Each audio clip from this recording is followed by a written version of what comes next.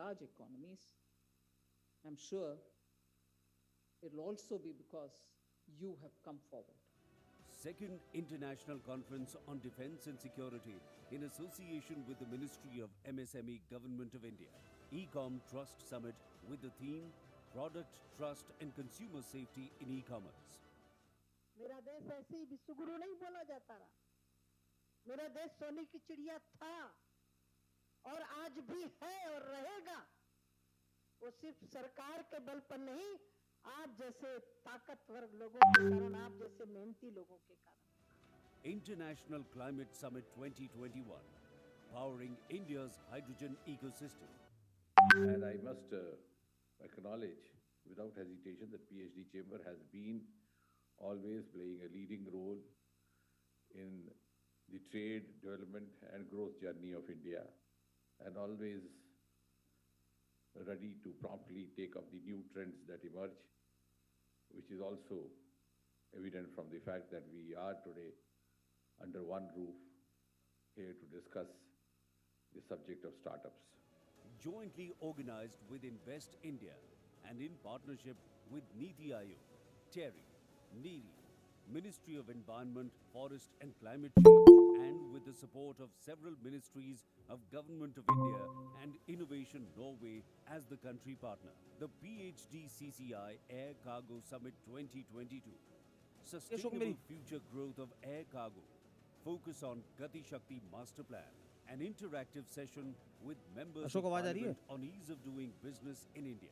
States Policy Conclave 2021. On the macroeconomic resilience of the states in the pandemic times, and release of PhD CCI report on the role of states in making Atmanirbhar Bharat. PhD Chambers of Commerce for selecting this very appropriate theme for discussion today, and also thankful to them for inviting me here. The first session of Young Business Leaders Forum, webinar on the stories of unsung women heroes, featuring inspired journey of women entrepreneurs. An interactive session on issues related to mines and steel sector with Mr. Faggan Singh Kulaste, Union Minister of State for Steel and Rural Development. PhD CCI organized the Transgender Leadership Conclave, a first of its kind conclave done by any Chamber of Commerce, which emphasized on the need of diversity inclusion in the society. And 11th International Heritage Tourism Conclave, towards exchanging insights and deliberate on the growth of key sectors of the country.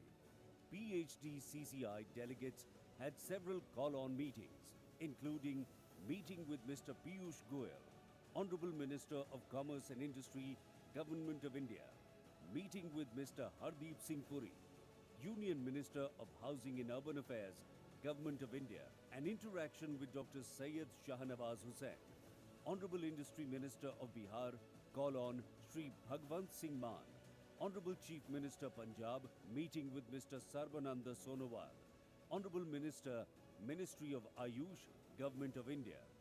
This year also present occasions to welcome some of the prominent personalities from different fields, and PhD CCI has leveraged these occasions for widening the horizon of knowledge. This year, an MOU was signed between PhD CCI and Indo-Canada Chamber of Commerce and Industry, and jointly, we are moving towards ensuring better trade and business between India and Canada. We have also been simultaneously enriching the lives of millions of fellow citizens through our CSR, IMR platform.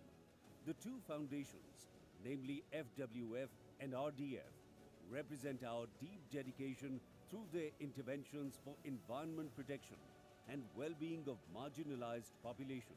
The members of the PhD Chamber once again rose to the challenge during COVID-19 crisis by contributing over rupees 528 crores towards the PM CARES Fund, and through its Family Welfare Foundation, we are contributing 12 oxygen plants for hospitals in Delhi, Haryana, Maharashtra, Himachal Pradesh and Rajasthan.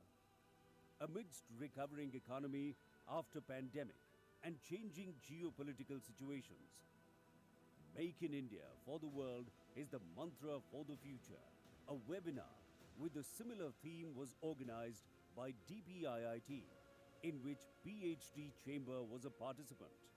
Make in India brings infinite opportunities for Indian manufacturers to fulfill the domestic demand and meet international quality standards of the products. At this historical juncture of India's emergence, which are being celebrated as Azadi Ka Amrit Mahotsav, the PhD Chamber stands like a pillar of strength for the industry and in solidarity with the government to make in India for the world.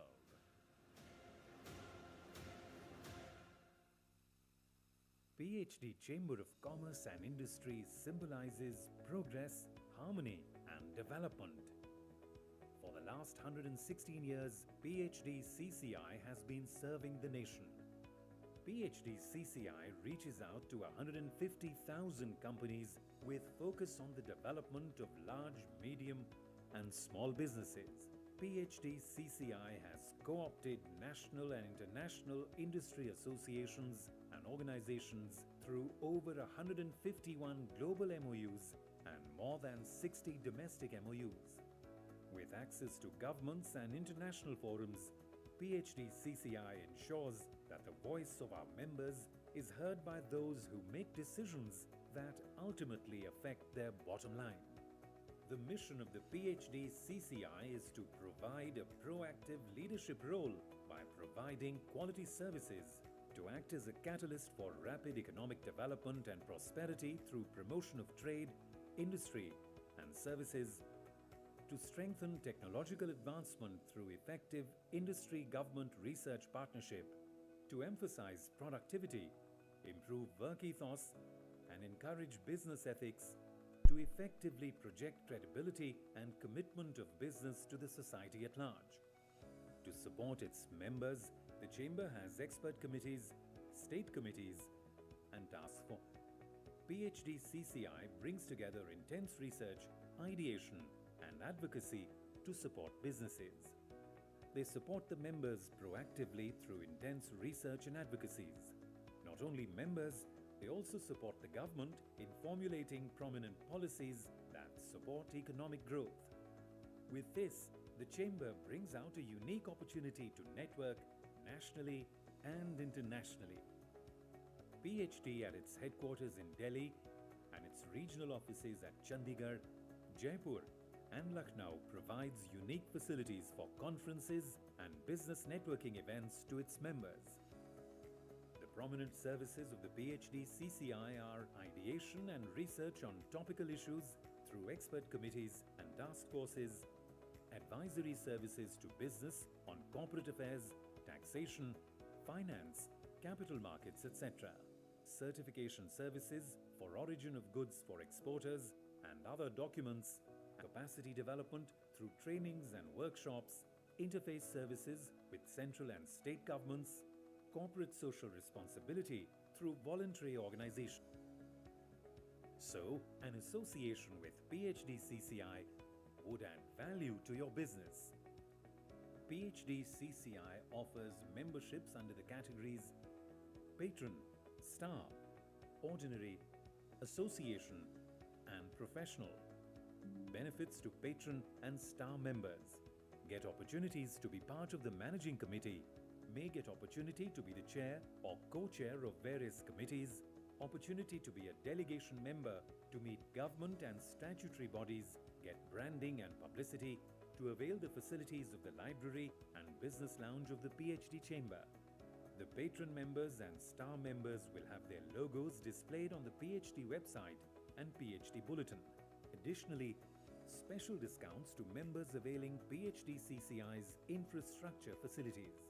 For more details, please visit our website www.phdcci.in. We welcome you to join PhD CCI, be a part of the golden story of more than a century, and be a part of the nation's growth.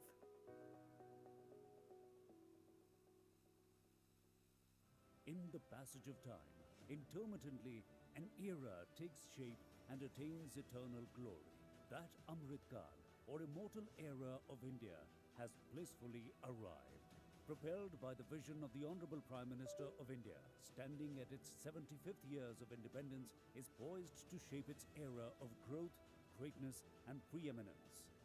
अमृत काल का लक्ष्य है एक ऐसे भारत का निर्माण जहां दुनिया का हर आधुनिक इंफ्रास्ट्रक्चर हो. While celebrating Amrit Mahotsav of its independence, PhD CCI, along with the entire nation, offers heartfelt homage to the freedom fighters, defense forces, doctors and frontline warriors for their supreme sacrifices and invaluable contributions. A true forerunner of Indian aspirations since 1905, PhD CCI has been a proud partner of nation's growth journey so far. PhD CCI has been taking persistent steps in congruence of Atmanirbhar Bharat mantra, endeavoring unceasingly to augment partnership and investment. We must celebrate a glorious journey and keep the resolve to continue working together for nation-making and deepening India's footprints across the globe. As a peaceful country and one of the fastest growing economies of the world, India offers a great hope today, and our efforts will further vitalize its prominence in the world order. Our commitment is the part of our legacy, keenly directing the interests of business and merchandise community of India while working in tandem with the government and policymaker. Our legacy has been a continued chronicle of meaningful contribution towards taking the nation on the path of prosperity. A national apex chamber which reaches out to 150,000 businesses and one of the premier chambers in India to have been accredited with diamond grade by NABET, QCI, PhD CCI extends best support to the stakeholders from the close quarters. और क्योंकि मैं यहाँ देश के नामचीन संस्था जो लाखों उद्योगों ट्रेड एंड इंडस्ट्रीज के प्रतिनिधि संस्था के रूप में देश में काम करते हैं उनसे बात कर रहा हूँ तो मैं ये कहने में बिल्कुल भी अतिशयोक्ति नहीं होगी कि ग्रोथ का इंजन जो है वो इकोनॉमी के साथ में बढ़ जाए. In addition to our headquarters in Delhi and 25 regional offices in as many states, we are also having an international office at Bahrain for 6 GCC countries for extending best support from the close quarters. We have been contributing in 6 thrust areas: industrial development, education and skill development, infrastructure, health, housing, agriculture and agribusiness. Our engagement in these thrust areas will go a long way towards supporting the Gati Shakti Abhiyan, announced on the historical occasion of 75th Independence Day, marked as the beginning of Amrit Mahotsav of the Independence. PhD, with its wings spread across 17 states through local chapters, hopes to help the unicorns of tomorrow grow wings and help them take the first flight. PhD CCI takes pride in its continuous dialogue with the government as well. PhD CCI continuously contributes towards structural improvement in export and logistics infrastructure, supply chain management and value chains of MSMEs and startups, and simplification of various export incentive schemes with the aim to push the growth trajectory of exports to the next level. Enhancing India's export competitiveness along with catalyzing diversification of export markets have been priorities for us during the ongoing Amrit Mahotsav. The Chamber has been a thought leader, and more than 40% of the representations sent by the Chamber have been accepted by the government. Thanks to the massive infusion of funds announced by our Prime Minister Shri Narendra Modi. Good morning. Our chief guest for the day is already on the way, so the moment he arrives, we'll start the conference. May I request all our senior delegates, industry representatives to kindly come in the front and students to kindly move at the back, please. All the seniors, kindly move in the front, please.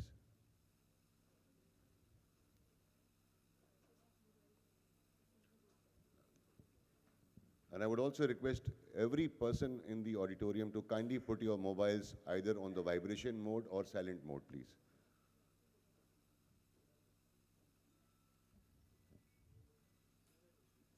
The ringing of the mobile will disrupt the conference, the flow of the conference, so kindly put it on the vibration or silent mode.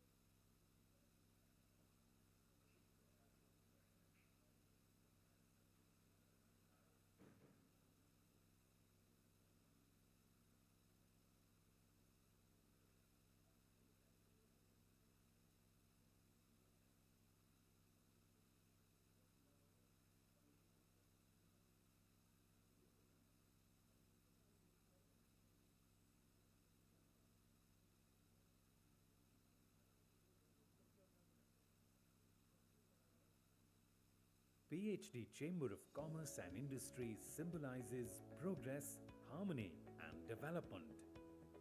For the last 116 years, PhD CCI has been serving the nation. PhD CCI reaches out to 150,000 companies with focus on the development of large, medium, and small businesses.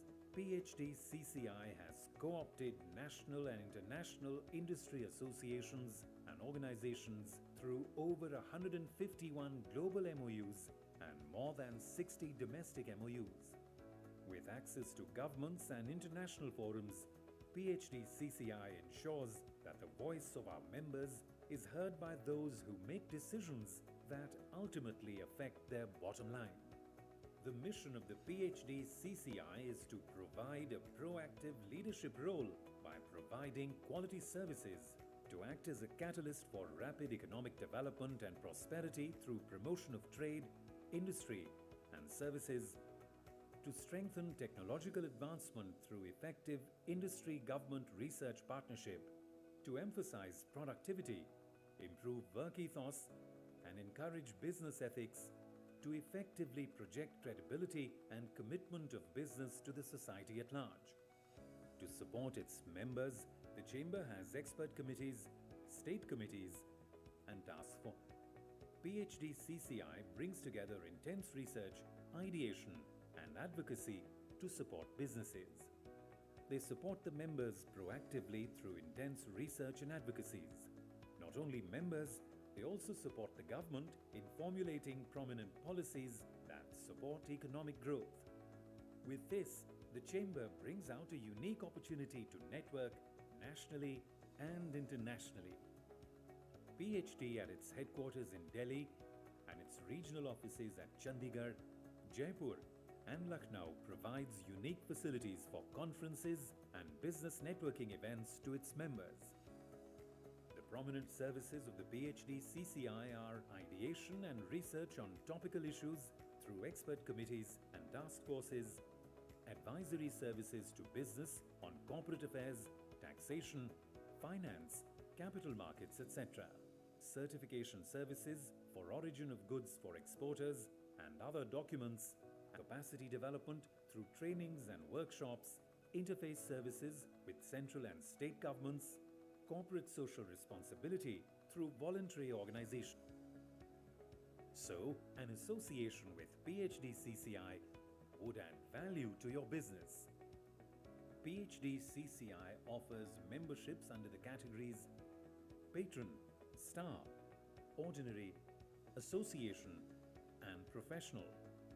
Benefits to patron and star members: get opportunities to be part of the managing committee, may get opportunity to be the chair or co-chair of various committees, opportunity to be a delegation member to meet government and statutory bodies, get branding and publicity, to avail the facilities of the library and business lounge of the PhD Chamber. The patron members and star members will have their logos displayed on the PhD website and PhD bulletin. Additionally, special discounts to members availing PhD CCI's infrastructure facilities. For more details, please visit our website www.phdcci.in. We welcome you to join PhD CCI be a part of the golden story of more than a century and be a part of the nation's growth.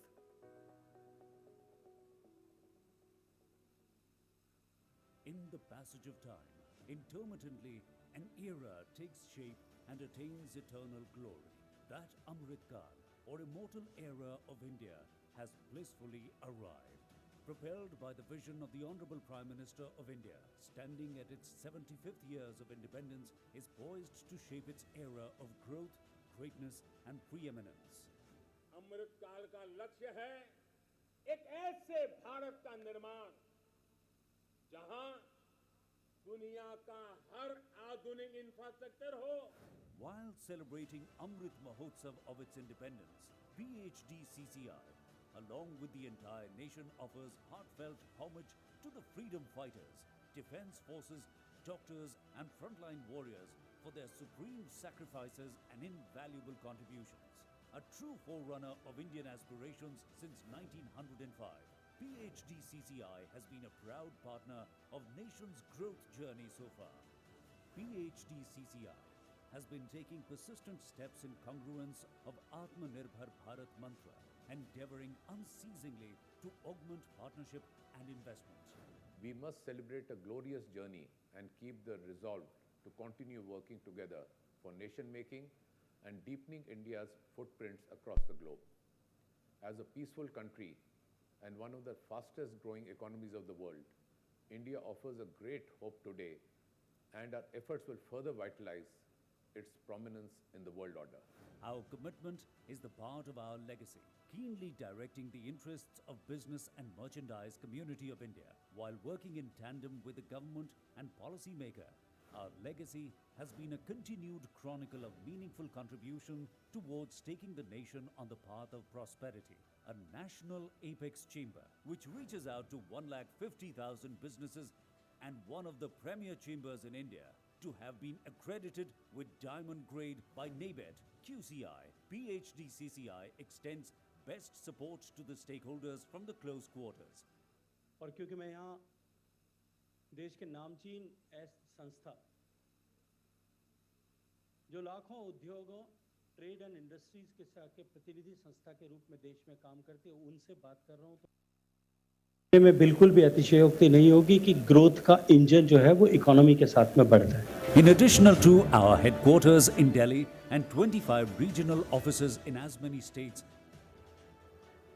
we are also having an international office at Bahrain for 6 GCC countries for extending best support from the close quarters. We have been contributing in 6 thrust areas: industrial development, education and skill development, infrastructure, health, housing, agriculture and agribusiness.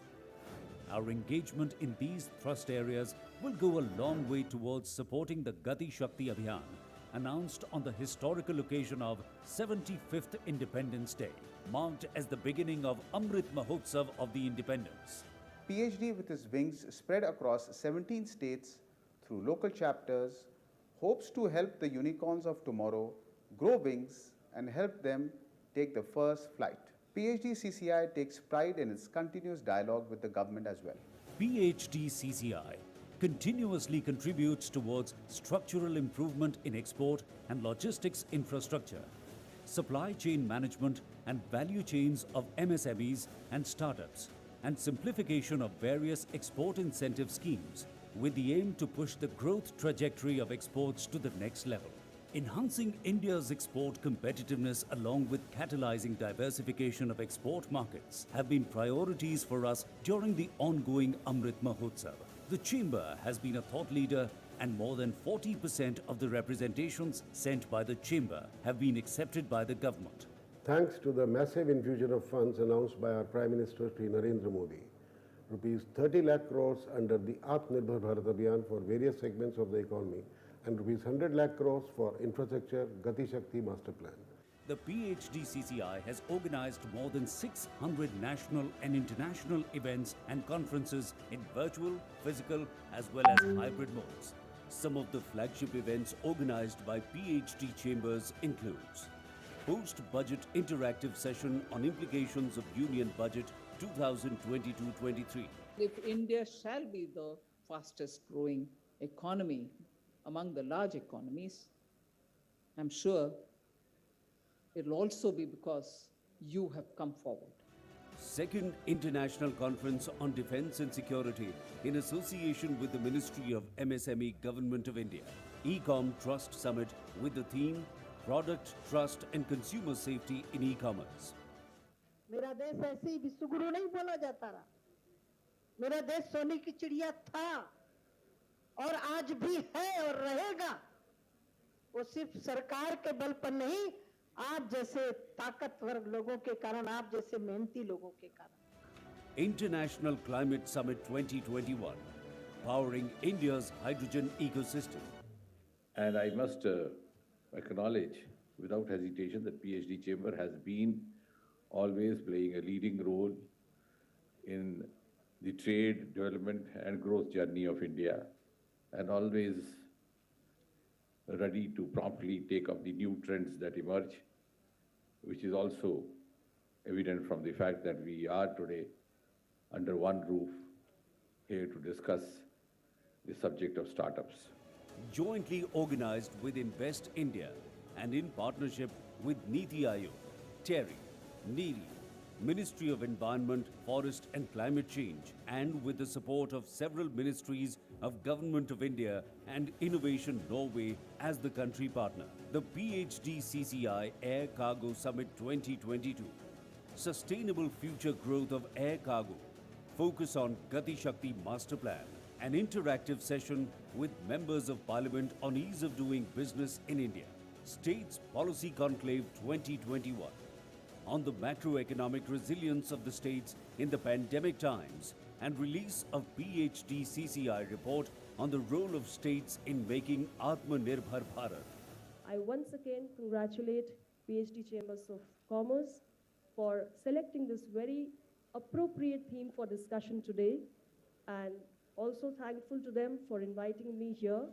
The first session of Young Business Leaders Forum, webinar on the stories of unsung women heroes, featuring inspired journey of women entrepreneurs. An interactive session on issues related to mines and steel sector with Mr. Faggan Singh Kulaste, Union Minister of State for Steel and Rural Development. PhD CCI organized the Transgender Leadership Conclave, a first of its kind conclave done by any Chamber of Commerce, which emphasized on the need of diversity inclusion in the society.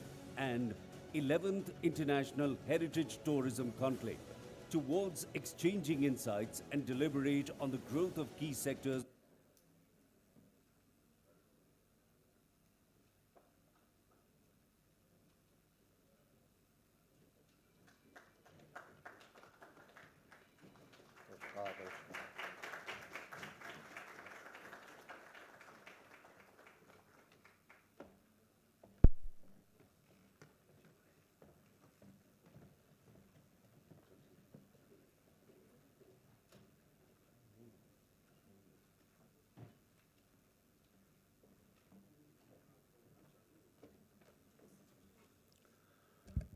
Good morning, ladies and gentlemen, and a very warm welcome to all our eminent dignitaries on the dais, all the delegates, people from the industry who have taken time out to join this conference today. The theme of the conference today, Gati Shakti, transforming India's infrastructure, focusing on infrastructure-based development, marching towards $5 trillion economy. May I request all of you to kindly rise for the national anthem.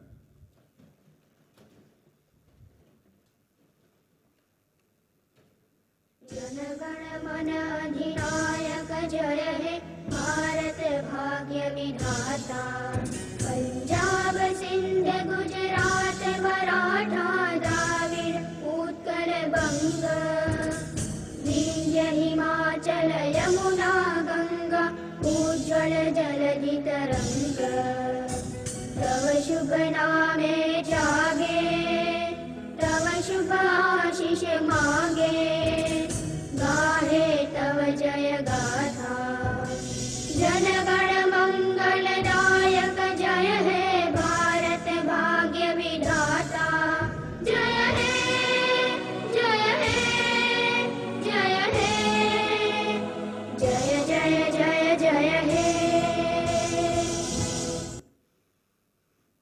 Thank you.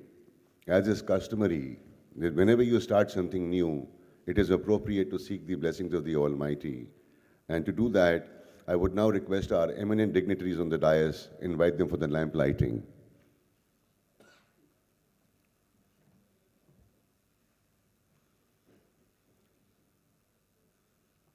Can we have the invocation song, please?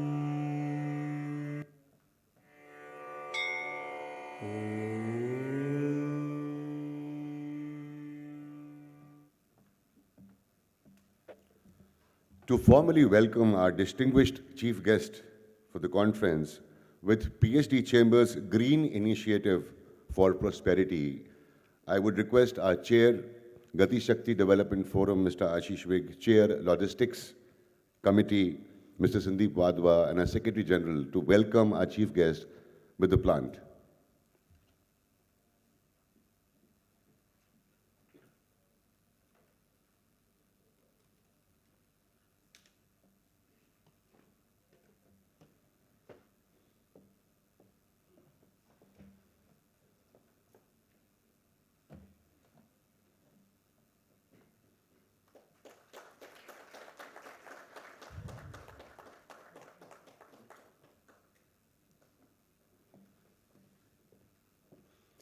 Thank you. Now I would request Mr. Sandeep Wadhwa, Chair for the Logistics Committee, to give his introductory remarks.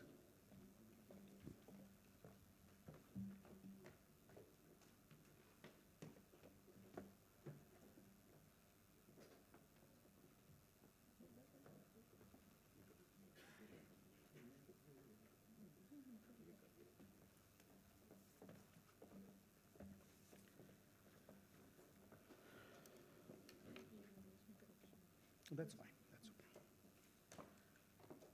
okay.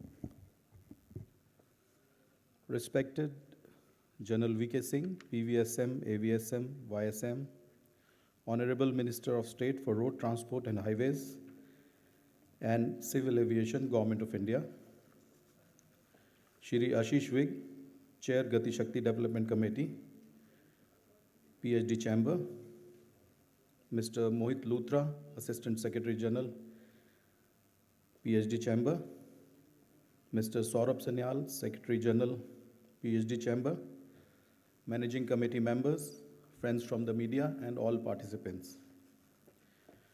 PM Gati Shakti National Master Plan, launched by Prime Minister, is a digital platform to bring together 16 ministries, including railways and roadways, for integrated planning and coordinated implementation of infrastructure connectivity projects. The multimodal connectivity will provide integrated and seamless connectivity for the movement of people, goods, and services from one mode of transport to another. It will facilitate the last mile connectivity of infrastructure and also reduce travel time for people. PM Gati Shakti will aid in development of modern infrastructure in the country through greater coordination and monitoring. PM Gati Shakti will also contribute to the growth of exports and the global competitiveness of MSMEs. Furthermore, the government is focusing on providing assistance and training to states and the ministries so that they can use Gati Shakti. A network planning group made up of officials from multiple ministries has been established to guarantee that projects are planned in accordance with the master plan. More than 400 data layers with information regarding forest land and industrial estates are available in the Gati Shakti National Master Plan. As a result, project alignment and other type of permissions will be feasible right at the DPR stage.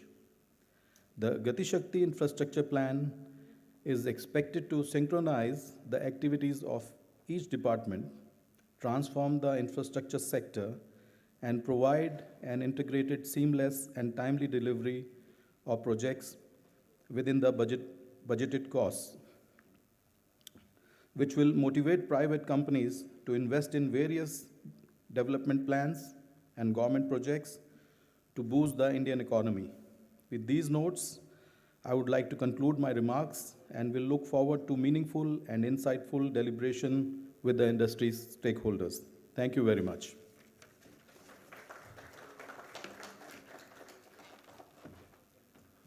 Thank you so much, sir. Now it is my pleasure to invite Chair Gati Shakti Development Forum for his welcome address. Mr. Ashish Vik, please.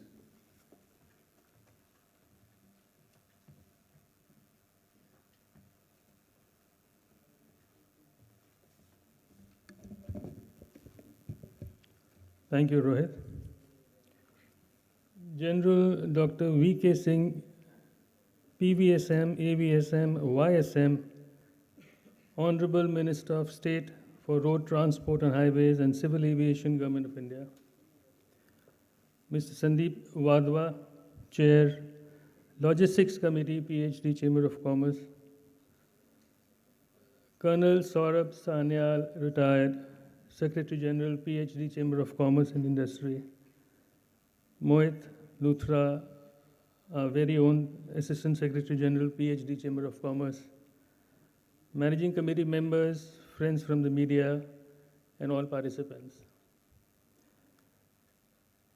On behalf of the PhD Chamber of Commerce, it gives me immense pleasure to welcome wholeheartedly General V.K. Singh ji. He has been a source of inspiration throughout to the Chamber and has always come forward whenever we have asked him for his support. Thank you, sir. Thank you very much. Sir, as you are aware, PhD is a 117-year-old chamber. And we take pride in being associated with our chamber. We are in almost the entire country. We are one of the 4 apex chambers. We work at the grassroots level and have a membership, direct, indirect, of 150,000. We are internationally also present. We have our own offices in different states. We have been working very closely with the different ministries as well as the industry. We have a large reach in the MSME, and we take pride in that. Sir, as you are aware, today's event is transforming India's infrastructure, keeping Gati Shakti in mind. Honorable Prime Minister on the 15th of August 2021 announced the Gati Shakti program, which came up with the master plan on 13th of October 2021. It's a very, very ambitious program, and we have probably not seen such an aggressive program in infrastructure. आप में से काफ़ी लोगों को शायद मालूम होगा कि ये सिर्फ एक नॉर्मल प्रोग्राम प्लान नहीं है, ये साइंटिफिक बेस्ड प्रोग्राम भी नहीं ही है। GIS का इस्तेमाल किया जा रहा है, रियल टाइम इंफॉर्मेशन का इस्तेमाल किया जा रहा है।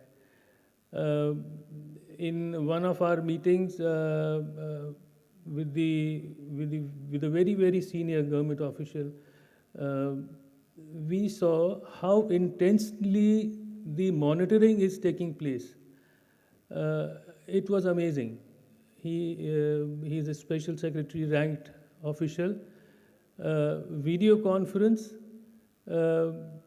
maybe 2-3 times a day with different states, and minute discussions हो रही हैं. हमें जो नहीं मालूम वो उससे बहुत ज़्यादा हो रहा है. और 2024 तक का टारगेट ऑनरेबल प्राइम मिनिस्टर ने इसके लिए दिया है. And there are 7 different verticals that have been identified, which go into Bharatmala, Sagarmala, railways, civil aviation.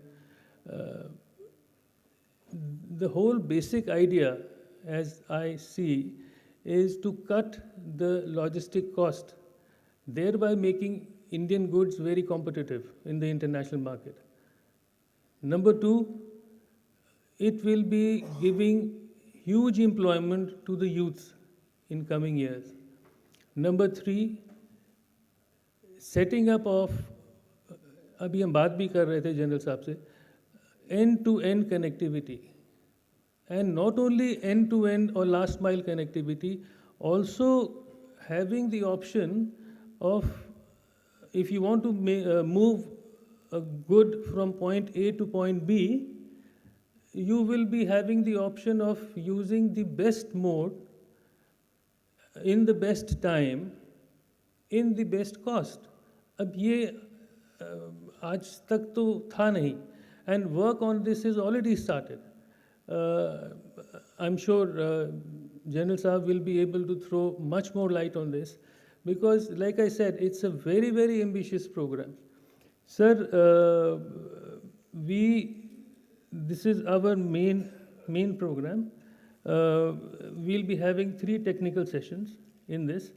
We will be concentrating on 2-3 major points, major verticals. And we, sir, are planning to replicate this to other states. And we seek your support. The idea being, sir, that we want the industry to know, to come forward, to understand how they can work with the government. That is the main idea for us. Sir, अब ज़्यादा आपका समय नहीं लूँगा, आपको सुनना ज़रूरी है हमें. So thank you so much. Thanks, friends. Thank you so much, sir. Well, now it is time to invite our chief guest, General Dr. V.K. Singh, PVSM, AVSM, YSM, retired Honorable Minister of State for Road, Transport and Highways and Civil Aviation, to address the August gathering. But before I do that, although he has a very long profile, but I would like to introduce him by reading out his very small but very inspiring profile. General Dr. Vijay Kumar Singh, retired, is currently the Honorable Union Minister of State for Road Transport and Highways and also for Civil Aviation. General Singh was previously the Union Minister of State for External Affairs. He also held independent charge of Ministry of Development of North Eastern Region, Ministry of Planning and Statistics, and Ministry of Overseas Indian Affairs. General Singh has been the Member of Parliament, Lok Sabha, representing the Ghaziabad constituency, Uttar Pradesh, since 2014. General Singh served as the 24th Chief of Staff in the Indian Army from 2010 to 2012. In 2015, he spearheaded Operation Rahat for evacuation of Indian citizens and other foreign nationals from the war-torn Yemen. In 2016, he led Operation Sankat Mochan to rescue Indians from South Sudan. In 2018, he led efforts to locate missing Indian workers in Iraq at a time when the country was fighting ISIS. Well, I can go on and on, but I'll stop here, and I would now invite our chief guest to kindly address the August gathering. Please welcome him with a huge round of applause.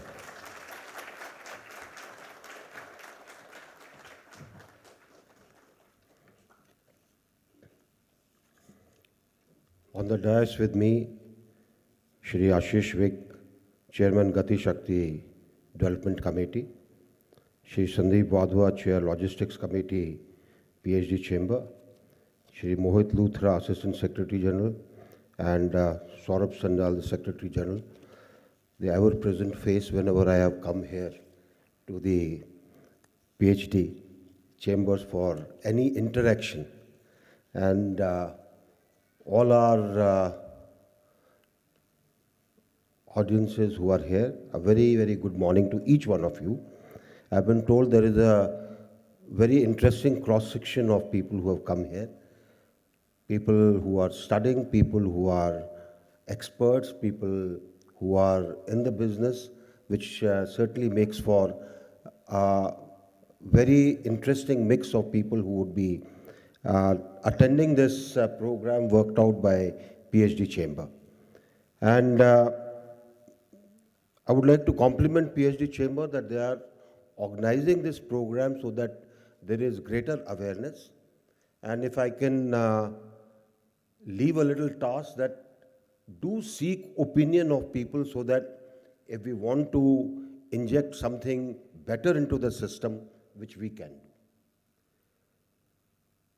Gati Shakti is a program which is not a stand-alone program. This is something which needs to be understood. And it is important also to understand why it has come up. While I was serving in the Ministry of Statistics and Program Implementation, every month we used to take out statistics on which are the programs which are running late, which are the programs where there's a cost overrun, where there's a time overrun, and probable reasons. A mechanical kind of a report that used to go to various people, and I think one repeated the same thing every month. There was hardly any progress. And then a need was felt, how do we inject progress into this? Things were discussed, experts sat down on it, and ultimately it was decided that a simple thing that is not being done is that the program implementation and plan implementation is not moving forward because whole of government approach is not there. Everybody is working in their silos. So let's say there's a road being built, they have to take permission from the Environment and Forest. Environment and Forest is sitting on it. They're not concerned how fast the road should come up. They must fulfill all their conditions, everything should be ticked. That is important. But one ministry is only talking to another ministry. There is no other communication going on. Once that finishes, something else comes up. And the projects just keep getting delayed. So the Prime Minister decided that when you want to create a world-class infrastructure, when you want to come as the best in the world, you need to have a whole of government approach. So all stakeholders sit down and you take a decision. If somebody has an objection, let's sort it out there and then only. That is what Gati Shakti is all about, in simple terms. It's a program where various projects can get attention of all the departments of the government at one go. And nothing then stops them from progressing that particular project anywhere. So therefore, you have in Gati Shakti interactions where all the stakeholder ministries are concerned. They sit down, whatever are the objections, whatever are the problems, they are sorted out there and then only, so that after that the project doesn't have to look back. And that is what speeds up the project, and that is what is the power of speed or Gati Shakti. That's something which needs to be understood. And this also brings in greater coordination. Now, one of the great things that has happened is, because infrastructure projects used to have many environmental and forest clearance issues, the Ministry of Environment and Forest has carried out a very practical amendment to the Forest Act. Things have become simpler. I'll give you an example. When you make a road, you plant trees on the sides of the road. They become protected forest. After that, you cannot cut it if you want to widen up the road. You require permission. And that permission will start moving from the state, go right up to the center. Somebody will take a decision. Till then, that road cannot be widened. Similarly, there were many such things which would come in the way, and especially if you are near a wildlife reserve, major issues. A project just won't move. You can't even remove a blade of grass from there. So keeping in mind what the actual requirements of protection of wildlife, protection of the reserve forest, protection of the environment are, in a practical term, the Forest Act has been amended so that it becomes simpler and work can go faster.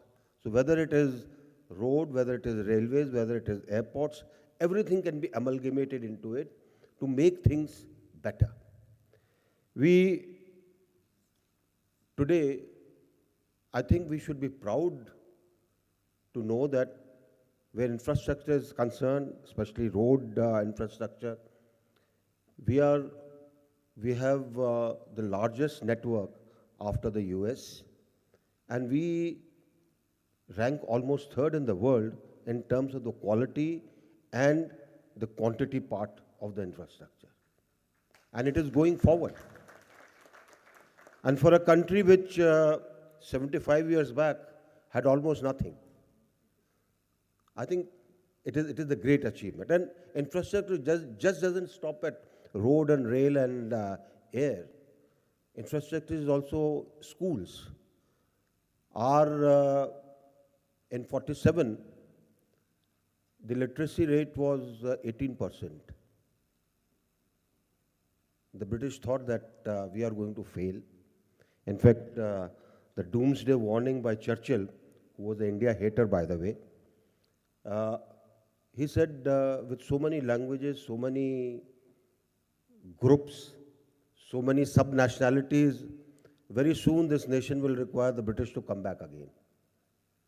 Well, we haven't asked them to come back again, but we have sent our people to rule them. And today, literacy rate, if you take the average all over the country, is 77%. Your per capita income, which was just about 230 rupees in 47, has gone up to 2,000 rupees now. There's a tremendous progress. And this progress will go up further when our infrastructure improves further. The moment the infrastructure improves further, things will become better. And that is why in 2014, this was one of the issues that was given a greater thought. Things were worked out scientifically, things were worked out with the experts, and things, once worked out, were put down on paper in a manner in which they have to be implemented in a particular time span. Otherwise, plans have been made earlier also, great plans. But implementation part was lacking. Time-bound monitoring was lacking. Now, all these have been included into Gati Shakti. If we say today that a road will be made in 2 years' time, it will be made in 2 years' time. Otherwise, somebody is going to have to do a lot of explaining, and at the cost of even getting blacklisted if they don't complete the road in time. So there is a greater responsibility, and also there is a greater amount of assistance that goes. If in COVID, contractors were not able to do work because the manpower was not there, they were given not only the extra time to complete it, they were given change of scope where it was required, and the terms and conditions of their loan were put on a mitigation mode so that they do not feel the pinch. And that is why even during COVID, the roads kept getting constructed. So it is this approach which forms the core of Gati Shakti, and that I think is what we need to understand. Almost 100 lakh crore infrastructure master plan. It caters for every possible thing.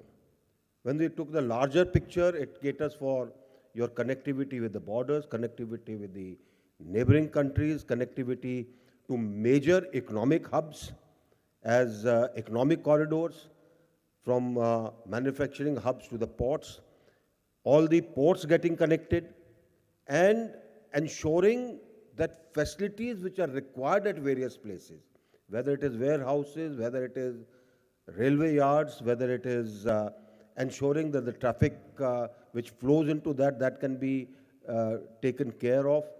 All this is part of Gati Shakti. If we are constructing multimodal hubs, one is already at Jogi Gopa is already under construction. There are 36 such which will come up. It is to ensure that if cargo comes by ship or through the larger boats or steamers in the river corridors that you have, it can get transported to various other places from there by road, rail and air. Everything is combined. So that you have one area which caters for every possible thing, and you don't have to wait for days and days to shift this cargo somewhere, or cargo coming from there and has to be exported. It must have various means from where it comes, and then it can go through whatever mean is chosen. We were earlier talking of our waterway projects. Today they are functional. You can send your cargo from Varanasi via Haldia through Bangladesh to Assam. It's functional. And it has come about because of this kind of approach which is envisaged in Gati Shakti. What is being looked at is to create common utility corridors,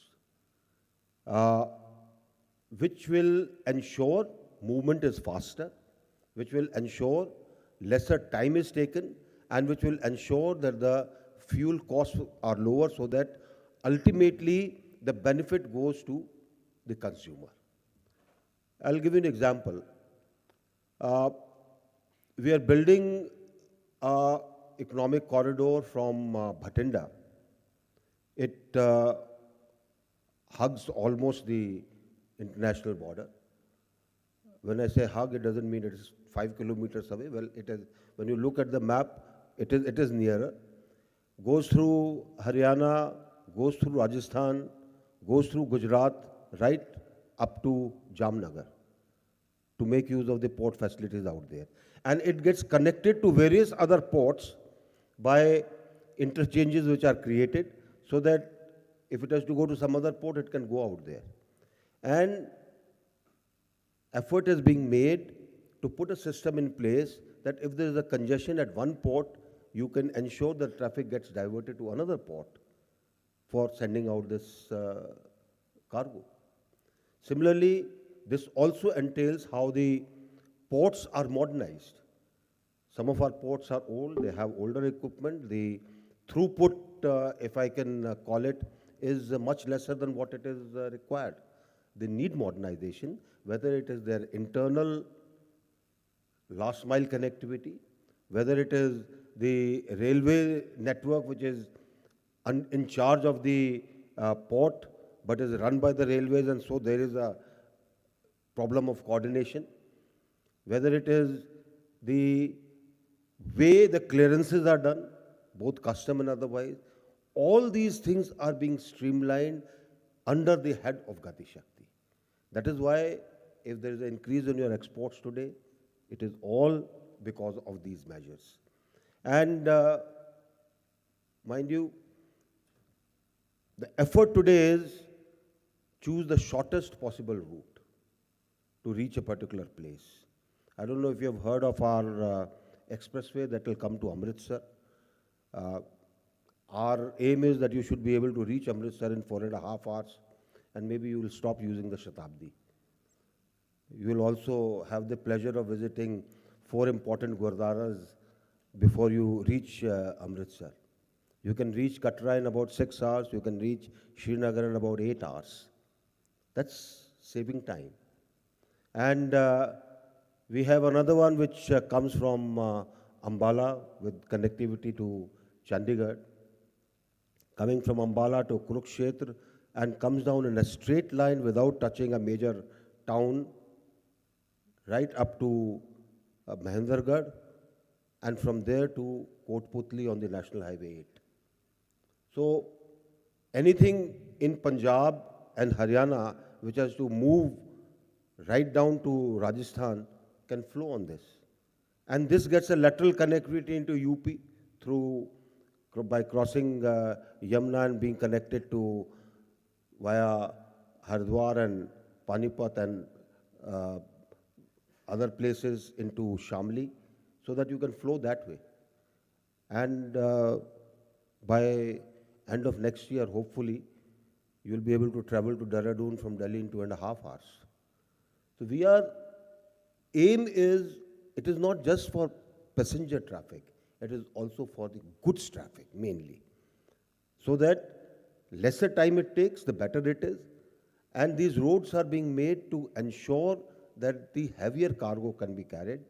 And as part of our futuristic thinking, we are looking at creation of these as carrying transportation which can be powered by electricity, so that you save on the petrol and diesel cost, which means that the haulage cost will come down if you can carry larger loads. So there is a lot of work that is going on to ensure that in coming years, you not only have a world-class infrastructure, but you have a world-class infrastructure in time.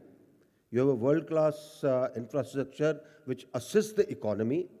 You have a world-class infrastructure which facilitates movement from one part of the country to another part of the country and ensures that manufacturing and exporting hubs get well connected so that you can gain the economic strength out of these. This is all part of Gati Shakti. And all that I can say is every possible issue has been looked at through various departments which sit together. Otherwise, normally my experience has been that if you post a letter from Hyderabad to Delhi, government office, it takes 3 days. If you post it in Delhi, it also takes 3 days. All this is going to change. And once that changes, then I think sky is the limit in which our people can ensure that the strength of this is leveraged for their own individual betterment as well as their own contribution towards the economy of the country.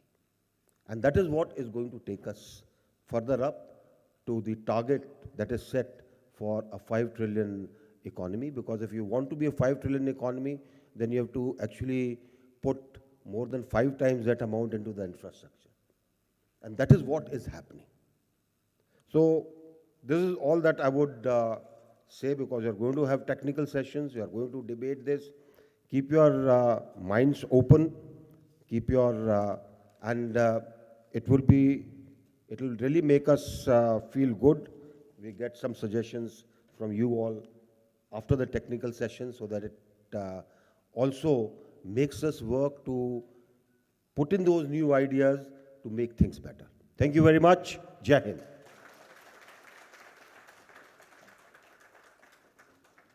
Thank you so much, sir, for such insightful details. You really have shared a lot of knowledge with us, and Gati Shakti is actually a very big platform, and more information does require to be disseminated across. And we at PhD are committed. This was the first initiative. There's the first seminar on Gati Shakti, and with your presence here, sir, we are motivated and really infused with confidence. And with your continued support, sir, we do intend to take this program even further on a regular basis. And we will, promise you, sir, we will come back with all the inputs that you require. Well, now I request our Chair, Gati Shakti Development Forum, Chair Logistics Forum, our Secretary General, Colonel Saurabh Sanyal, to kindly honor our Chief Guest with a memento as an expression of our gratitude.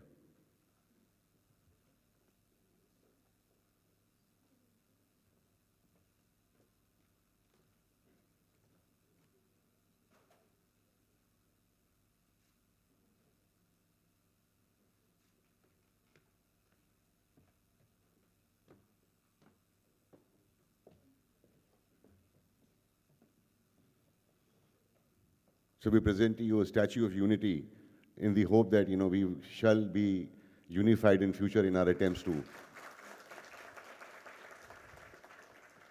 take this program forward with Gati and Shakti.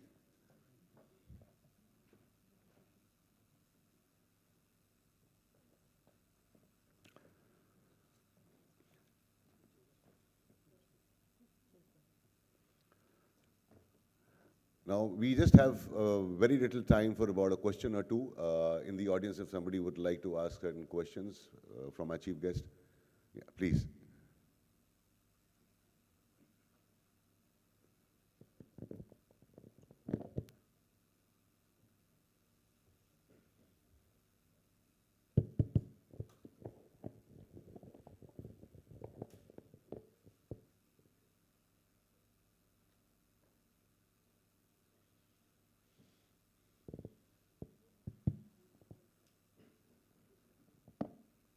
Thank you, sir, for the elaborate presentation about the Gati Shakti program of Government of India to transform India's infrastructure in the march towards USD 5 trillion economy. My name is Vineet Nahata. I run a debt market outfit called Power Guild Treasuries. We happen to be on the financing side, and we deal in these government securities, bonds and all.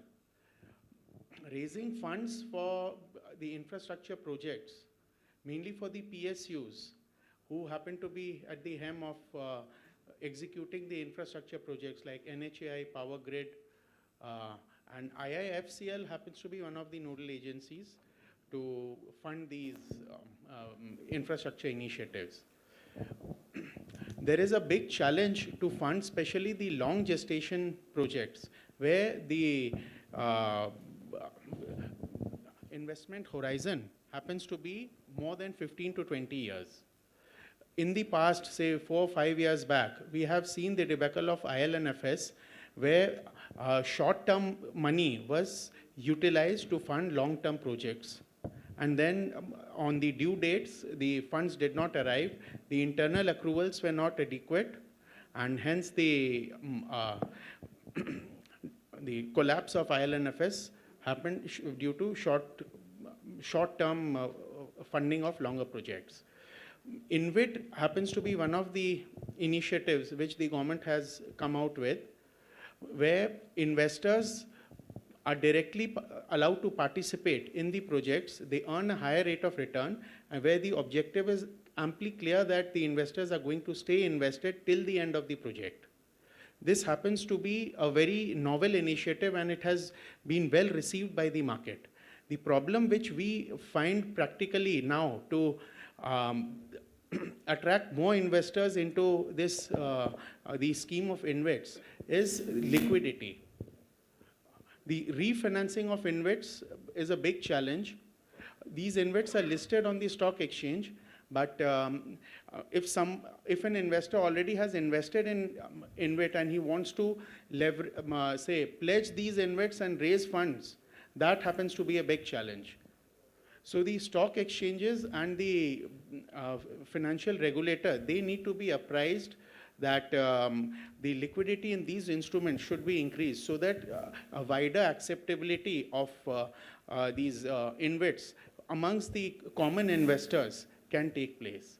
Another point is the Provident Fund Trust, they happen to be huge investors.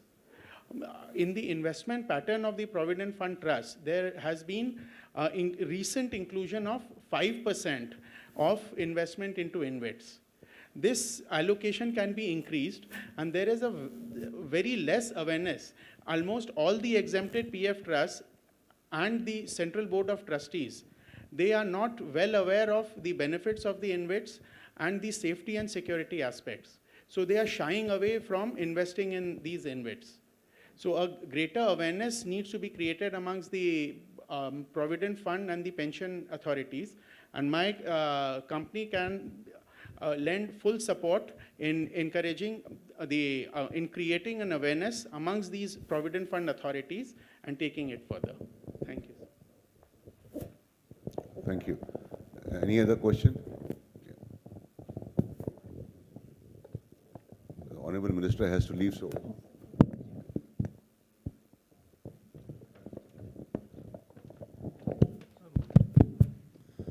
I just wanted to also tell you one small thing.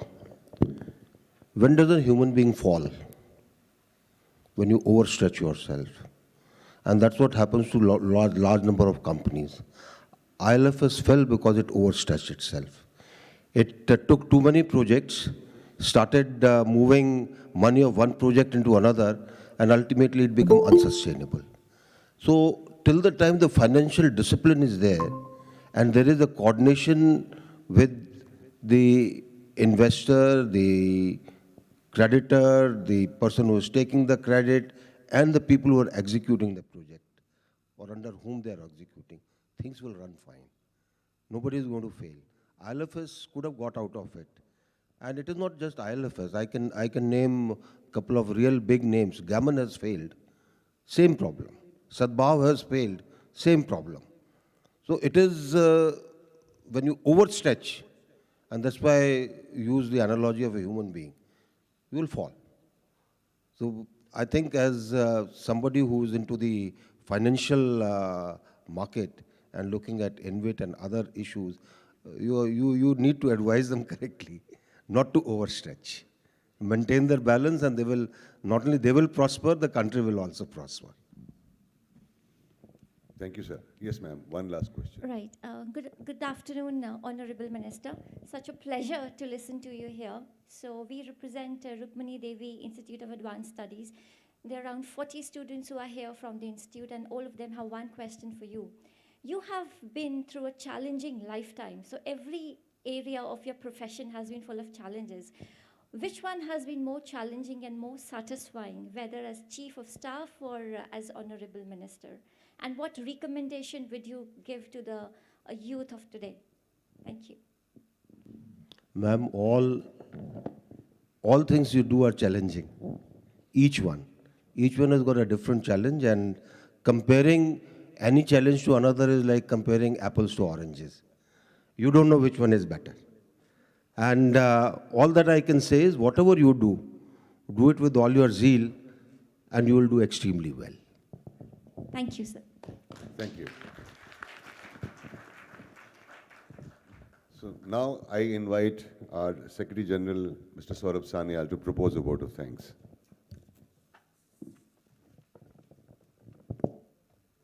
Thank you, Mohit. Good morning, ladies and gentlemen. It's indeed my pleasure to propose a vote of thanks to the esteemed guests sitting on the dais. PhD Chamber has been organizing the conference on Gati Shakti, and this probably is the third in the line, because it's a very, very important aspect of infrastructure development, as you are all aware. And all the audience which is here, I'm sure, are young friends and minds who are sitting here and who are listening very intently to the Honorable Chief Guest must have realized that there is a phenomenal opportunity for jobs creation and for moving ahead towards India's aim of the $5 trillion economy in a very short possible time. This can only be made possible because of the Gati Shakti's program, which has been unfurled by the Honorable Prime Minister last year. I would like to thank General Dr. V.K. Singh, PVSM, AVSM, YSM, Honorable Minister of State for Road Transport and Highways and Civil Aviation, Government of India, for sparing his valuable time and addressing the audience here. Thank you so much, sir, for giving your valuable time today. We are extremely thankful to the Chief Guest and to our chairs of the committee who are on the dais. The Gati Shakti Comprehensive Infrastructure Development Initiative aims to increase the industry productivity and job possibilities. This, I'm sure each one of you have understood by today. It is regarded as the government's comprehensive approach to the development of modern train, highways, canals, airways, and multimodal transportation. Gati Shakti will also offer chances of new future economic zones to reduce travel time and increase industrial production through road connections, as was amply brought out by our chief guest of today. We have the technical sessions where more deliberations will take place, and I would request each one of you to be here and listen to them and participate in them wholeheartedly so that all your doubts and clarifications can be there. You will be able to witness one of the most promising programs of the Government of India, which involves more than 20 ministries together.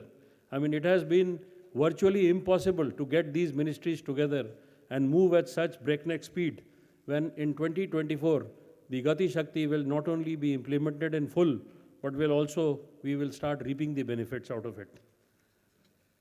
The increase in infrastructure spending is in line with the government's plans to increase capital spending on the infrastructure to support economic development.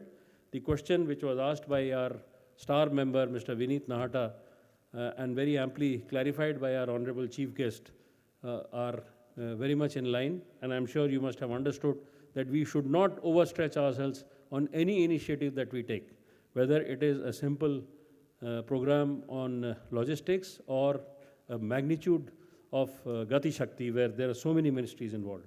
With these words, I extend my thanks to all the eminent dignitaries on and off the dais, and all the speakers who will be coming here in the technical sessions and will be deliberating on the topic. The panelists who have been kind enough to be with us today would share their expert perspective on the subject. I'm sure the deliberations today will help crystallize the thought process on the subject, and the audience will gain from the diverse viewpoints. With these words, I once again thank each one of you. Jai Hind.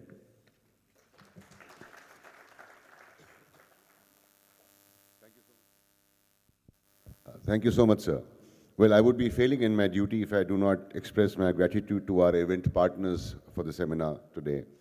I would like to thank J.M. Bakshi, R.E. Rogers, IRC Group, APCO Infrastructure, our knowledge partners, Rukmini Devi Institute of Advanced Studies, Lloyd Institute, Lovely Professional University, and Apace Digital Cargo. So I would now request all the eminent dignitaries, and let's have a group photograph, please, before we bid farewell to our chief guest.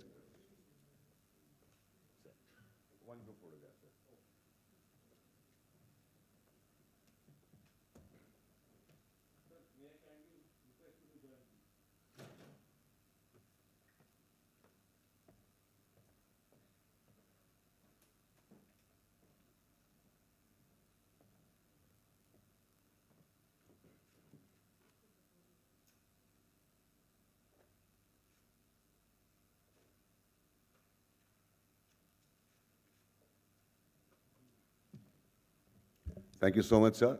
I will request all the delegates to kindly remain seated. We are immediately starting with the technical sessions now. So thank you so much, sir. Can we give a standing ovation to our honorable chief guest, please?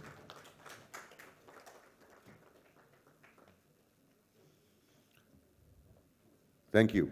Kindly take your seats.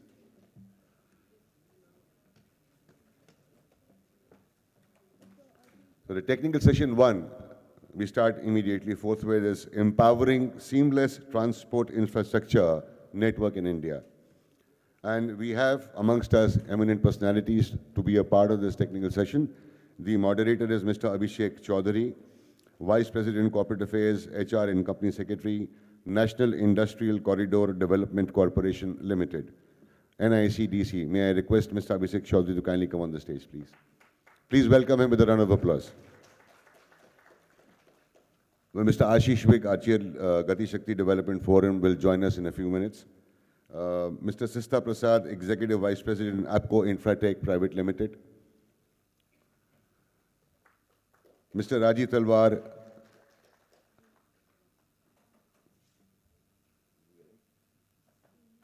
Okay, he's about to arrive any moment now. Mr. Bharat Joshi, has he arrived? Yeah, he's there. Mr. Bharat Joshi is Director, Associated Containers Terminals Limited.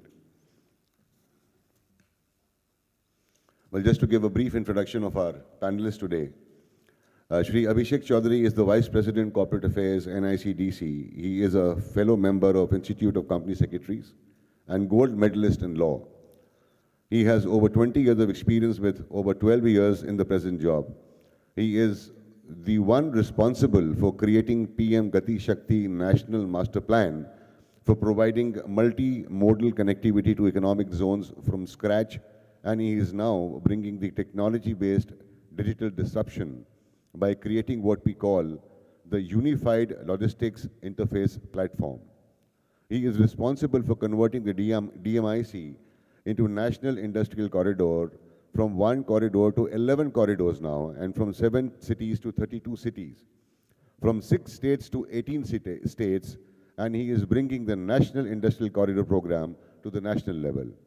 He has a wide experience in the field of strategic planning and management, secretarial and legal matters, project financing, public-private partnership projects, corporate governance and exposure of dealing with various government departments and organizations.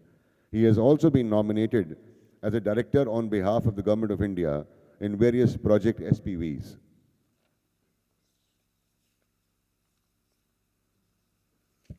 A few lines about Mr. Sista Prasad, who is an experienced civil engineer with a proficient management background, started his professional career with a defense PSU under administrative control of Indian Navy in 1988. After a decade of multifaceted stint with government organizations, he switched over to civil engineering and business management.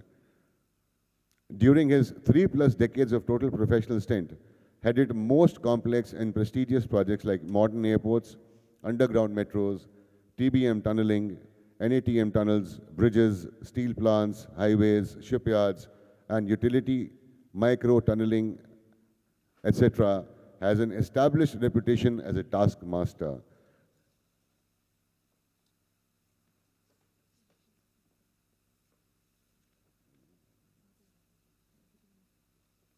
Okay, we have Mr. Rajiv Talwar already with us. Thank you so much for being here with us, sir. Mr. Rajiv Talwar is the Chairman Emeritus Narredco National Real Estate Development Council, established under the aegis of Ministry of Housing and Urban Affairs, Government of India. He is the past president of PhD CCI, an apex chamber body, and World Travel Tourism Council of India initiative. He has a rich and diversified experience spread over 46 years as a banker, bureaucrat in the government, as well as in a leadership role in the private sector. From February 2014 till 31st March 2021, Mr. Rajiv Talwar was a member of Board of Directors and CEO of DLF Limited, India's largest real estate company. He is now an advisor to DLF, also a managing director of DLF Universal Limited, a group company of DLF Limited. He headed the company's real estate developments in major cities across India. He is a postgraduate and a graduate from St. Stephen's College, Delhi University. Started his career in 1976 as a banker with State Bank of India, as a probationary officer, and in the year 1978, he was selected for the Indian Administrative Service. During his tenure as an IAS officer from 1978 to 2006, he held many important and critical positions in the central and state governments as well as union territories. Some of the positions held by Mr. Talwar are Administrator, Lieutenant Governor, Union Territory of Lakshadweep, Additional Director General, Tourism, Government of India, Commissioner, Transport, Government of Delhi, Director, DMRC, Director, IGL, Chairman, Delhi Transport Corporation, Secretary, Environment, Government of Delhi, Chairman, Delhi Pollution Control Committee, MD and CEO, Delhi's Transport and Transport Development Corporation, Commissioner Excise, Sales Tax and Entertainment Tax, Goa. Mr. Talwar has also worked in Government of India and the Ministries of Shipping, Ports and Road Transport, Coal, Civil Aviation, Tourism, Labour and Food Processing Industries. He participated in the process of liberalization, reforms and globalization that took place in India from 1985 onwards, especially during 1991 to 96. His faith and belief in that active participation of the private sector is inevitable for the overall growth of the country, and to achieve a double-digit GDP growth rate. This value system derived from his experience and spread over 4 decades, that is 1976 to 2021, in various segments of government. The private sector and SBI has driven him to groom and mentor young professionals in business and industry. Not taking more time, ladies and gentlemen, I hand over the session to Mr. Abhishek Chaudhary, the moderator of Technical Session 1, Empowering Seamless Transport Infrastructure Network in India. Thank you so much. It's indeed a great pleasure and an honor to share the dais with such esteemed panelists and to have young people out here to listen about what PM Gati Shakti is all about and how it will transform the logistic landscape as well as will make the seamless transport infrastructure in the years to come. Just to give you a background, you must have heard as part of the inaugural session as well, PM Gati Shakti National Master Plan, as we all know, is a national master plan which will provide multimodal connectivity for various economic zones or where any kind of value addition or any kind of manufacturing is taking place. The whole purpose, because I was personally involved since the day one of the development of the PM Gati Shakti National Master Plan, I can share a lot of stories, but in the paucity of the time, I will restrict myself and will give more emphasis to share the thoughts of the esteemed panelists with all of you. But the most important thing which we need to understand is that before PM Gati Shakti, the approach of the government was reactive in nature. Whenever we used to set up an industry or we used to set up an economic zone or a SEZ or an industrial park or industrial township, thereafter we start approaching the different line ministries or the departments, just like Ministry of Road Transport or Ministry of Railways or Ministry of Civil Aviation, for developing the last mile connectivity. That we have a national highway which is running, say, 6 kilometers away from a factory. Please provide us support for building that 6 kilometers of the road. Similarly, we do have a railway line or a railway station which is 10 kilometers from our economic zone. Please help us in providing that last mile connectivity.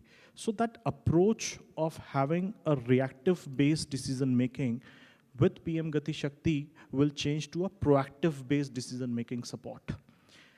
So things at the planning stage itself will transform from reactive to proactive approach. At the planning stage itself, all the line departments will sit together and see where the synergies can be developed, where it can be leveraged, where the permissions can be obtained in advance, where a road alignment is crossing a railway alignment, and so on and so forth. And all those clashes, all those things can be taken care of at the DPR preparation stage itself. I was present with the Honorable Minister Shri Piyush Goyal sir last week on Saturday in Ahmedabad at BISAC Institute, which is Bhaskacharya Institute of Space, where the entire planning and this GIS mapping of PM Gati Shakti National Master Plan is happening. Now, when you will see, you will actually realize the transformation which has come in. The road sector DPR, which used to take 9 months for finalizing the route alignment, for finalizing the surveys, for doing the ground truthing, etc., will be able to complete within 30 days. Because wherever there is forest-related issues, there are issues related to any sanctuary, issues related to any water body, clashes with a nala, clashes with a railway network, etc., all that will get at the PM Gati Shakti National Master Plan, and the whole exercise of preparing the DPR and converting it to an actionable project will be done in a very short span of time. Not taking much longer, I'll just request the senior most member of our panel, Sri Rajit Talwaji, advisor, DLF, and former president of PhD, to just share his views on the subject of empowering seamless transport infrastructure network empowered by PM Gati Shakti. Over to you, sir.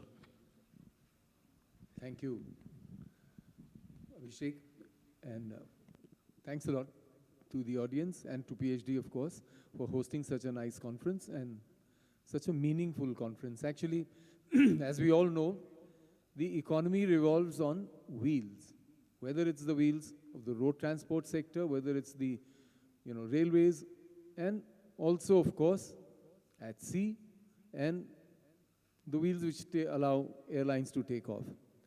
Therefore, transport becomes an essential part of the economic growth of any nation. Wherever there has been progress, and we can see two examples, one was the US, the other one is China. The massive progress which has taken place in GDP growth has been in a way reflected and led by their difference in infrastructure. That is why the Prime Minister's program, there was various things which were going on.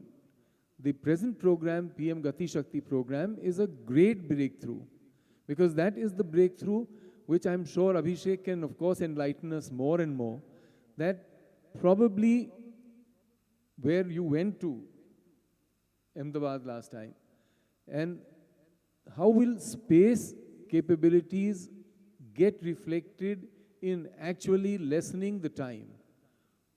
Many projects have been thought of in India. There have been various experiments, various ministries were formed. At one time, the Surface Transport Ministry was formed to club all of them together, whether it was shipping, whether it was ports, whether it was national highways, roads, as well as Inland Waterways Authority. The National Highway Authority was formed that time. But cross-sectoral clearances, acquisition of land, all of those have led to massive delays. You must have read in the papers that the biggest delay is in the infrastructure sector when it comes to projects.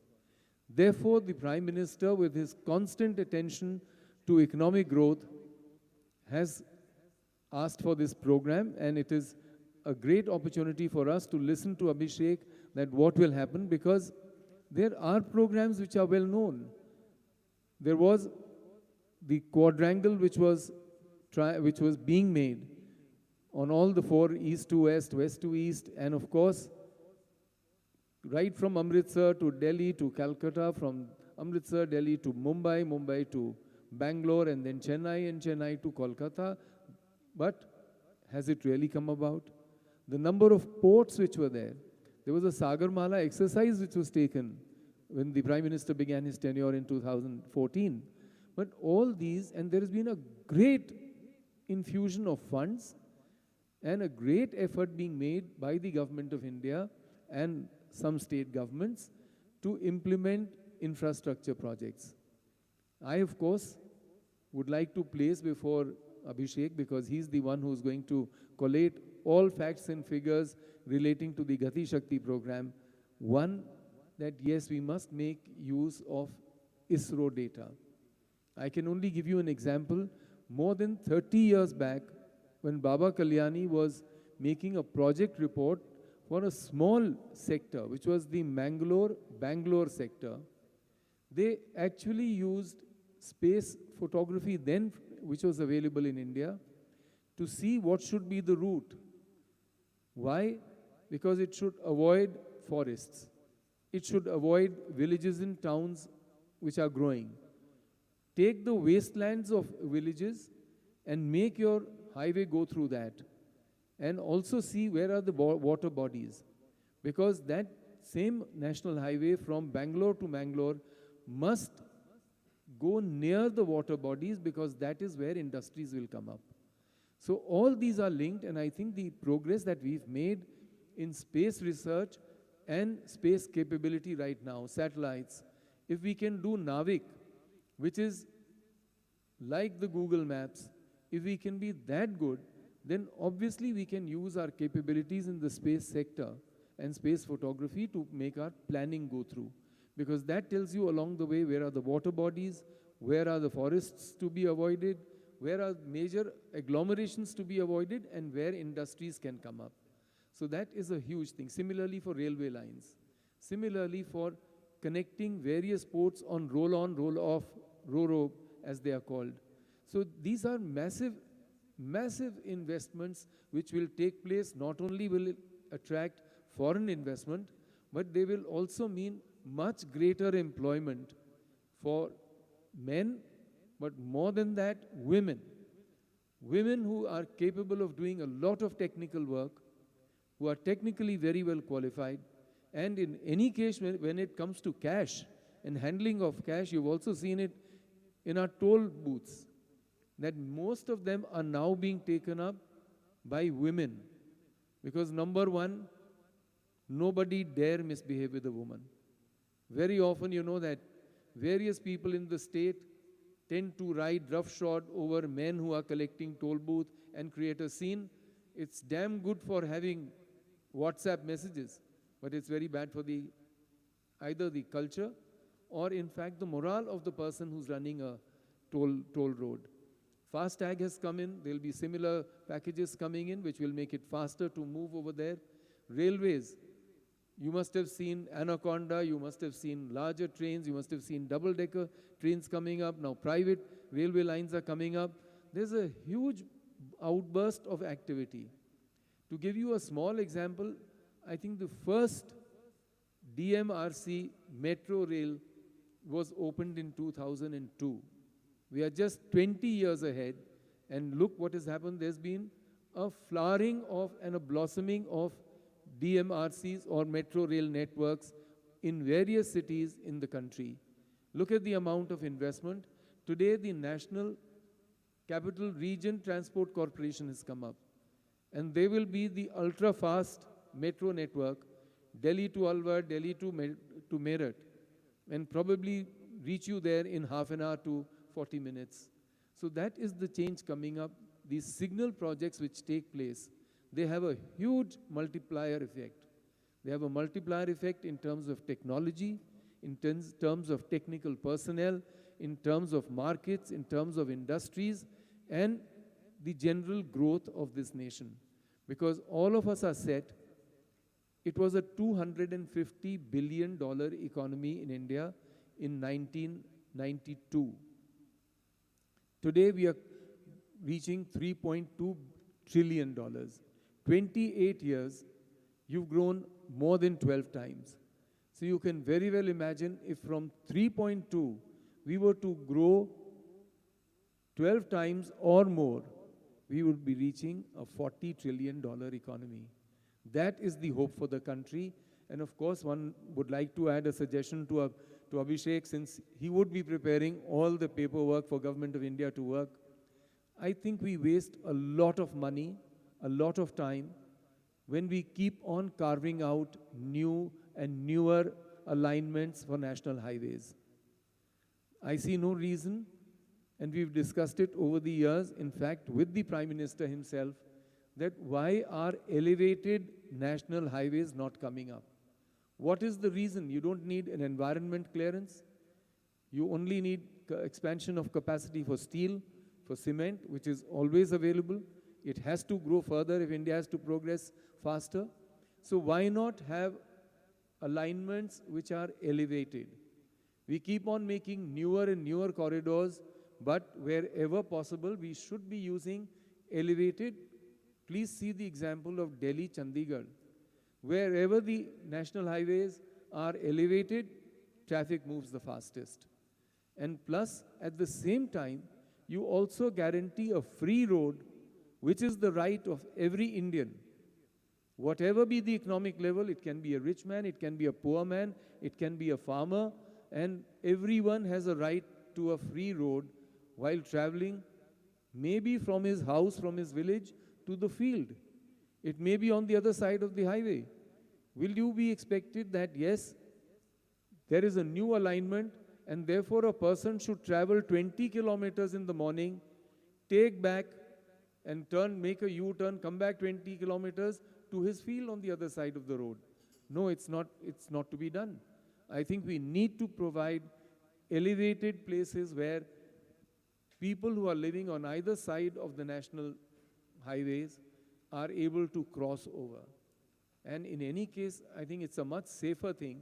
The moment you elevate a highway, it becomes much safer, much faster to implement, because you don't need a new alignment at all. Wherever it is required to straighten the road or to cut short the timing, you can always do it. And you can change it, but that will be that much work lesser for the planners of the national grid of roads and highways. So that's my suggestion. And of course, we hope that more and more strength to your arms and more funds to them, because that is a great thing that if India is to invite something like 10 to 12 trillion dollars in terms of investment into the infrastructure, then I think we'll have to be very clear, and you definitely need a program like the Prime Minister's Gati Shakti program to give straightway a presentation to any investor coming from there. It's not that once the investor comes in, he should start getting all the clearances. In fact, the clearances should be available so that the moment a person is willing to invest money into India, he should break ground and go ahead with the work. Normally, it is always the problem. In fact, I've had a meeting with the National Capital Region Transport Corporation that even when they are encouraging private sector participation and maybe into property development, it should not be that, okay, here is a tender, we give you the right to develop private property, private buildings, private hotels, private malls, but it should all be included in the tender, that the clearance is always there. It has been obtained by the authority before that. That should be the effort of the PM's Gati Shakti program, that all clearances are there. It should be a basket of investment opportunities where people should come in and invest and be ready to invest. The moment they do it, that is what will lead to faster employment, that will lead to faster implementation, and that will lead to faster growth in the country. Thank you very much for your time. Thank you so much, sir. Very pertinent points which you have mentioned and summarized in a very short span of time. I just wanted to clarify on certain of the points because we'll just take that discussion forward. First of all, sir, you mentioned about the usage of the ISRO data. Let me just mention that entire PM Gati Shakti National Master Plan is based on the ISRO data. Everything which has been mapped are GIS-based maps which we have obtained at the time of preparation of this National Master Plan. The entire country's road network, including national highway, expressways, state highways, as well as the village roads under PM Gram Sadak Yojana, everything has been mapped on a GIS-based platform. The entire country's railway network, entire country's ports, airports, heliports, water aerodromes, power transmission lines, distribution network of the country, renewable energy centers of the country, everything has been mapped. More than 900 GIS layers have actually been mapped on PM Gati Shakti so far. We are promoting the state governments to also digitize their revenue records and map it so that the further dovetailing can happen. And roughly around 18 states have uploaded their GIS-based revenue records in a digital format. Again, you have mentioned about the delays in the infrastructure project. As per the recent report of the MOSPI, one of the major reasons for a delay in any infra project, as you rightly mentioned, is with regard to environment clearance, with regard to right-of-way clearance or right-of-use clearance. Delay in land acquisition, because there are a lot of vested interests associated with the fixing of an alignment of a road or a railway network. Third biggest hurdle is the financial closure, or the fourth will be some kind of the litigations. So all these things can get superimposed and reflected on the PM Gati Shakti portal. Not only the issues relating to forest, issues relating to sanctuaries, issues relating to water bodies, the alignment which is adjusted by way of PM Gati Shakti National Master Plan, it will also calculate the total amount of land required to be acquired. It will also calculate the volume of soil which you can take it out from that area. It will also calculate what are the different levels at which the alignment can go away. It will also calculate the tentative cost of acquisition of the land. So it's not only a planning tool to fix a straight line between point A to point B, it's also a decision-making tool for finalizing the various aspects which are associated for making the project up and running from planning to execution. 2-3 examples.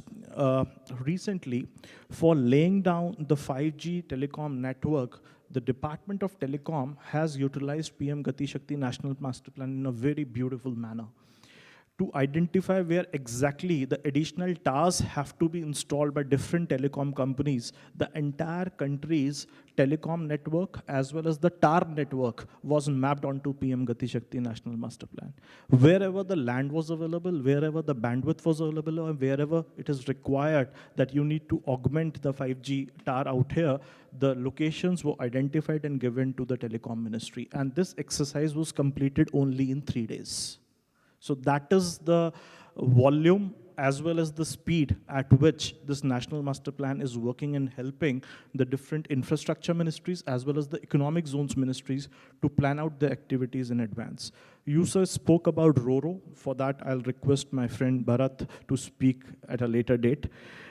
Regarding the clearances to be taken up in advance, and before an investor comes in, we should be ready. So, wearing my original hat of spearheading the National Industrial Corridor projects, we are basically developing greenfield industrial township where manufacturing is going to be the key economic driver.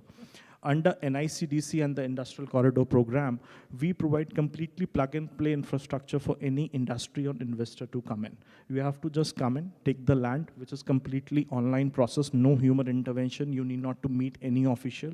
Within 15 days of your application, the land will be allotted, the allotment letter will be emailed to you, and SMS alert will be generated.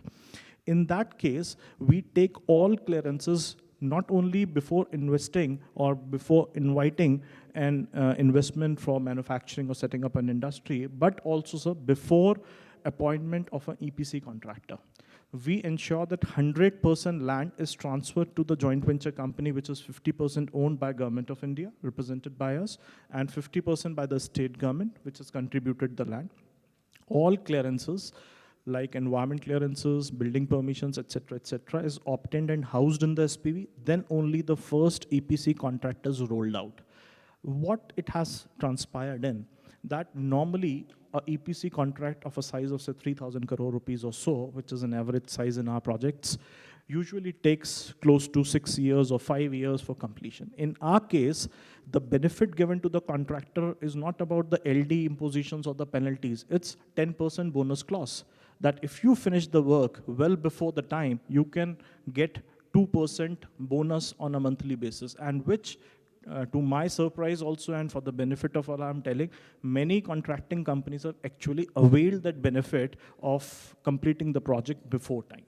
Because the environment clearance was intact, the right-of-ways were intact, as well as the 100% land was transferred to the contractor on the day of signing of the contract. With this, I'll just take the discussions forward with other colleagues of ours. Mr. Sista Prasad, who represents APCO Infratech, he will throw some light how PM Gati Shakti from a construction point of view or from a contractor standpoint of view will help. Thank you, sir.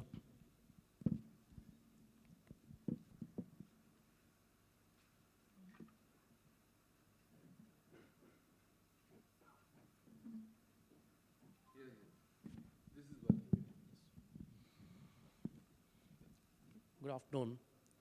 In fact, I'm very happy to see audience awake, listen to this complex topic. Gati Shakti, though the name is very simple, it has got many complexities because we have to integrate various projects, including roads, rail, aviation. It's not a joke. What used to happen earlier? I will just give an example of my own experience. In 2003, I had started one project in a remote place called Munger in Bihar. That is a rail-cum road bridge.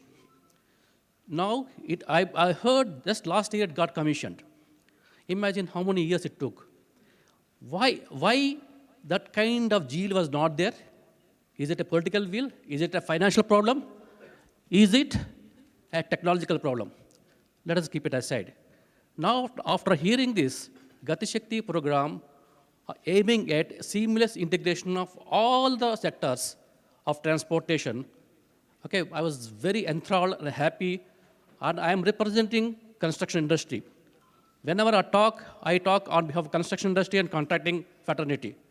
So many of you, I don't know how many of you are representing from the contracting fraternity, you will appreciate my talk. And those who are not, at least I request you to pay attention to this. how is it possible to implement a project of this magnitude, connecting entire India with a seamless integration of various transportation modes? It's not an easy thing because it requires a huge requirement of resources. Resources, not only I'm talking about steam and steel and plant and equipment and manpower. Everything is very, very important. And Minister Saab, General Saab was just mentioning about the seamless efforts that have been done among the central agencies to give the approvals. But having experience with various states, I would like to express my anguish. When it comes to aggregate, which is very, very important, aggregate and sand, which is very, very important for any construction project, that is very, very difficult one to deal with the state governments, because mining department is a policing department. They don't listen to you, they don't grant the permissions easily, and plus they'll be putting penalties on you, and they even issue arrest warrants. In this fearful scenario, is it possible to execute a project with ease? Not possible. Here, I request PhD Chamber to flag off this issue to the minister to give some solution to this, so that the contractor or construction agency, whoever is that, he will be guaranteed by the department to the department executing the project, to the mining department, yes, your mining royalty will be paid, please don't harass the contractor.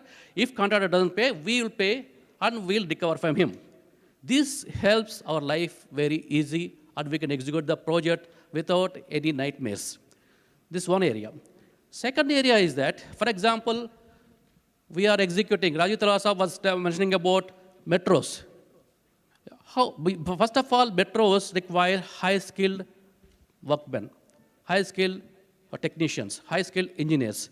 For example, you want to do an underground metro, you require a TBM, which requires a skilled TBM operator, a skilled tunneling manager, whereas India does not produce any tunneling managers. We only produce tunneling foremen. Though we are qualified engineers, we are never recognized, and we don't even recognize our own Indian tunneling managers. Rather, we bring people from Europe or some other countries. So this requires a major focus.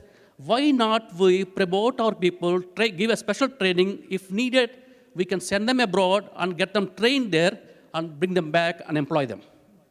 This is very, very, very important. Otherwise, we'll end up depending on expats.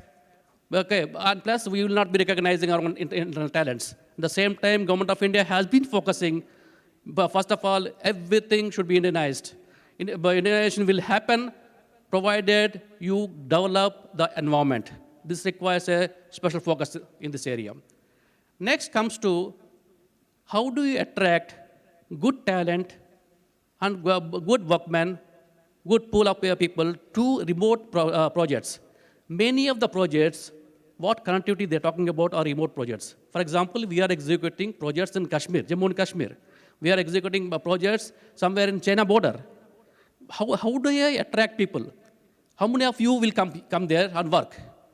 Unless Government of India takes an initiative and says, those who are working in these areas, their income tax will be reduced or waived off. If certain incentive of this kind will attract the talent to go to remote areas and work. Today, you won't believe I'm paying in dollars and getting people from abroad. That clearly shows, why can't I pay to my own person? I can do that provided there is an incentivization from Government of India. So this is one more point I want to flag to PhD Chamber of Commerce. The other one is, we have been talking about using everything made in India.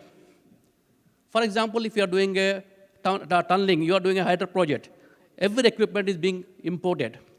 Why not we emphasize in the contract, in the bid document, to incentivize the contractor to be using only Indian equipment? So they make it mandatory. Okay, this helps growth of Indian industry, producing the best things. That's not happening now. One or two few sporadic items are being manufactured here. Otherwise, everything is being assembled. So this requires a special attention from Government of India. The one more last point I want to flag is that skill development, we have been talking a lot. Tell me today, we are executing multiple projects like metros, rapid metros, tunnels, airports. Where is the skilled workmen available? Whenever I look forward only two states, Bihar, Jharkhand.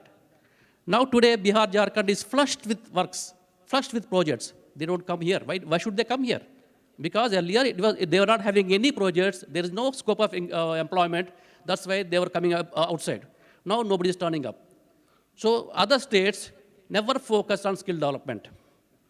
So this area requires especially incentivization of youth and putting them, because why I'm saying incentivization of youth? Supposing I pick up some 10 people from the road, okay, who are capable of working, I want to train them. Unless I give some dole, some money to them, they will never come and learn. Rather, they prefer to be unskilled worker. So this kind of focus has to be taken up Government of India, by Government of India, as well as the industry put together. So we are ready to participate in that, whatever means it is required to be. Then we request the Government of India to focus on this area. Thank you very much. These are my industry point of view I would like to express in front of you. Okay, thank you very much.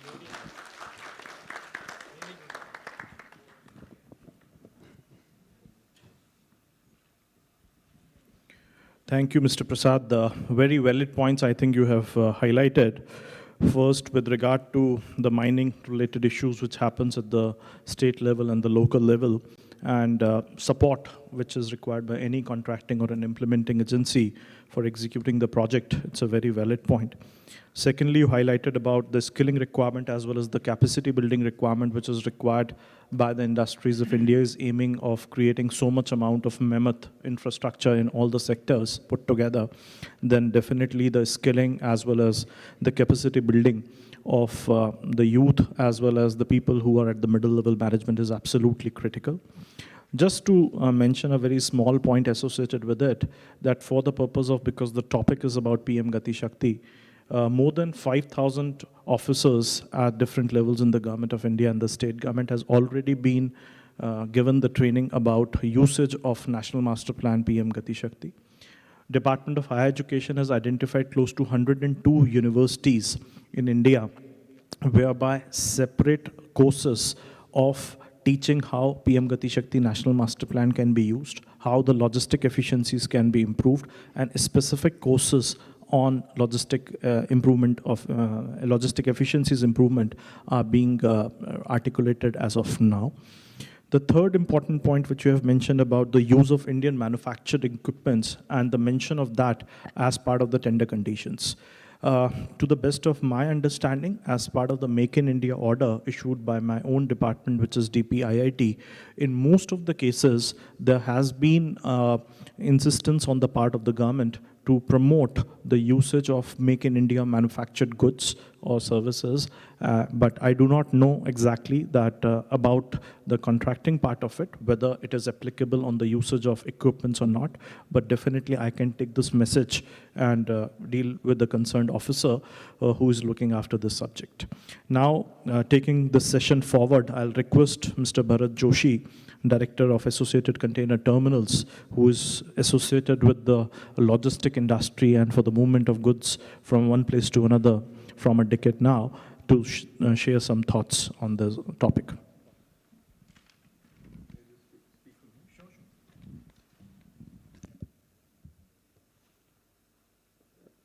Thank you, sir. My gratitude to PhD Chamber for inviting me here to speak at this very august panel on a very important topic, a topic that's close to my heart.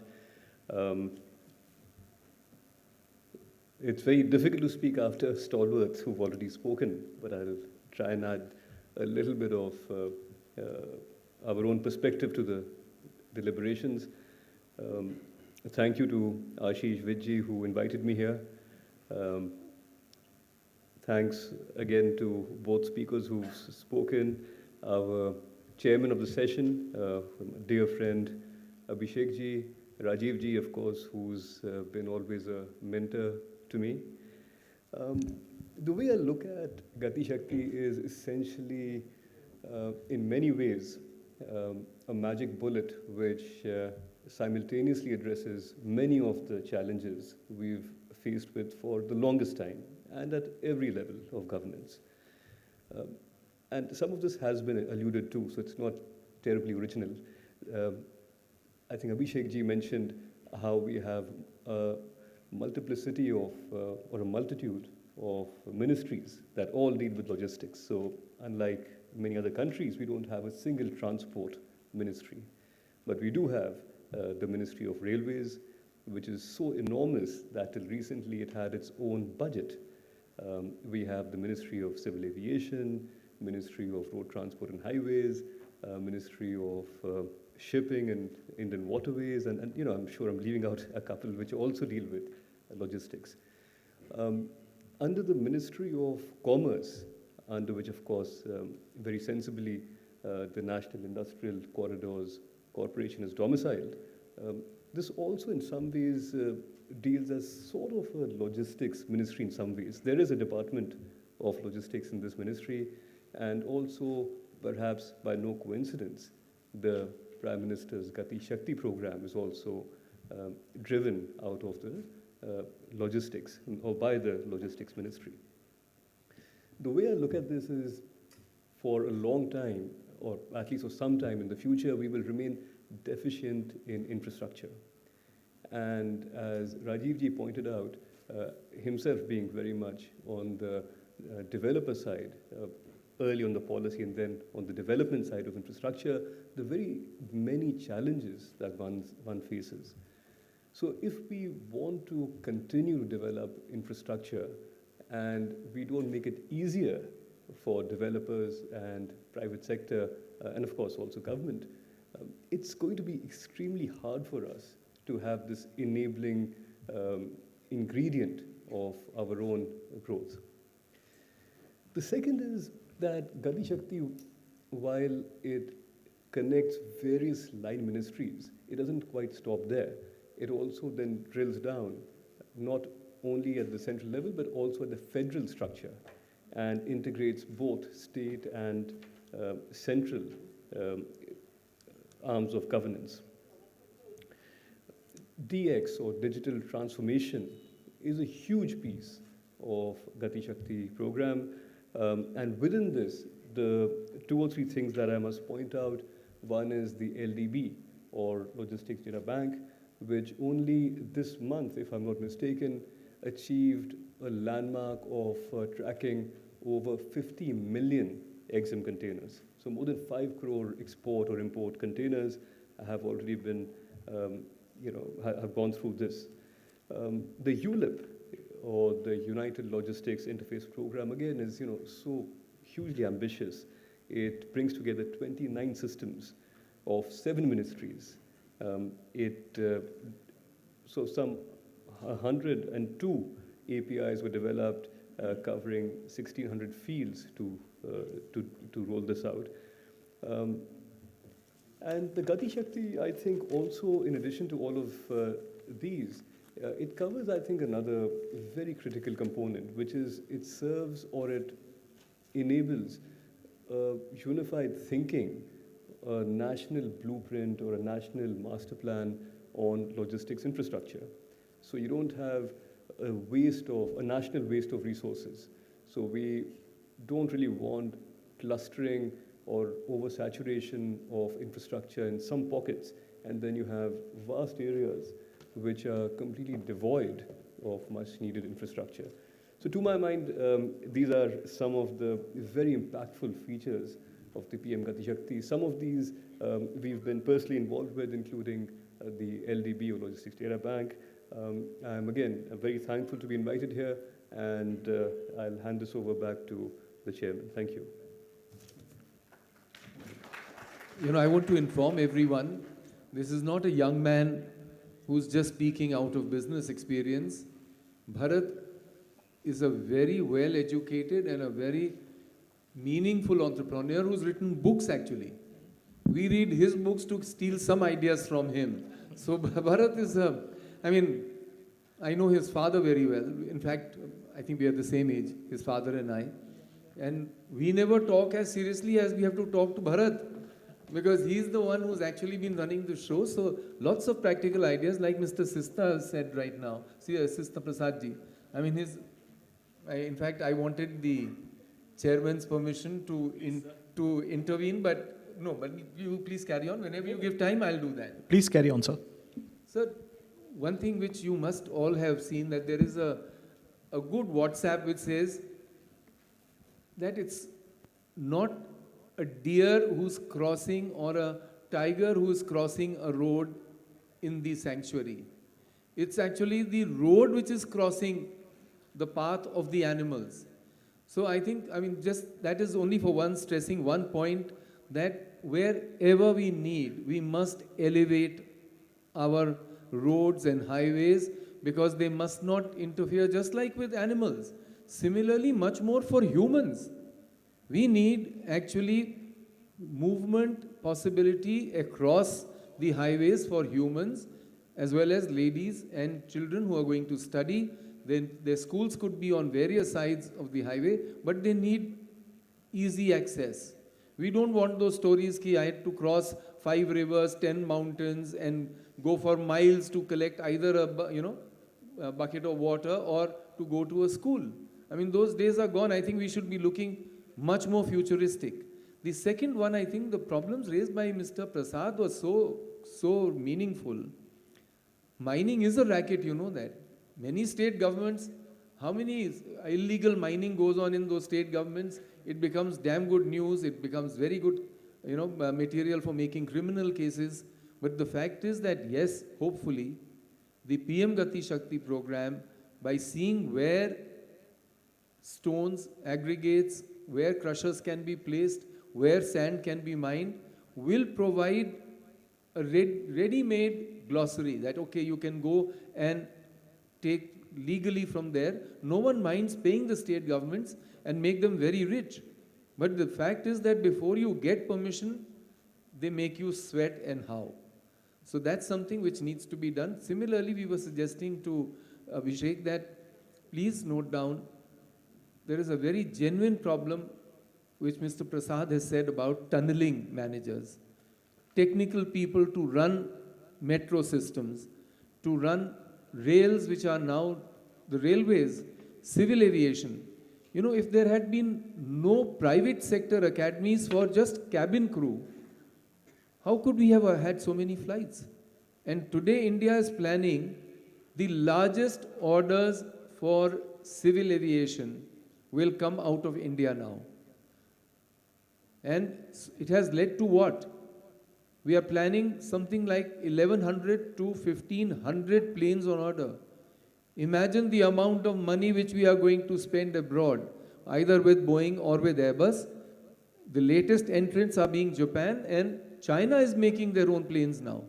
That is the growth of civil aviation. So it is time when India will have to have major factories to produce what we see now, either the Boeing category or the Boeing fleet of aircraft or the Airbus fleet of aircraft, short, medium, wide-bodied, long-range, or maybe the systems will change. People are actually, Elon Musk is thinking that, okay, how can he reach from New York to Delhi in 30 minutes? These are rockets which will operate. So, but they'll have to have safety regulations, they'll have to have many regulations. So therefore, we need technical institutions. Just as we have been suggesting that any hospital which is a 500-bed hospital should not be made to look for permission to set up a medical college. They should be given automatic permission to open medical colleges. Similarly, industries which have a turnover of more than 1,000 crores should be allowed to have an engineering college, at least for their own usage, and similar industries. So similarly, it is time for either the National Capital Region Transport Corporation or the Delhi Metro or many metro rail organizations in the states. Why should they not have their own institutes? Why should, after all, you are all experienced now in roaming around in Delhi in the metro. I hope all of you have actually experienced a ride through a tunnel. is the biggest pipeline. We keep on thinking that, okay, we'll link rivers. I think the one which is receiving attention right now is the Ken-Betwa link right now. But imagine 2 tunnels parallel, how big they are. They cannot allow seepage of water on the top, and they cannot allow leakage of water from the bottom. And yet, trains go day in and day out. Look at the amount of vibration, look at the amount of shaking, look at the amount of weight which these tunnels must be carrying. Maybe we can think of linking rivers, but that is the kind of exposure which we have received in tunneling. Why should these organizations not be allowed to set up their training institutes, their colleges, where they produce what Mr. Prasad was saying, tunneling managers, technical people, signaling people, all these are required. I mean, why are we only thinking of jobs in the IAS and in the bureaucracy now? We should be looking at technical jobs. This country should be, the greatest wealth of this country will be technical manpower. We began managing, we made in engineering institutions, and we began IIMs. Look at the number of Indians who are heading global corporations. And India will be that country which will give the highest pay and the highest number of jobs to such people who are well qualified. I mean, yes, we will have to actually make an invitation for people to study pure economics, history, English, humanities, so that there is some balance in the culture of our country, and it continues. But scientific progress, which large number of us are now getting WhatsApp messages that India 1,000 years ago, 2,000, 3,000, 4,000, 5,000 years ago had many technical people who began, and they've made a name. For instance, all these things about zero, which we hear about and read about in the WhatsApp, that is the near future, which will change this century. India of this century will be very different from what it was at the beginning of this millennium or century. And that's what we need to provide the way. All of you who are young here, you should be thinking, and you should be giving ideas. You know, many of them, your own friends will laugh. But don't worry, out of these laughters only, out of this ridiculing, come many, many brilliant ideas. After all, there are young kids who are now taking part in the chess Olympiad. Can you imagine? I mean, those 10-year-old, 15-year-old, 20-year-old people are excelling in chess, which was supposed to be an intellectual exercise, an intellectual game, and our kids are doing so well. So each one of you must think of how this country will be different and what kind of ideas do you have which will actually give a fillip to development and a much better life for Indians for the next few thousand years. As the Prime Minister rightly said in the Independence Day, we have to stop thinking, either in English only, we have to stop thinking that there was a race which was better than ours.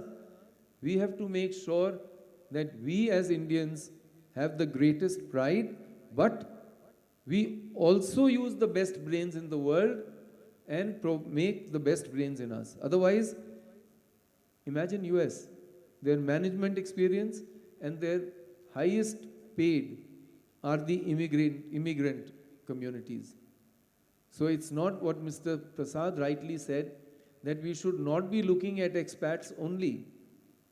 We should be turning out people who are similar, but we should be using their brains also. After all, they used our resources.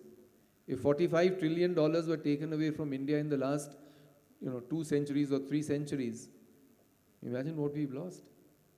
We need to get, if nothing else, some brain work from there to be imported in these next 80 years and see to it that the 22nd century is India's, and so is this century. The 20th, the 21st, and the 22nd century should be India's centuries.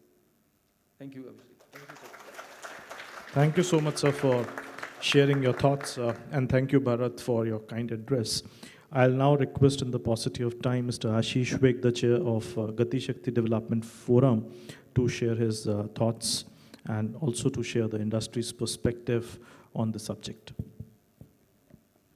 Thank you, Abhishek. मैं कुछ हिंदी और English में बोलूँ. Thank you. I'm comfortable there. Sir, okay. Hindi में बोलना है sir.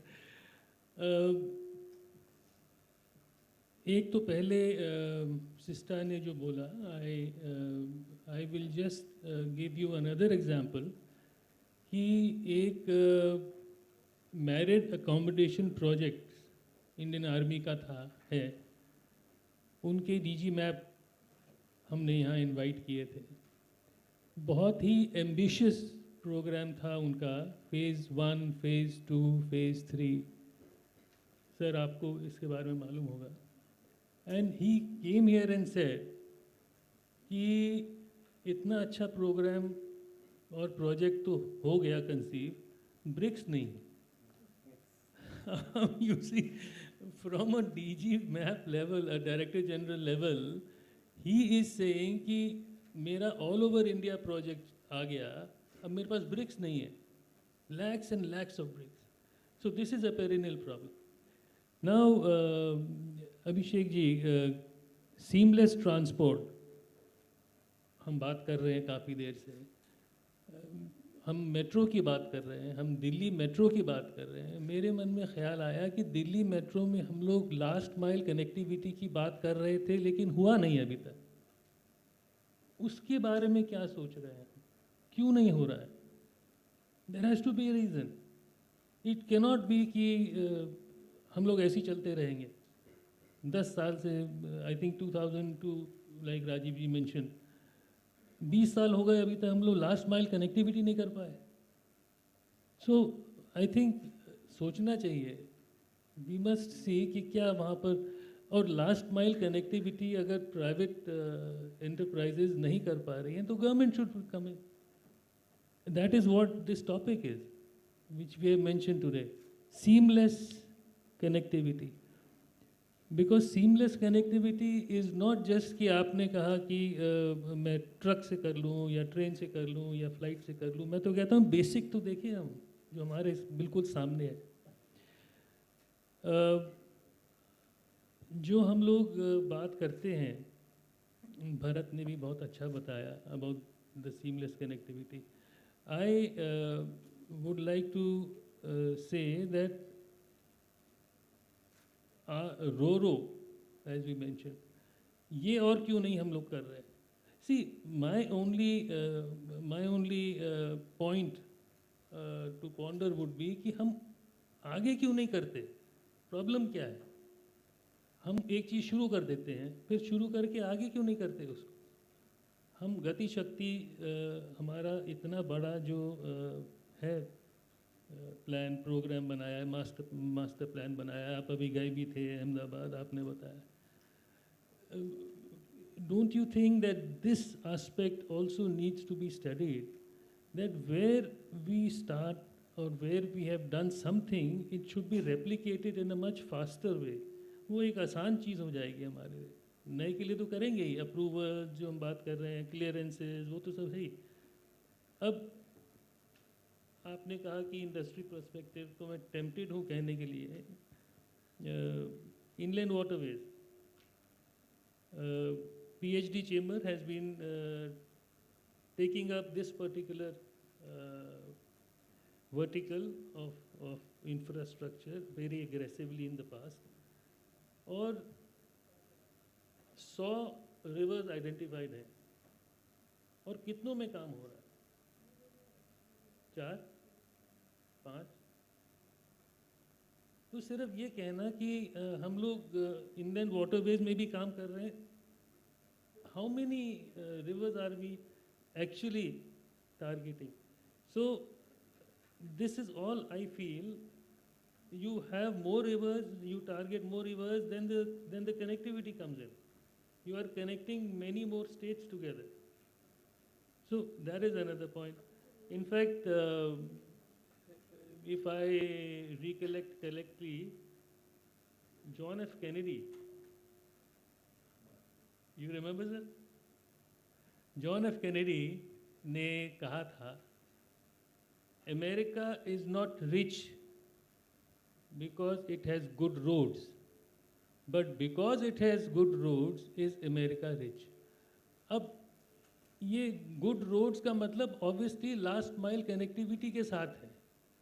तो हम लोग भी, जैसे अभी सिस्टा ने भी बताया, हम लोग भी हाईवेज बनाते जा रहे हैं. पर जैसे मैंने पहले कहा, ये लास्ट माइल कनेक्टिविटी बहुत इम्पोर्टेंट है. और मैं रिक्वेस्ट करूँगा अभिषेक जी से कि इसको आगे जिस लेवल तक भी ले जाना है आप लेके जाएं. And of course the chamber is there with you. We were earlier on talking about the reduction in logistic cost to make us internationally competitive. I think a lot of ground has already been made in this. The basics have started. हम लोग जो मेरा ख्याल है 13-14 पे थे, अब शायद 10 पे आ गए हैं of the GDP शायद, और 8 पे आने का हमारा है प्लान. बट स्टैटिस्टिक्स आपको ज़्यादा पता है. We are 6. Are we 6? We are 6. We would, I mean, we could have become 5 if the pandemic had not taken place. We are not 10. Okay, I stand corrected then. आप लोगों की तरफ. Dispute between the two reports submitted within the government. One states 13% of the GDP, one states 8% of the GDP. Vij sir. One report says 13% of the GDP. I'll clarify. अब इनको तो I'll clarify. We are not saying part of contributed by transport. We are saying the total GDP amongst the nations. We are number 6, the ranking amongst nations. You're saying about the ranking. I'm saying about the percentage. I was also. Cost to the GDP. I'm also talking about percentage, not the ranking. Percentage I'll clarify. Right. तो अब मैं ज़्यादा time नहीं लूँगा. We are already 1:10. I'll give it back to you. But then I would like to thank you specially and Rajiv ji. Rajiv ji has been, like Bharat said, a mentor to all of us. He has been a past president and मुझे मालूम नहीं आप लोगों को पता है कि नहीं ये बात कि DLF के ग्रुप मैनेजिंग डायरेक्टर रह चुके हैं और उससे पहले IAS ऑफिसर रह चुके हैं. तो he has been, and Sister Prasad is from APCO. APCO is one of the leading companies having projects worth, I don't know, 28,000 crores. And they're based out of Lucknow. A lot of tunneling they are doing. तभी ये इतना tunneling से बहुत परेशान है. आदमी मिल नहीं रहे. वहाँ पर कश्मीर में काम कर रहा है. But thank you so much. Thank you so much. I think it's very, very clear thoughts and very grounded thoughts, I will say. Just wanted to put some observations onto your the last mile connectivity. Yes, it's not that government is not thinking about the last mile connectivity, and I'm not here to defend on behalf of the government, though neither DMRC nor waterways is my core job responsibilities. By basis my interactions and my knowledge about these two sectors, government is looking after the last mile connectivity in a very big way. If you have heard the Honorable Finance Minister's budget speech this year, there was a special mention in the para 19 which talks about last mile creating a mobility stack, passenger mobility stack, whereby by usage of one single app, not only you can book a train ticket from Lucknow to Delhi, but from Delhi railway station, book a cab to your house, or book an auto to your house, or book a transport corporation bus to your house. So a single mobility, passenger mobility stack is what is being developed, and not only in terms of developing an app, but also in terms of providing last mile connectivity, as you rightly mentioned.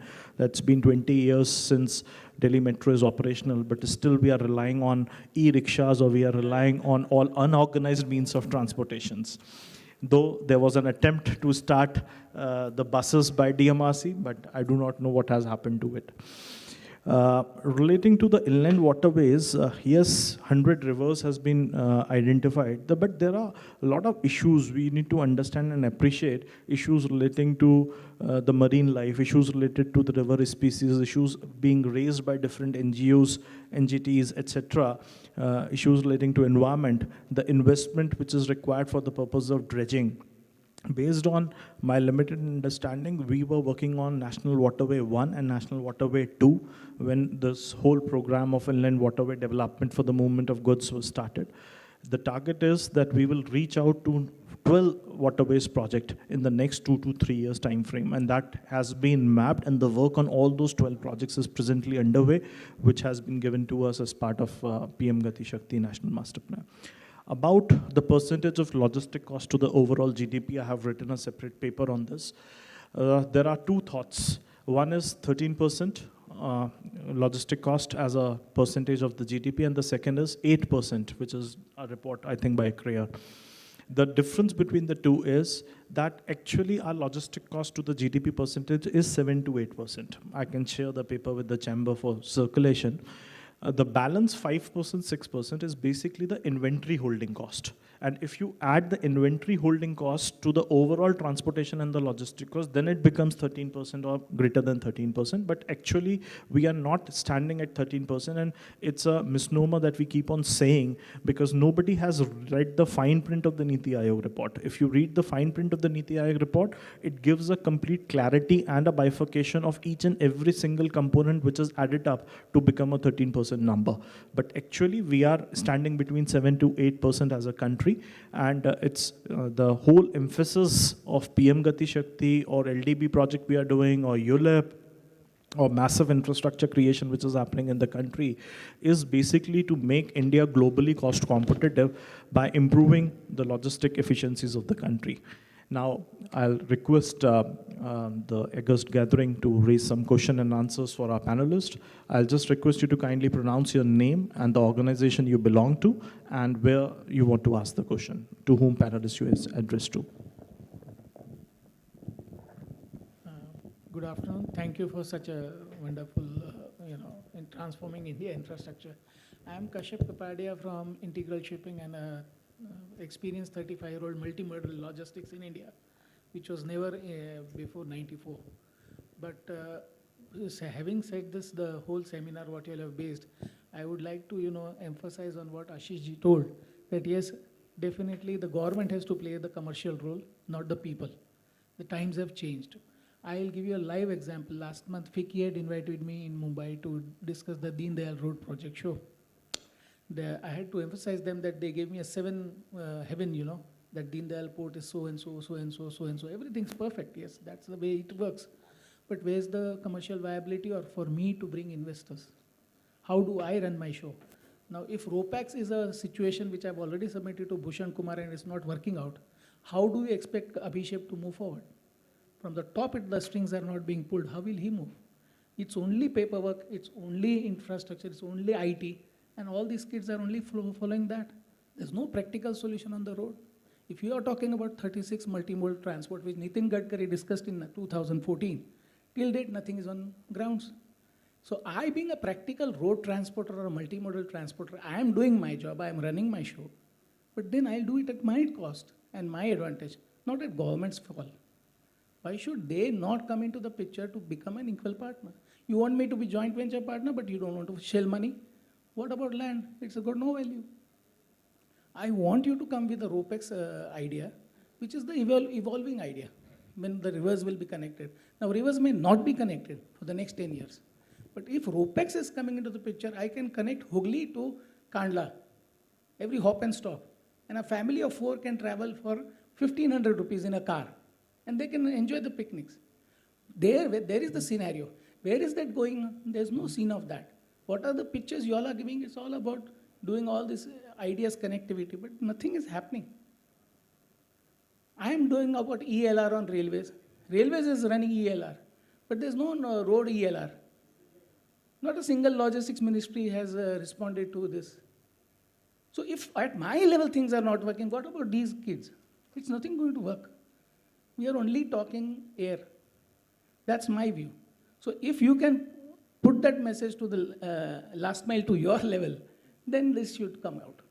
Now coming to the last thing, if what APCO infrastructure, Sister ji said, I am also consulting 4 ropeway projects in Dehradun since 2018. One single project has not started because that clearances of forest and everything. How are we going to work out?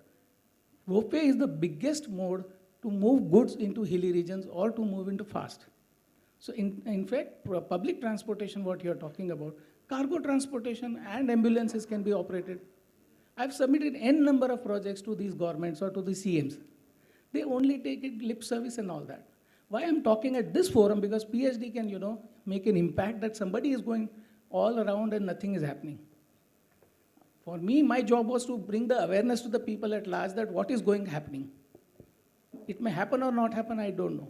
But I keep representing. That's my idea, so please take it to the top level and please wake them up that this is not the way which we told Gati Shakti and all that. It's not going to happen. Please, I am from Ahmedabad. My suggestion to you is, because you are based out of Ahmedabad and you must have been visiting there, you should once visit BISEC facility. And seeing is believing, because I think you are so much disappointed with the responses you have received in ROPEX and other government projects you have been associated with, that you have to just go and see. It might be possible, I am not defending on behalf of the government, but it might be possible that the projects you have been associated with are not moving. But we must understand and appreciate that with the projects which are happening, not only from a perspective of multimodal connectivity and infrastructure creation, but also from the overall perspective of the country and what amount of work has taken place in the past few years that you should visit and see. No, Abhishek, I'm not disputing what government is doing. They are doing technically, everything is going good, but practical solutions are nowhere. If I want to bring a ROPEX vessel operator from Greece, he's not ready in India to come because there's no forward linkage. What's the commercial viability? Again, I'm coming to that same word, commercial viability. The government has to put its foot forward that I am giving land, I am giving 21% of funds, please bring the 79. That's it. Then people will come. You just can't say, okay, I've given land and that's mine. There's no disappointment. I am a guy from Ahmedabad. We run 2/3 of the country or the world. See, these are two specific cases you have been talking about. Not One cases, is sir. If you go to my ROPEX. website, sorry to interrupt you, Abhishek. If you go on my website, I don't want to advertise myself. I have done for railways. Just now, catering. Catering for IRCTC can be all automatic by like airlines and affordable food for everybody. Yesterday, first time IRCT has advertised that we are going to give information to the wife that what her husband has consumed being diabetic on the road. That same thing has been discussed 2 years ago with Piyush Goyal. Being a good person, he's just forwarded the file. Where is Vaishnavi ji? He's only looking at the emails and doing nothing. I can't blame him. No, it's a system. It may happen, it may not happen. But that's where I'm bringing the reality that I am a Ahmedabad people are not afraid of anything, but we are helping you out. If railways have turned into profit, it was I am a Ahmedabad, my mentor, who changed the railways to profitability situation.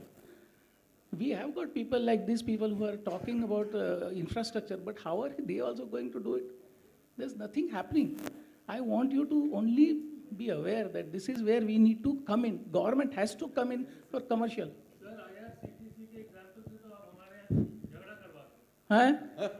नहीं sir मेरे पास तो देखिए sir I am a person who talks on white paper only. मेरे पास white paper होता है तो मैं linkage बता देता हूँ कि कौन सा क्या जा रहा है. Idea is to let the kids of this country know that practically if we are going to become skilled workers anywhere, how are we going to place ourselves for employment and future development and transport logistics or whatever logistics we are talking. I am only interested in logistics. Logistics is the bone of India. और कहीं नहीं हो सकता, anywhere in the world. But logistics is the only where people will survive. आप कोई और धंधा कर लो, आप मर जाओगे, पर logistics में आप कभी नहीं करोगे. मैंने sir I retired at the age of 36. मैं आज भी कमा रहा हूँ. This is my reputation. But the idea is I have learned through that system that India lets you learn the logistics ways. Not only, this connectivity and all that. We need that. However, if Nitin Gadkari is from Nagpur, he has missed Nagpur entirely. I don't know what he is looking at. He can give you n number of figures, everything he can ratta marte hain barabar ekdam parliament mein ye. But he has missed everything in Nagpur. In Nagpur, if you say the past government, Praful Patel, he was very much interested because it was his constituency. But he never developed, only that Gondia airport was there. Why not the whole entire Nagpur developed for the entire India? Why can't we have that entire thing? Sir, you know, we all have experience of that. I think many things which you are saying are very true, and therefore Bharat, by his name, and Bharat is the most intelligent because he's moving into logistics only. So he's better than his father. But what you are saying, there are lots of priorities in India. There are lots of priorities in India. We have to keep the government. If you are from IIM Ahmedabad, you need no introduction to these. To democracy, you need no introduction. China भी बन सकता है. आप Xi Jinping खड़ा कर दीजिए, सारी चीजें ठीक हो जाएंगी. Yes, but it is a true thing which you will bear. Since you have now plenty of time, you retired at 36. I am 66, I don't want to retire. I still want to work. So this is the possibility of India. एक ऐसा देश है, this is the largest unified market. You cannot get a better thing, like you have said yourself. The possibility of India is so great, but there are problems. There will be problems and they will be solved. And very big thing over there is, yes, I think we all have to get addicted to integrity and honesty. That's a very, very big thing. आपने जो mention किया है कि ये miss हो गया, वो miss हो गया. नागपुर में मिहान establish हुआ. It's not working, sir. It's not working because एक ही चीज मिस कर गए. प्लेन तो ले लिए $10 billion के, भूल गए कि वहाँ पे MRO भी लेना है. Correct, sir. And this is not right now. This happened in 1985 to 1989 also, when we were the launch customers for Airbus 320. India was the launch customer. The first order placed by a major airline called Indian Airlines for 31 aircraft was in 1985. And everyone began saying ki engines also, the new engines, V2500 engines by International Aero Engines, the order was placed when they were still on the drawing board. But what we forgot, or what we deliberately forgot, both the cases, $10 billion recently, earlier aircraft orders, we forgot that we should make it a condition for those airlines and those manufacturers to establish MRO, maintenance repair overall organization, that's it's called. So there are a number of problems which come in, and you are very correct. I think this country, the more we get, you know, आप तो बहुत अमीरों की बात कर रहे हैं. You all have household help. They told us the results of the 2019 election before the election. जो आपके घर में काम करता है ना, वो आपको बता देगा, क्योंकि उसका दायरा वो है, उसको जेन्युइन फीडबैक मिलता है, जैसे आप बोल रहे हैं. उन्होंने बोल दिया था कि कहीं पे किसी को टॉयलेट मिला, कहीं पे किसी को घर मिला, कहीं पे किसी को बत्ती मिल गई उस इलाके में, कहीं पे सड़क मिल गई. तो number of things came up, कहीं को पैसा मिल गया by direct benefit transfer, and they said कि जो पहले जो पैसा बाहर जाता था वो नहीं जा रहा है, वो अब लोगों तक पहुंच रहा है. सो दे सेड कि यही सरकार वापस आएगी. बट हाँ सर, वी ऑल एग्री. नहीं, मैं सर डिबेटेबल पॉइंट नहीं कर रहा हूँ. डिबेट हम लोग डिबेट नहीं कर रहे. व्हाट आई एम सेइंग, हाँ, he says कि गवर्नमेंट को सपोर्ट करना चाहिए in terms of funding and all, what ever percentage he says. अगर 25% गवर्नमेंट सपोर्ट करता है इस टाइप के एंटरप्रेन्योर्स को, तो obviously they can be motivated towards their work. Sir कर ही रहे हैं. आपने नहीं, इनको शायद मालूम नहीं है. नहीं सब वो नहीं. देखिए मैं छोटे छोटे एग्जाम्पल, आप दो तरह की development, there is either infrastructure comes first और डेवलपमेंट कम्स फर्स्ट. हमारी जनसंख्या इतनी ज़्यादा है कि हमारे पास डेवलपमेंट भी चाहिए. जब डेवलपमेंट हो जाती है फिर बोलते हैं कि चलो जी इंफ्रास्ट्रक्चर चाहिए उसके लिए. आप जो कह रहे हैं कि फंडिंग करे सरकार, ये जो स्टार्टअप्स के लिए है, जो टैक्स वेवर इन्होंने बात की थी कि आप हमको इनकम टैक्स वेवर दीजिए, वो एक डिफरेंट मामला है, क्योंकि एग्जेम्पशन शुरू होती हैं, वो सबको एक के बाद एग्जेम्पशन मिलती रहती हैं. पर फेसलेस असेसमेंट हो गई, जीएसटी हो गया, आप देखिए कि कितना रेवेन्यू बढ़ रहा है, उसी से सरकार खर्च कर रही है।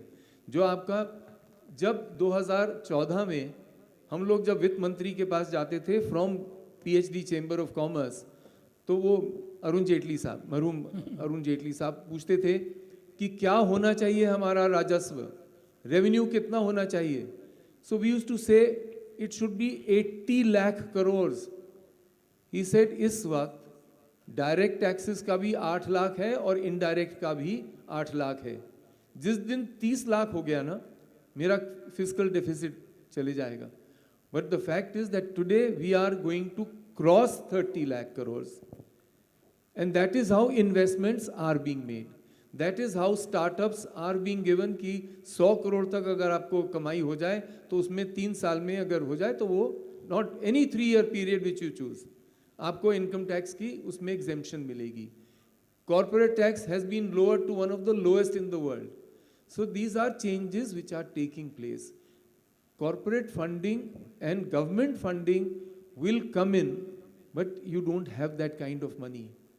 The more money you collect, all these things will become true. जो आशीष ने कहा था अमेरिका के बारे में कि वहाँ पे 1930 में अमेरिका में, यूएसए में डिप्रेशन था, वर्ल्ड वॉर हुई, वहाँ पे उनके जो बॉम्ब्स गिराए, एक तरफ न्यूक्लियर बॉम्ब्स गिराने पड़े, बट उसके बाद अब आज तक देखिए there is an armament industry which is there in USA. Lots of money was pumped into Japan, lots of money was pumped into South Korea, lots of money into Germany, and then that industry began earning. And that's how first America became a technical giant. Then they found कि sorry, let's go into IT. That is the greatest value addition, and for every other industry we'll import. आप एक squadron planes का बेच दीजिए, छोटे मोटे देश जो होते हैं उनके पूरे साल का एक्सपोर्ट उसमें ही कंज्यूम हो जाता है। तो बहुत चीज़ें देखनी पड़ती हैं। I mean we are hearing the words of an IIM graduate from Ahmedabad sir, there can't be anything better. तो इनकी बात में ज़रूर तथ्य है, ज़रूर सच्चाई है, पर सरकार जब देखती है, चलिए हम लोग तो आजकल प्रधानमंत्री भी IIM अहमदाबाद क्या पूरे गांधीनगर से हैं, इज फ्रॉम IIM गांधीनगर, कि पूरा वो एक्सपीरियंस लेके आए हैं।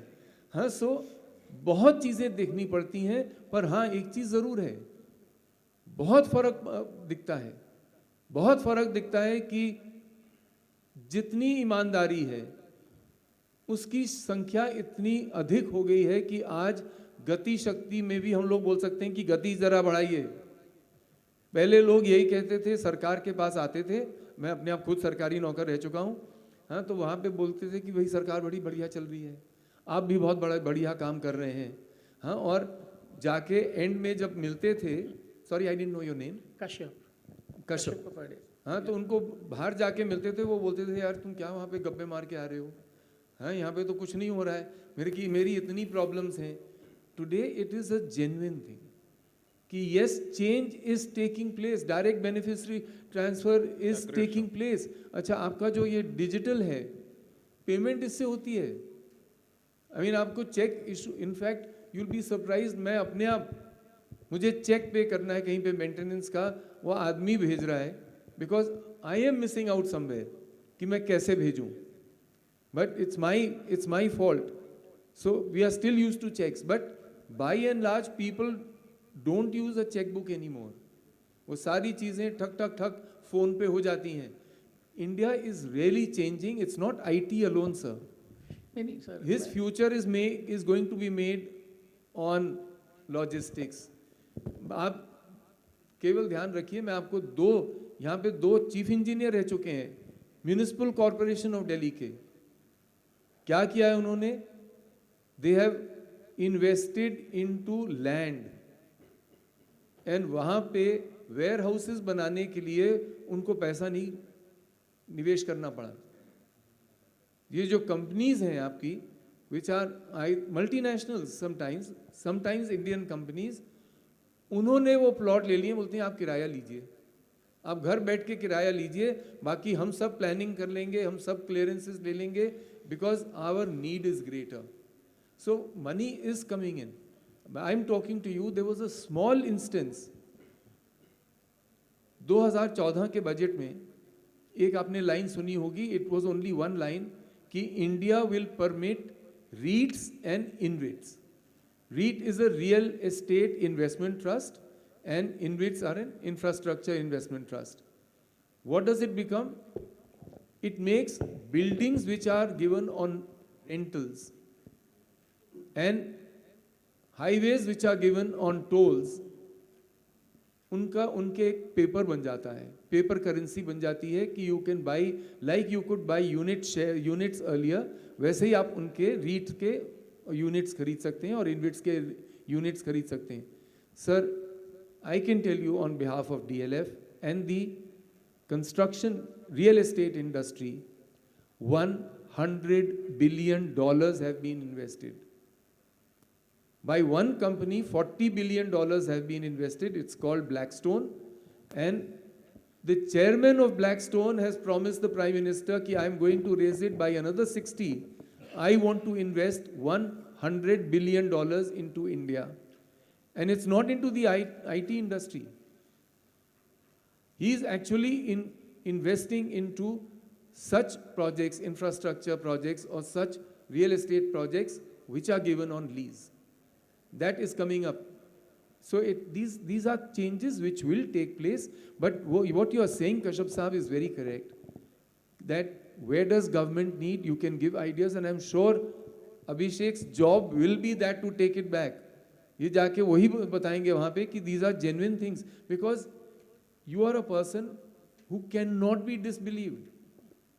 हम लोग आपसे सीखते हैं. So my white papers are on the website. So I don't say I cannot be disputed, but I have gone to the last mile connectivity to what we are talking. I want that India to progress. We are on the threshold. मेरे को green card मिल रहा था तो भी नहीं गया और मैंने बोला इंडिया से ही कमा के निकलेंगे. So I have proved myself. What I am trying to, sir, emphasize here is government has to create that scenario. बस वो ऑर्केस्ट्रा खड़ा कर दीजिए सर RD बर्मन का कि भाई सब लोग हैं यहाँ, आप लोग आके गाना गा लो. That is where crude language I'm talking, sir. This can happen, and Deen Dayal Port can be the best solution for you, Abhishek ji. आप इसको पायलट प्रोजेक्ट बना लो कि मैं तुमको सिटी भी दे रहा हूँ, तुमको ट्रांसपोर्ट भी दे रहा हूँ, तुमको कनेक्टिविटी भी दे रहा हूँ, तुमको कार्गो भी दे रहा हूँ, एंड तुमको रॉ मटेरियल भी दे रहा हूँ. We are giving everything, one show, one stop show.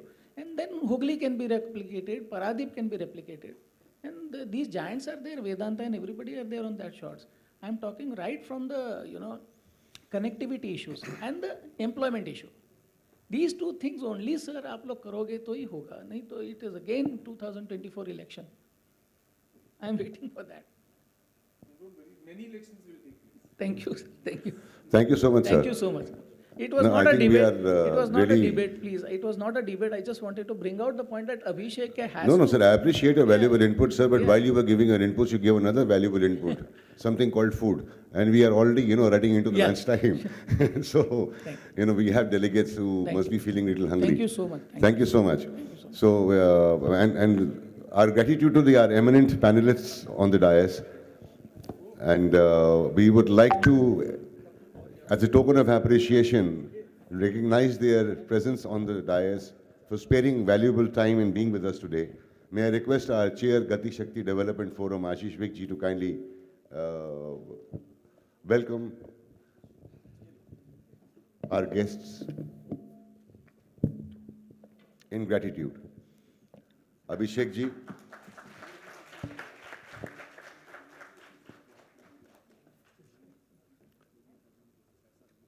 Our very own senior Rajiv Talwar ji.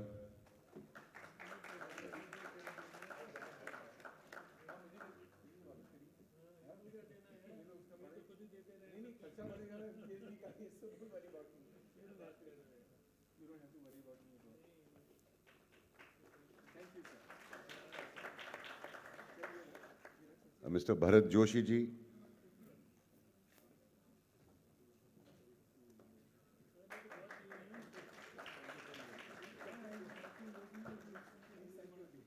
And last but not the least, Mr. Sista Prasad from APCO Infratech Private Limited. And APCO also has happened to, also be one of our supporters for the event. Thank you so much, sir.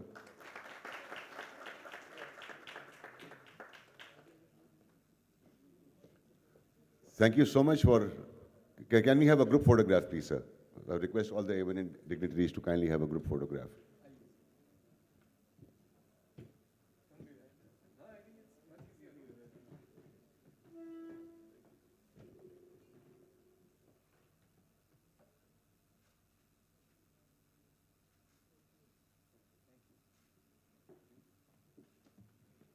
Thank you so much. We now break for lunch, and even though we are late, let's get back by maximum by 2:15 so that we can start with our other technical sessions.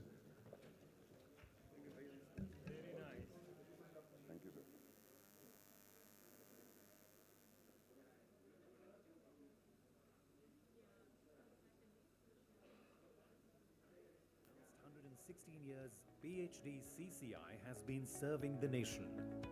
PhD CCI reaches out to 150,000 companies with focus on the development of large, medium and small businesses. PhD CCI has co-opted national and international industry associations and organizations through over 151 global MOUs and more than 60 domestic MOUs. With access to governments and international forums, PhD CCI ensures that the voice of our members is heard by those who make decisions that ultimately affect their bottom line. The mission of the PhD CCI is to provide a proactive leadership role by providing quality services, to act as a catalyst for rapid economic development and prosperity through promotion of trade, industry and services, to strengthen technological advancement through effective industry-government research partnership, to emphasize productivity, improve work ethos, and encourage business ethics, to effectively project credibility and commitment of business to the society at large. To support its members, the Chamber has expert committees, state committees, and task force. PhD CCI brings together intense research, ideation, and advocacy to support businesses. They support the members proactively through intense research and advocacies. Not only members, they also support the government in formulating prominent policies that support economic growth. With this, the Chamber brings out a unique opportunity to network nationally and internationally. PhD at its headquarters in Delhi and its regional offices at Chandigarh, Jaipur, and Lucknow provides unique facilities for conferences and business networking events to its members. The prominent services of the PhD CCI are ideation and research on topical issues through expert committees and task forces, advisory services to business on corporate affairs, taxation, finance, capital markets, etc., certification services for origin of goods for exporters and other documents, capacity development through trainings and workshops, interface services with central and state governments, corporate social responsibility through voluntary organization. So, an association with PhD CCI would add value to your business. PhD CCI offers memberships under the categories Patron, Star, Ordinary, Association, and Professional. Benefits to patron and star members: get opportunities to be part of the managing committee, may get opportunity to be the chair or co-chair of various committees, opportunity to be a delegation member to meet government and statutory bodies, get branding and publicity, to avail the facilities of the library and business lounge of the PhD Chamber. The patron members and star members will have their logos displayed on the PhD website and PhD Bulletin. Additionally, special discounts to members availing PhD CCI's infrastructure facilities. For more details, please visit our website www.phdcci.in. We welcome you to join PhD CCI, be a part of the golden story of more than a century, and be a part of the nation's growth.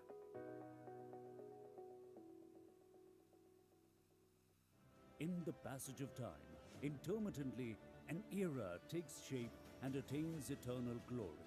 That Amrit Kal, or immortal era of India, has blissfully arrived.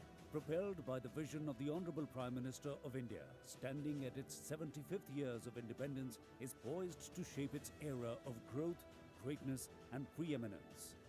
अमृत काल का लक्ष्य है एक ऐसे भारत का निर्माण जहां दुनिया का हर आधुनिक इंफ्रास्ट्रक्चर हो. While celebrating Amrit Mahotsav of its independence, PhD CCI, along with the entire nation, offers heartfelt homage to the freedom fighters, defense forces, doctors and frontline warriors for their supreme sacrifices and invaluable contributions. A true forerunner of Indian aspirations since 1905, PhD CCI has been a proud partner of nation's growth journey so far. PhD CCI has been taking persistent steps in congruence of Atmanirbhar Bharat mantra, endeavoring unceasingly to augment partnership and investment. We must celebrate a glorious journey and keep the resolve to continue working together for nation-making and deepening India's footprints across the globe. As a peaceful country and one of the fastest growing economies of the world, India offers a great hope today, and our efforts will further vitalize its prominence in the world order.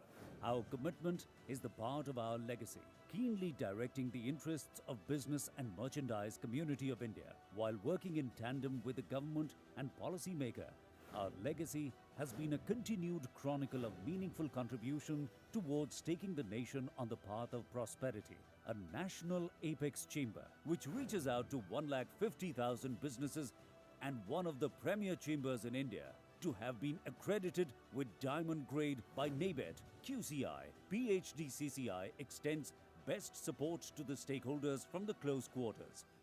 और क्योंकि मैं यहाँ देश के नामचीन संस्था जो लाखों उद्योगों ट्रेड एंड इंडस्ट्रीज के प्रतिनिधि संस्था के रूप में देश में काम करते हैं उनसे बात कर रहा हूँ तो मैं ये कहने में बिल्कुल भी अतिशयोक्ति नहीं होगी कि ग्रोथ का इंजन जो है वो इकोनॉमी के साथ में बढ़ता है. In addition to our headquarters in Delhi and 25 regional offices in as many states, we are also having an international office at Bahrain for 6 GCC countries for extending best support from the close quarters. We have been contributing in 6 thrust areas: industrial development, education and skill development, infrastructure, health, housing, agriculture and agribusiness. Our engagement in these thrust areas will go a long way towards supporting the Gati Shakti Abhiyan, announced on the historical occasion of 75th Independence Day, marked as the beginning of Amrit Mahotsav of the Independence.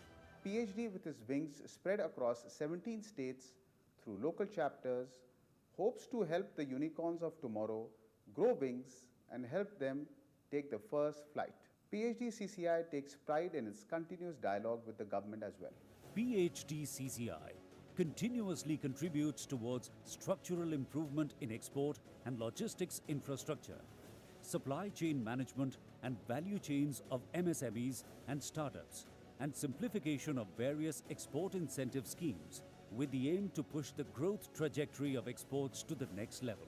Enhancing India's export competitiveness along with catalyzing diversification of export markets have been priorities for us during the ongoing Amrit Mahotsav. The Chamber has been a thought leader and more than 40% of the representations sent by the Chamber have been accepted by the government. Thanks to the massive infusion of funds announced by our Prime Minister Shri Narendra Modi, rupees 30 lakh crores under the Atmanirbhar Bharat Abhiyan for various segments of the economy and rupees 100 lakh crores for infrastructure Gati Shakti master plan.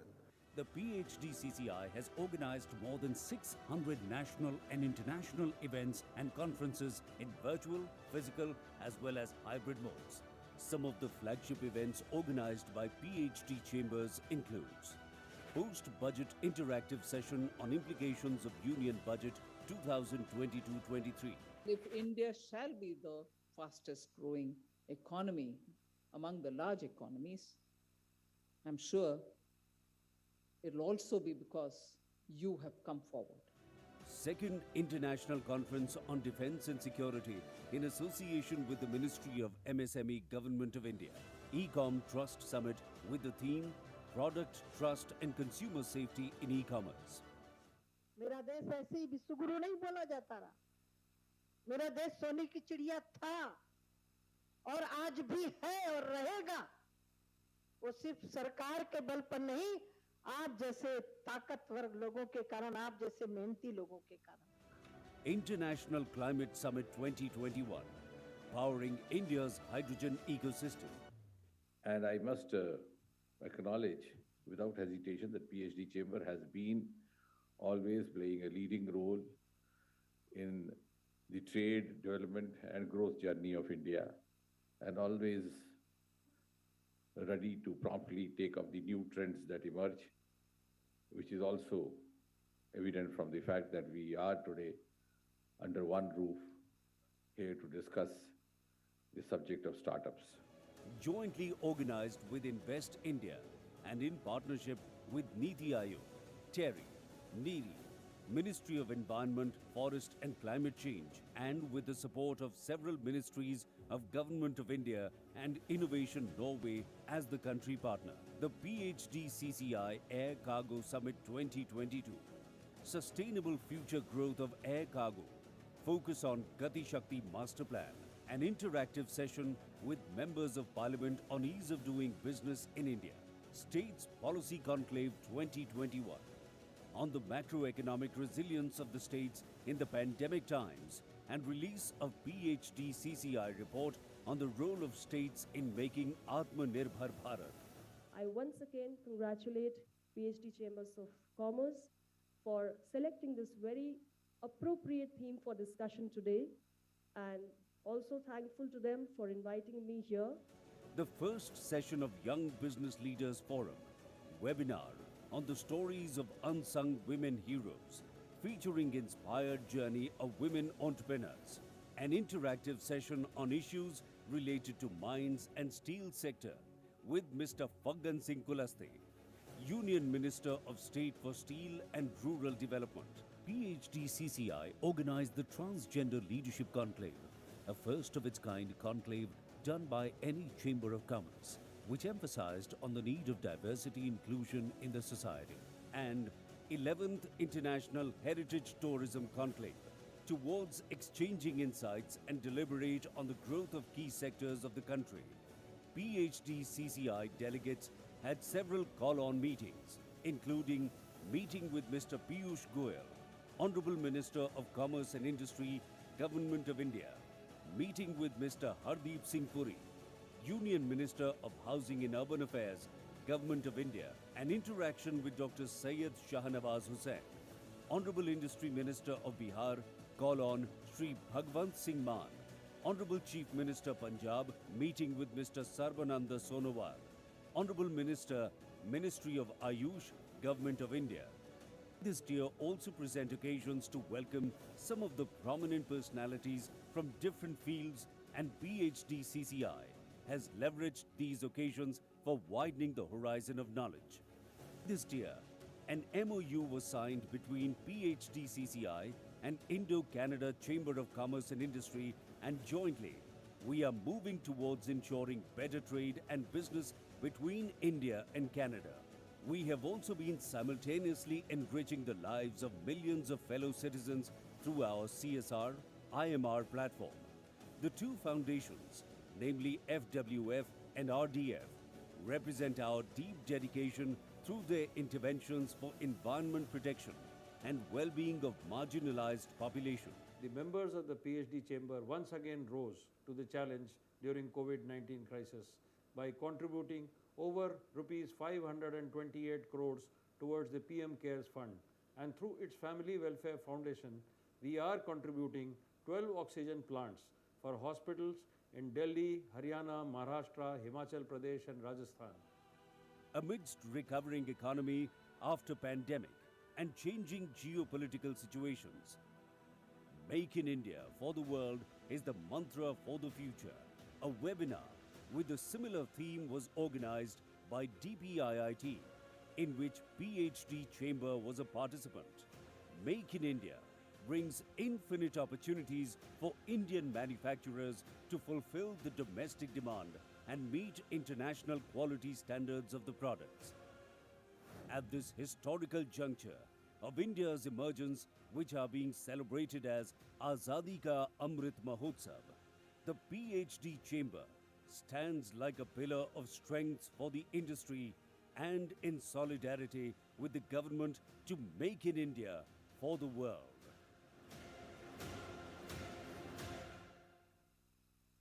PhD Chamber of Commerce and Industry symbolizes progress, harmony and development.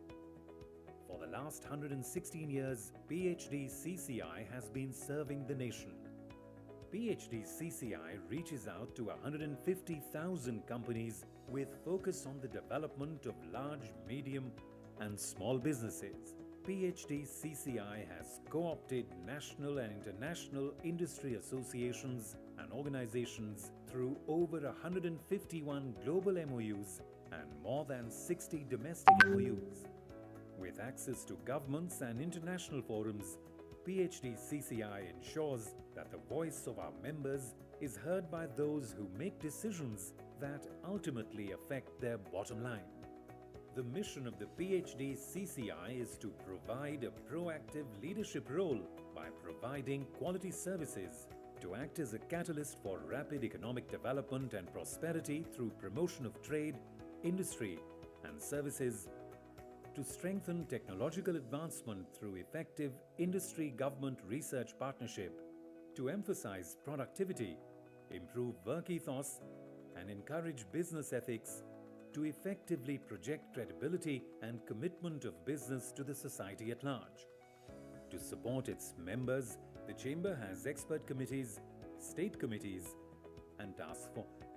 PhD CCI brings together intense research, ideation, and advocacy to support businesses. They support the members proactively through intense research and advocacies. Not only members, they also support the government in formulating prominent policies that support economic growth. With this, the Chamber brings out a unique opportunity to network nationally and internationally. PhD at its headquarters in Delhi and its regional offices at Chandigarh, Jaipur, and Lucknow provides unique facilities for conferences and business networking events to its members.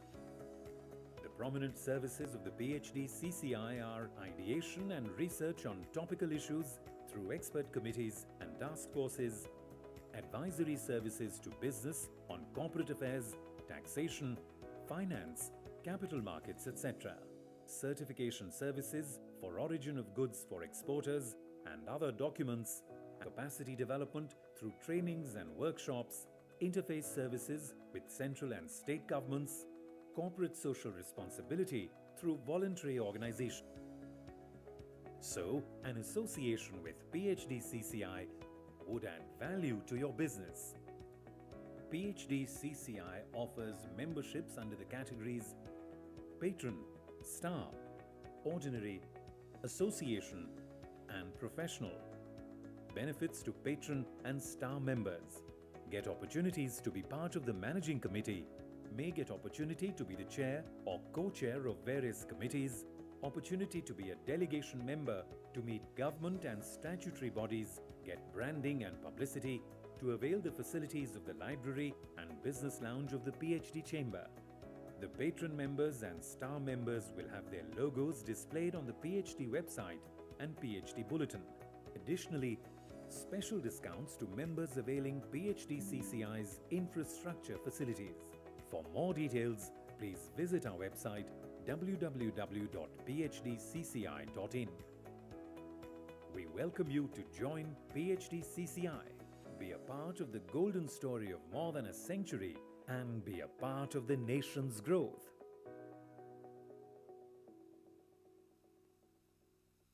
In the passage of time, intermittently, an era takes shape and attains eternal glory. That Amrit Kal, or immortal era of India, has blissfully arrived.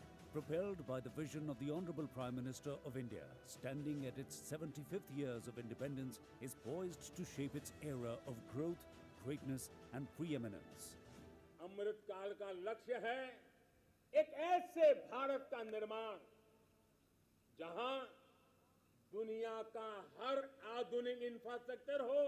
While celebrating Amrit Mahotsav of its independence, PhD CCI, along with the entire nation, offers heartfelt homage to the freedom fighters, defense forces, doctors and frontline warriors for their supreme sacrifices and invaluable contributions. A true forerunner of Indian aspirations since 1905, PhD CCI has been a proud partner of nation's growth journey so far.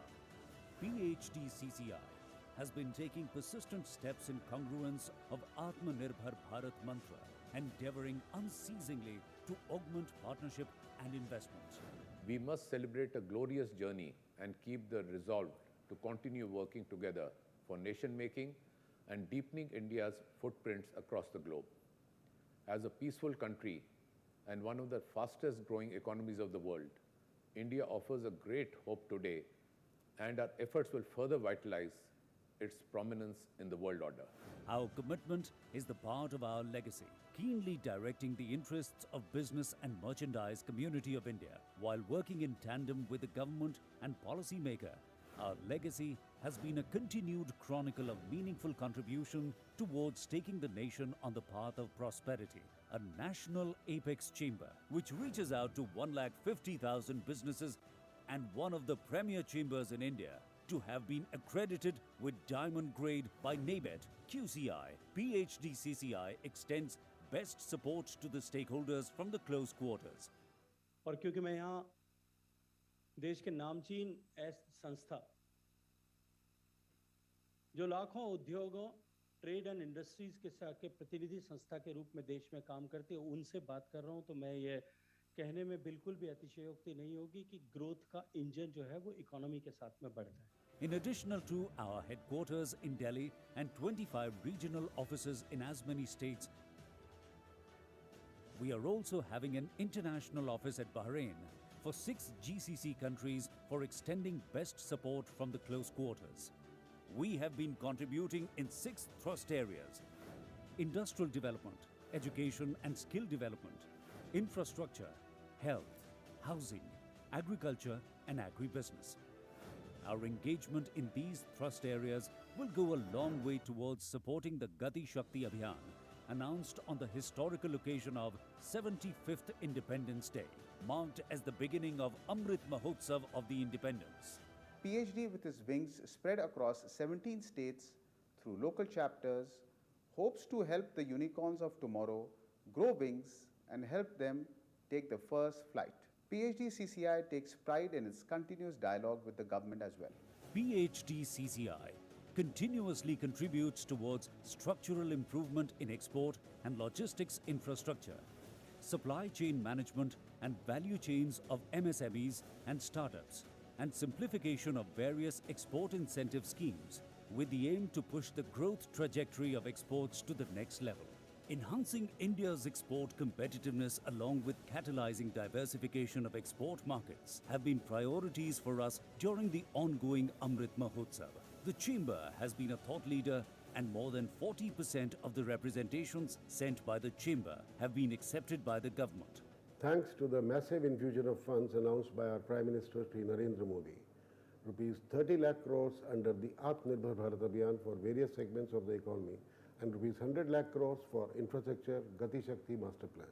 The PhD CCI has organized more than 600 national and international events and conferences in virtual, physical as well as hybrid modes. Some of the flagship events organized by PhD chambers includes Post-Budget Interactive Session on Implications of Union Budget 2022-23. If India shall be the fastest growing economy among the large economies, I'm sure it'll also be because you have come forward.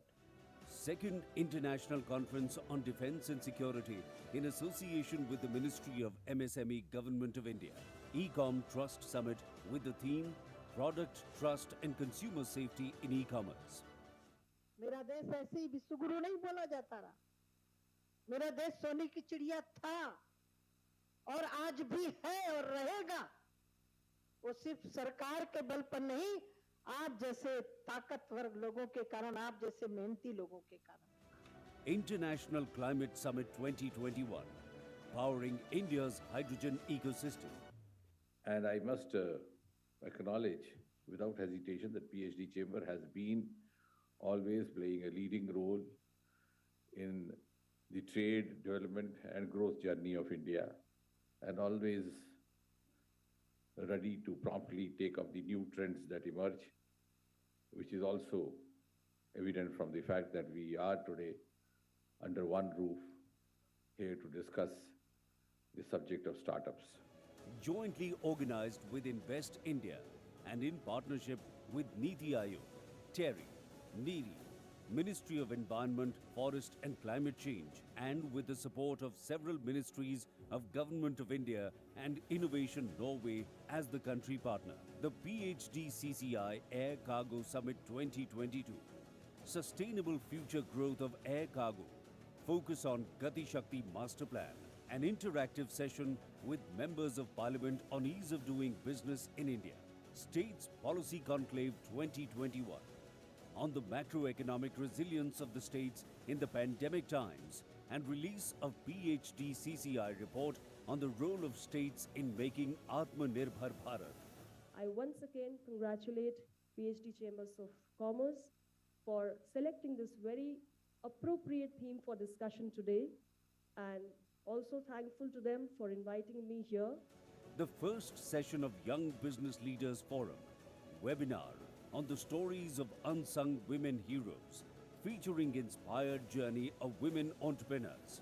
An interactive session on issues related to mines and steel sector with Mr. Faggan Singh Kulaste, Union Minister of State for Steel and Rural Development. PhD CCI organized the Transgender Leadership Conclave, a first of its kind conclave done by any Chamber of Commerce, which emphasized on the need of diversity inclusion in the society. And 11th International Heritage Tourism Conclave, towards exchanging insights and deliberate on the growth of key sectors of the country.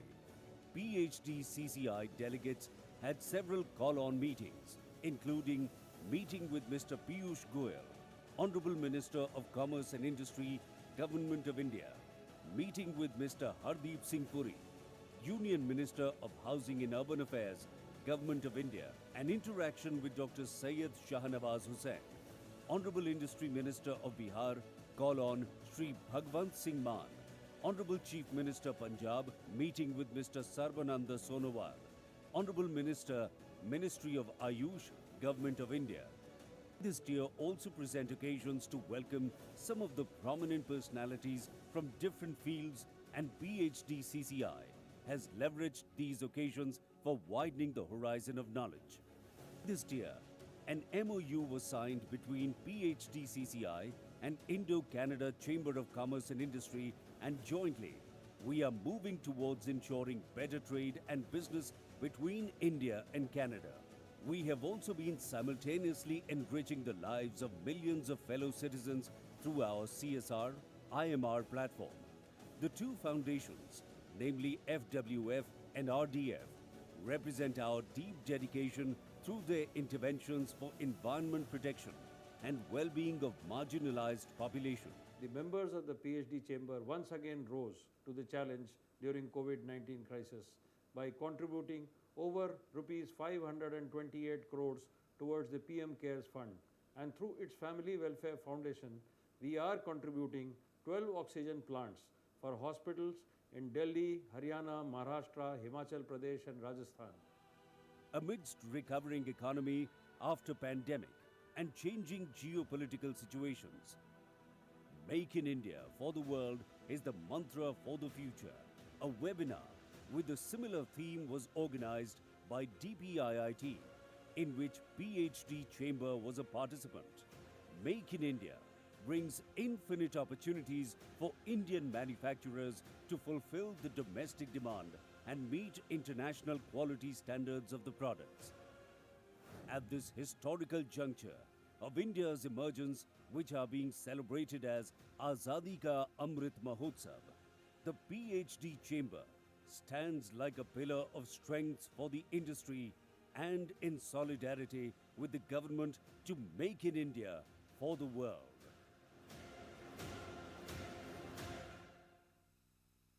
PhD Chamber of Commerce and Industry symbolizes progress, harmony, and development. For the last 116 years, PhD CCI has been serving the nation.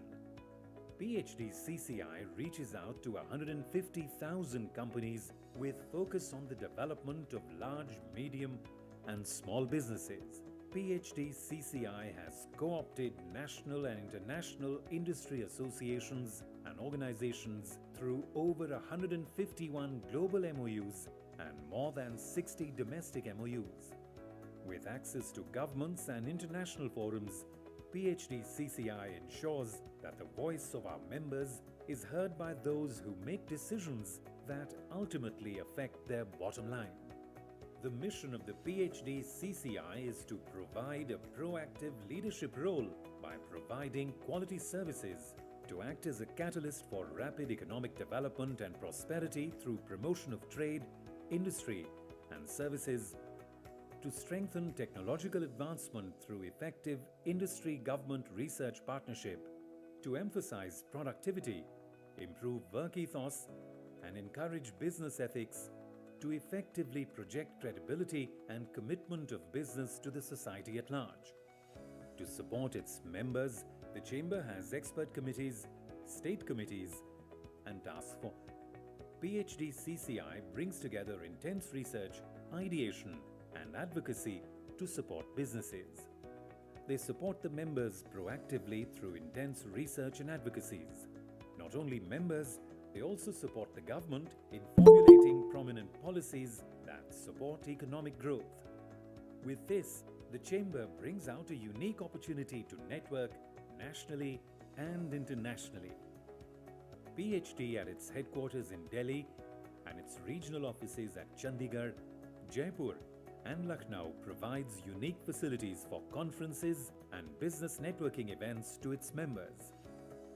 The prominent services of the PhD CCI are ideation and research on topical issues through expert committees and task forces, advisory services to business on corporate affairs, taxation, finance, capital markets, etc., certification services for origin of goods for exporters and other documents, capacity development through trainings and workshops, interface services with central and state governments, corporate social responsibility through voluntary organization. So, an association with PhD CCI would add value to your business. PhD CCI offers memberships under the categories Patron, Star, Ordinary, Association, and Professional. Benefits to Patron and Star members: get opportunities to be part of the Managing Committee, may get opportunity to be the chair or co-chair of various committees, opportunity to be a delegation member to meet government and statutory bodies, get branding and publicity, to avail the facilities of the library and business lounge of the PhD Chamber. The patron members and star members will have their logos displayed on the PhD website and PhD bulletin. Additionally, special discounts to members availing PhD CCI's infrastructure facilities. For more details, please visit our website www.phdcci.in. We welcome you to join PhD CCI, be a part of the golden story of more than a century, and be a part of the nation's growth.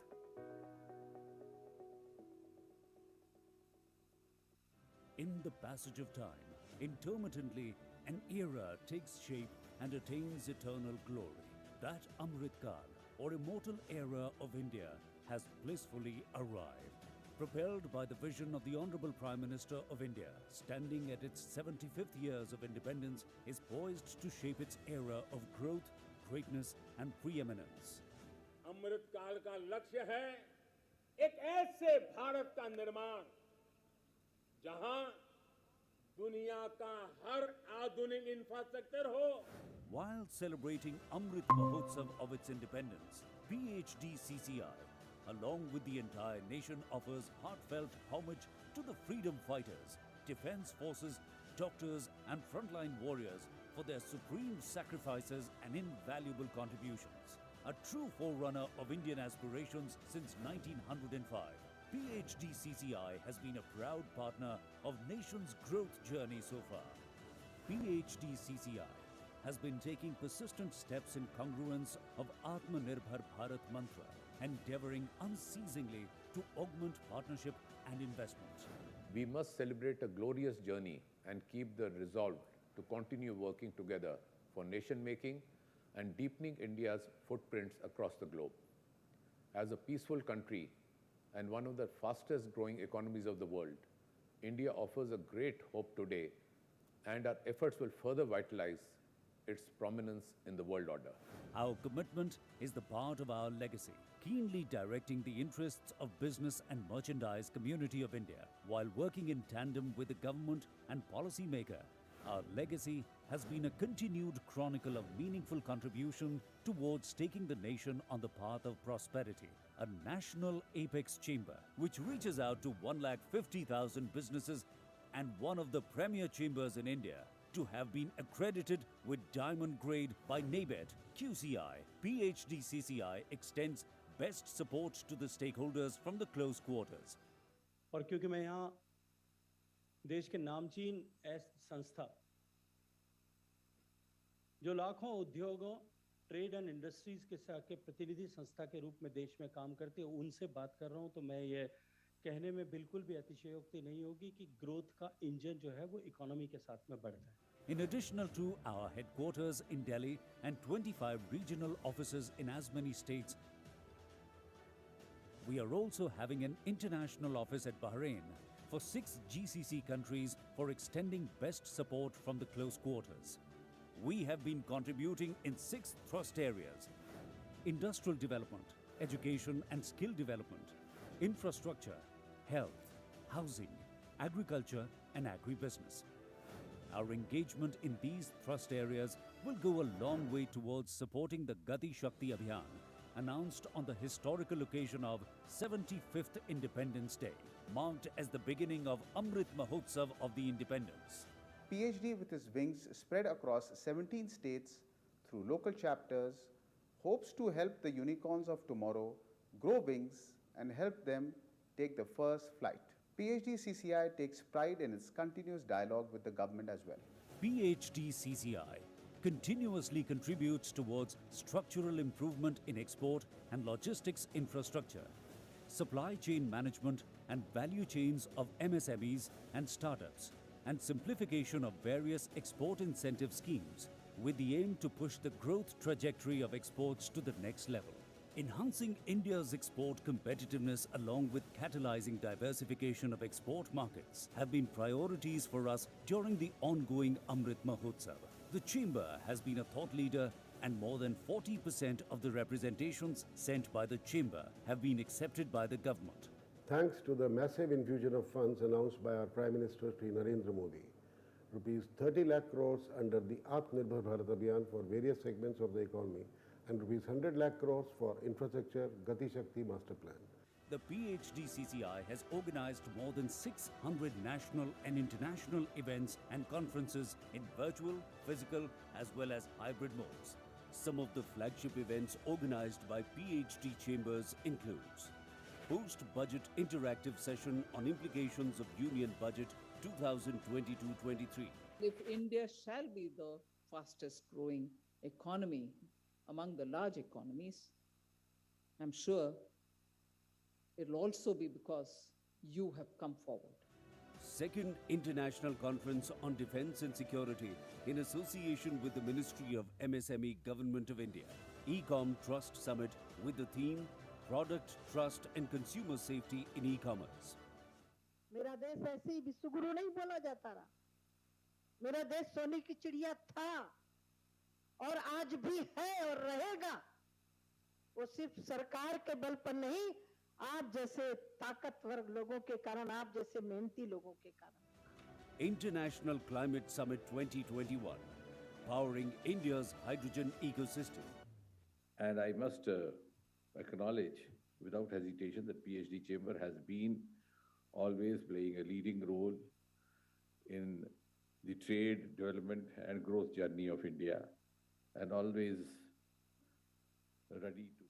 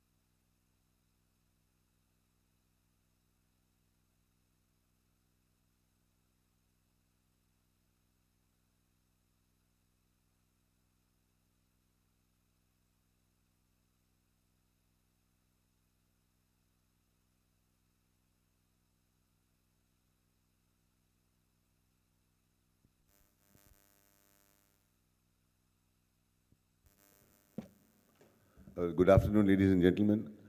We are back post-lunch now. I hope everyone's absolutely satisfied but awake. Because lunch does seem to have its nuances. So we have our eminent panelists already on the dais. We have the chief guest is joining virtually, as you know, due to some immediate sudden appointment. He could not make it physically, but he's definitely going to be there with us joining virtually. And he is Mr. Anil Khandelwal, Principal Executive Director, Gati Shakti Railway Board, Ministry of Railways, Government of India. Moderator for the session is Mr. Rajat Mishra, Policy Correspondent, Business Today. Then we have Major Retired Jyoti Joshi Mittar, Head of Rail, South Asia at AP Moller, Maersk, India. Good afternoon, sir. And our एकदम ठीक है sir, आप कैसे हैं sir? Chairman Gati Shakti Development Forum, Mr. Ashish Veg. हाँ चल पड़ा sir, मैंने सारे फॉर्म वगैरह भी भरवा के दे दिए थे, आपका भर. So just two lines of information, profile sharing of our eminent panelists. Major Retired Jyoti Joshi Mittar. She has served in the Indian Armed Forces and has been working in the corporate sector for the past 18 years in core logistics for manufacturing with North India's largest importer, with rail operator, and now with Maersk, a global shipping line. A certified supply chain professional holder, have been instrumental in creating some of the path-breaking multi-modal logistics models such as road plus waterways models, short-haul road-to-rail models, and cross-country rail plus waterways and road models. Our chief guest, has he joined? Shri Anil Khandelwal ji. He has joined, okay. Yes, good afternoon. Good afternoon, sir, good afternoon. Just reading out your brief profile, sir. Yeah. Thank you for being there with us virtually, even though you could not make it physically. Thank you so much. I am sorry, it would have been very nice for me to be there, but at last moment there are some parliamentary commitments, and I have been called to be present there. Thank you so much, sir. We are grateful. So, a brief profile for Shri Khandelwal ji. Shri A.K. Khandelwal is IRSE officer of the 1987 batch. He did bachelor's degree in civil engineering from MNIT Jaipur and MTech from IIT Roorkee. He is a fellow and life member of many reputed institutes, joined Indian Railway Services for Engineers in 1989 and have now completed journey of 33 years in the Indian Railways. He went to INSEID Singapore and ICLFI Malaysia for strategic management program in 2007, visited Germany and UK Railways in 2005, Austrian Railways in 2015-16. He also attended strategic management programs of ISB Hyderabad. He has vast experience in construction and maintenance of railways infrastructures, completed large number of railway construction projects involving bridges, buildings and tracks. Recently worked as Chief Administrative Officer, Construction, USBRL project, and involved in construction of highest railway bridge in the world, that is the Chenab Bridge. Now he is heading the Gati Shakti Directorate of Railway Boards.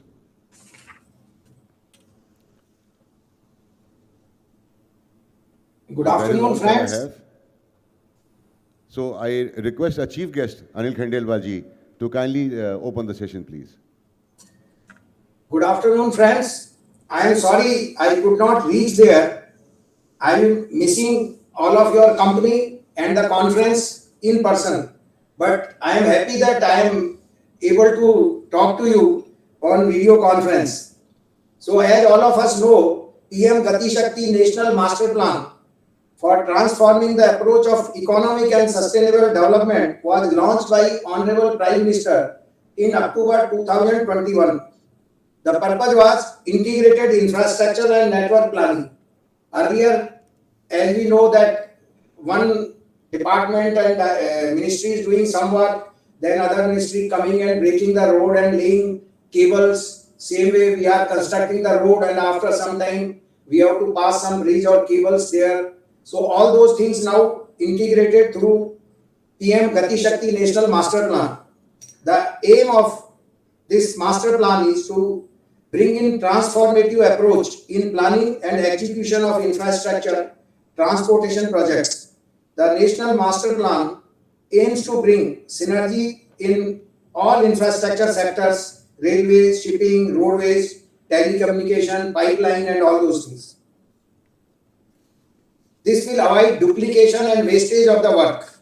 Now, if any project, if we want to do, we have to first upload it on BISAC portal, and then national or group of project monitoring will discuss that project, where all the ministries will be available, and they will see whether this project is matching with the overall infrastructure development and requirement of the country.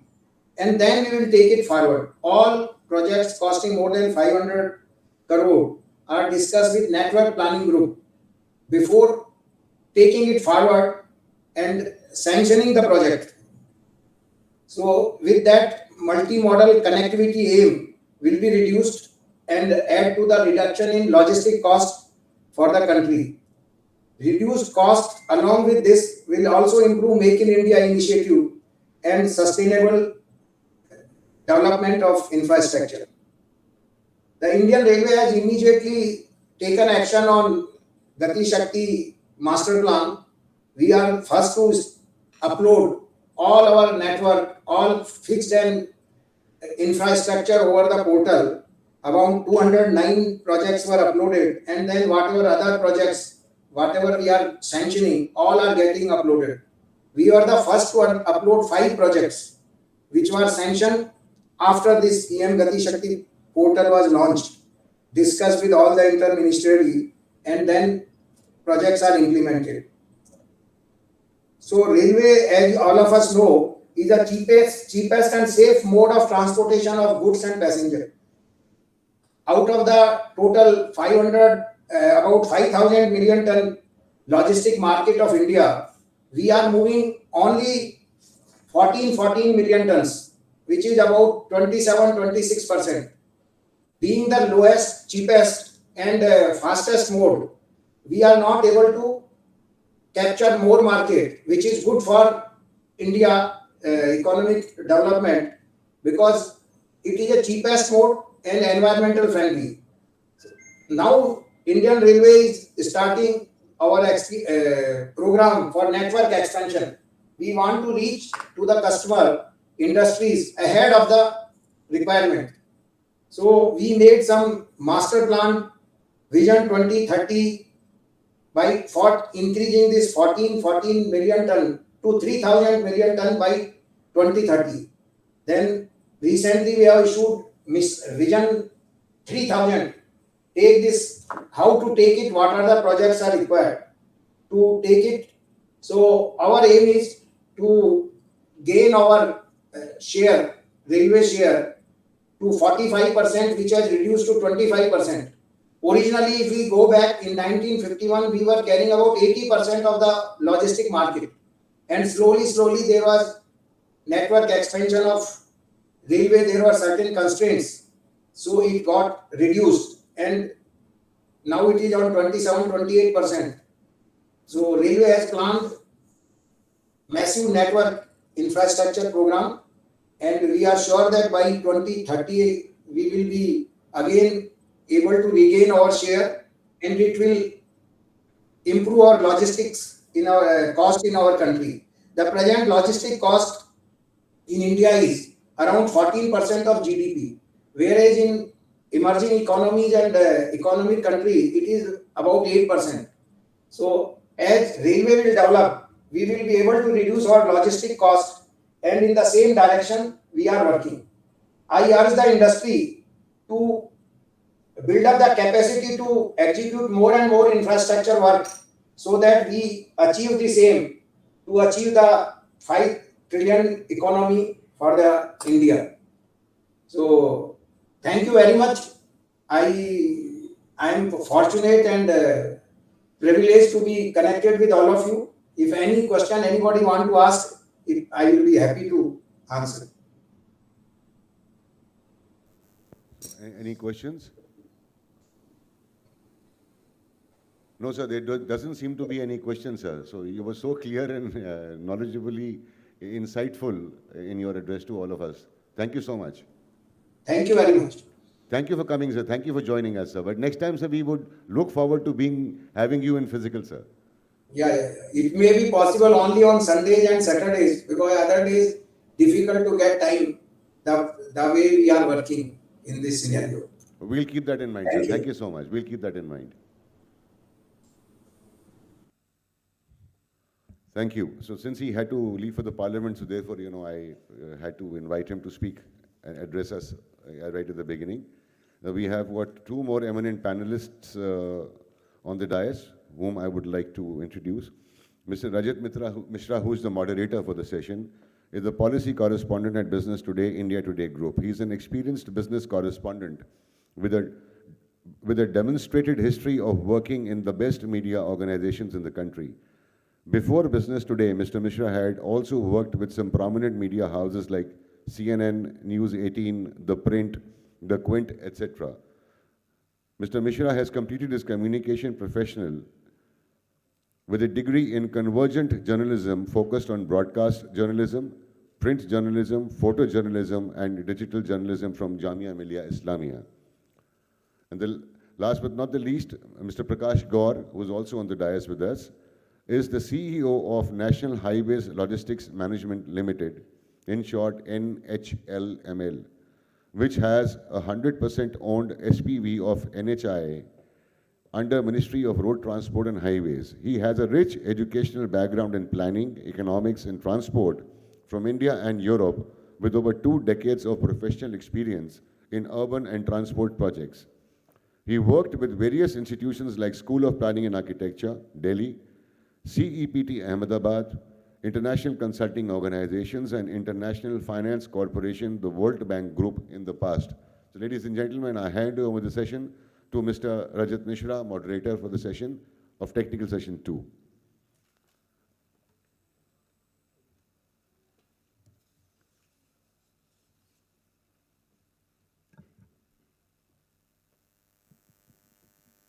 A very warm welcome and good afternoon to ladies and gentlemen for joining us on going to be a very enriching conversation with a stellar and eminent panelist with us.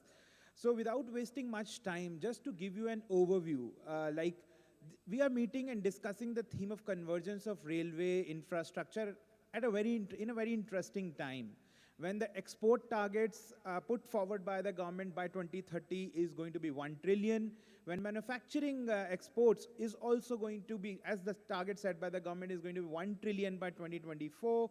We have railway cargo target, which is sort of going to be doubled from 14 million ton to 3,000 million ton by 2030 and 24 million ton by 2024. So these are the targets, but how far we have moved ahead as far as the infrastructure creation is concerned, and also the convergence and multimodal connectivity is concerned. So to talk more about it, let's move straight to our panelists. So first question I would like to Mr. Wij, Chair Gati Shakti Development Forum. I would like you to draw a broader picture, like how the things have progressed in the last 1 year. Since we are talking about the multimodal connectivity, we are talking about convergence of infrastructure, how things have moved ahead? Thank you, Rajat. Again, I'll speak in Hindi and English. That's a comfortable language. हम बात कर रहे हैं convergence की, railway infrastructure की. I would like to take you a little back to the budget speech, where certain pointers were mentioned about the Indian Railways. कि Indian Railways में हमें क्या expectation है. उसमें एक ये है कि 100 cargo terminals बनेंगे under PM Gati Shakti. 100 multimodal cargo terminals under PM Gati Shakti. Second, 2,000 kilometers of rail network under Kavach for safety and capacity augmentation. Third,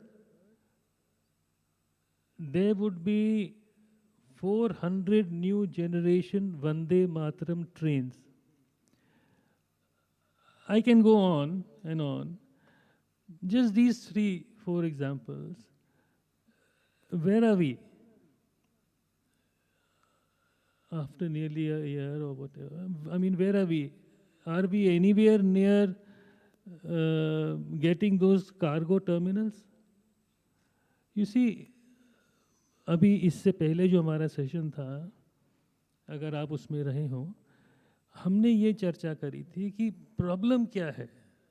अब वो रूट प्रॉब्लम पे कोई जा नहीं रहा है. Gati Shakti is a very ambitious and a very, very good program. It talks about connecting 16 ministries and departments. It talks about a holistic approach. It talks about last mile connectivity. The reality, as far as the industry is concerned, the industry wants to come forward. Industry wants to be a part of this ambitious program, but then there is some lacuna somewhere. वो हमें address करना है. And that is where the chambers will come forward. That is where the industry will come forward. We had a very, very interesting deliberation in the previous session. And Mr. Rajiv Talwar, who is a past president also of the chamber, a very distinguished person, also an IAS officer, वो भी ये चीज़ कह रहे थे. He was not denying.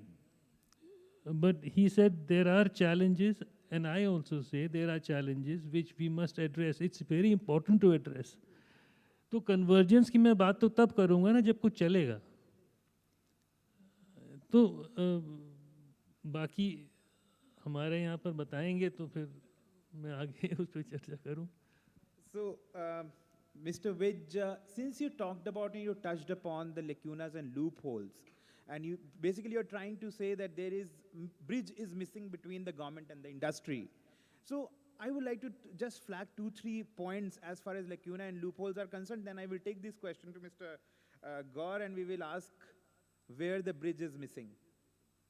So you can just flag 2-3 points where you think that the loophole, the lacuna that you touched upon.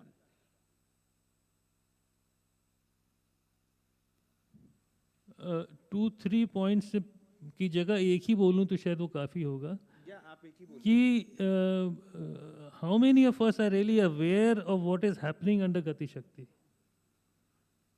तो वो लकूना तो बाद में आएगा ना, पहले हमें पता तो चले कि हो क्या रहा है. जैसे मैंने आपसे पूछा 100 टर्मिनल्स अगर बनने तो क्या हो रहा है. Does the industry know?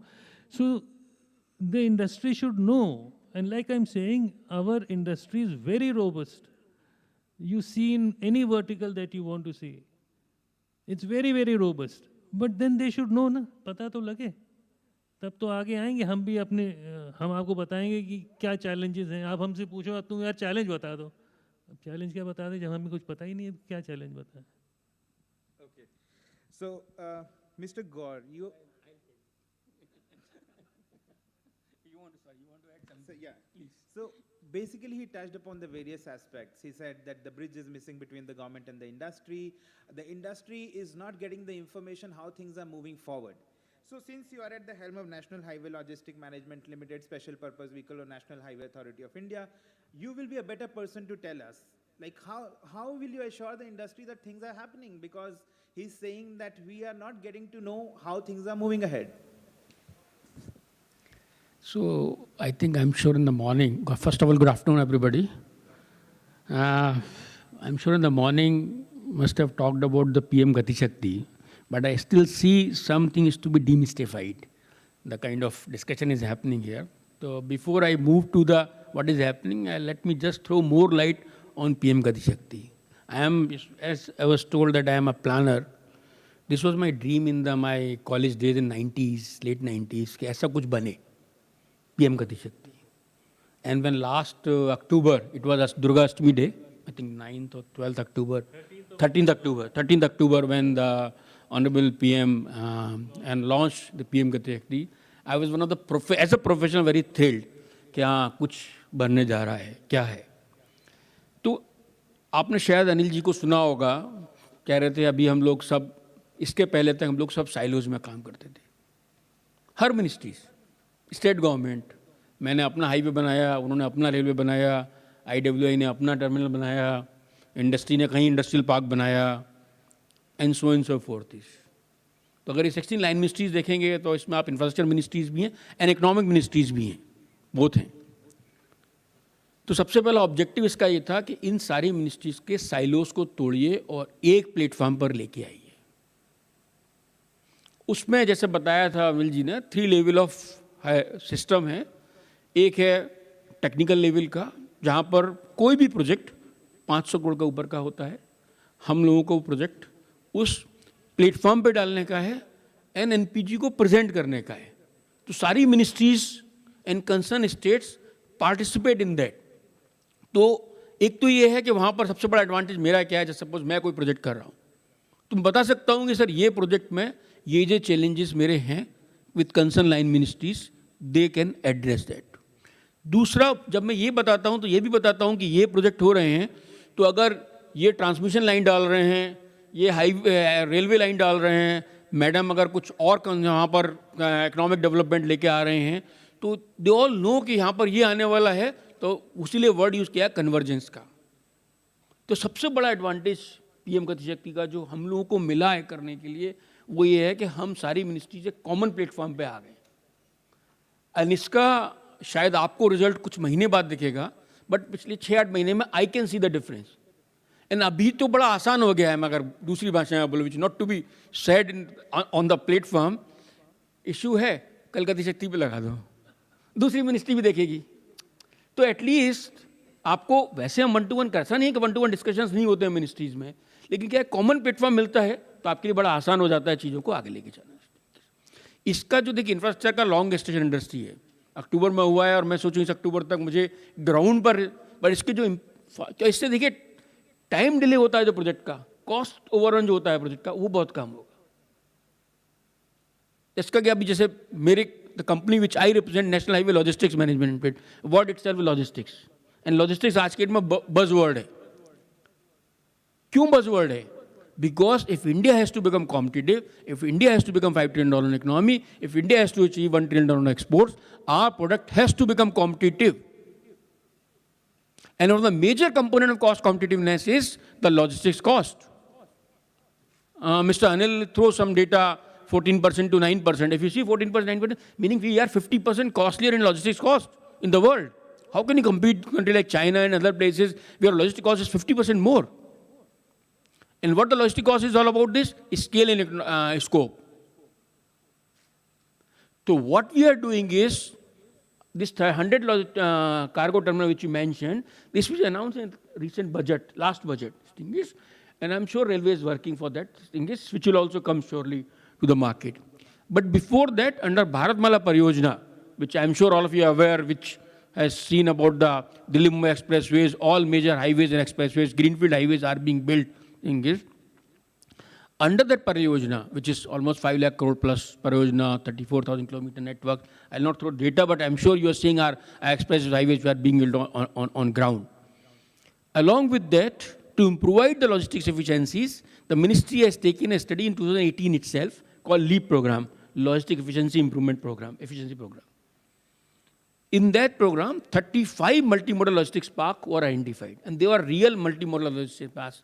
In past, we have a warehousing zones, we have a small, this thing is, the scale and scope, which 2 words I mentioned, because that will bring the cost efficiency, this thing is. What the MMLP meaning is, when I say multimodal logistics parking is, minimum 2 mode of cargo, 2 mode of transport connectivities or more. And this list is available on our websites in all public domains, thing is. But now I come to the what industry can really participate. All of you will appreciate from the industry that logistics is a game of efficiency. And we know that and we appreciate that thing is. That's why our model is to develop these projects on a public-private partnership basis. So all these 35 multimodal logistics parks are being developed on the PPP mode. What does it mean? In fact, this is a very classical example of PM Gati Shakti, not just a physical integration Also the institutional integration. I mentioned about physical integration where on common platform we all see the data.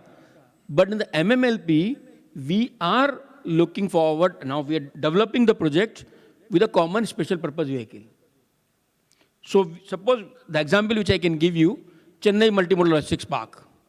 In the Chennai Multimodal Logistics Park, we are delivering through a special purpose vehicle, not for the sake of SPV, for the purpose. And what does it mean? In the SPV, Ministry of Road Transport and Highways, through this SPV, Ministry of Railways, through their vehicle, Rail Vikas Nigam Limited, Ministry of Shipping, through Chennai Port Trust, Tamil Nadu Industrial Development Corporation, the Government of Tamil Nadu, through Tamil Nadu Industrial Development Corporation, all four of us coming together, forming an SPV, developing this project, and awarding concession to the private party.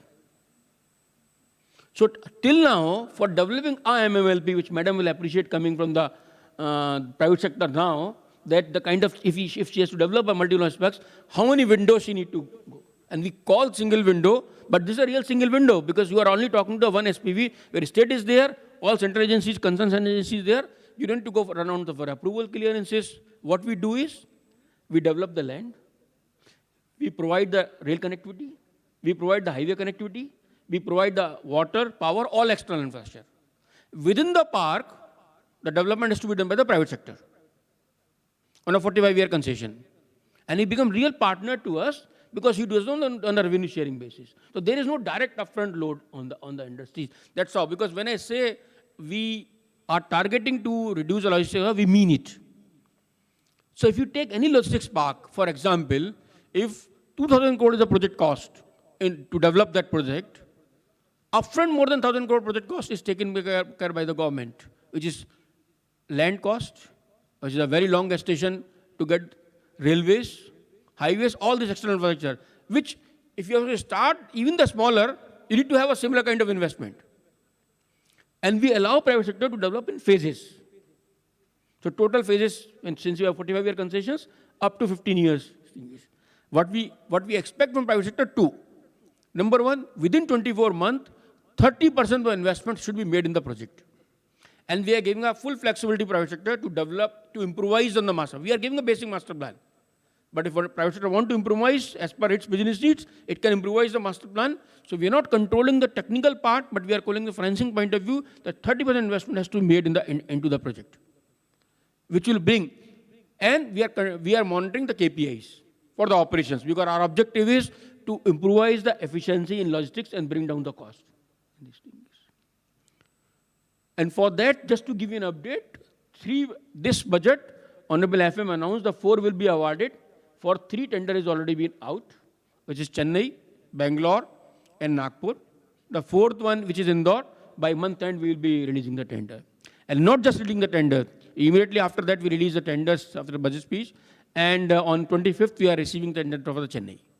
So very shortly, before we complete the first half of the year, we'll have one tender awarded. Maybe second will also be received for the Bangalore, because that was also at least 2 months before. So there's a lot of work is happening on the government side. Maybe when it's come to the ground, people will realize that what is happening is. But for industry participation, yes. Last but not least, I want to talk about with the industry what we expect is. This is the infrastructure development. I'm only talking about brick and mortar if I say in a very plain sense.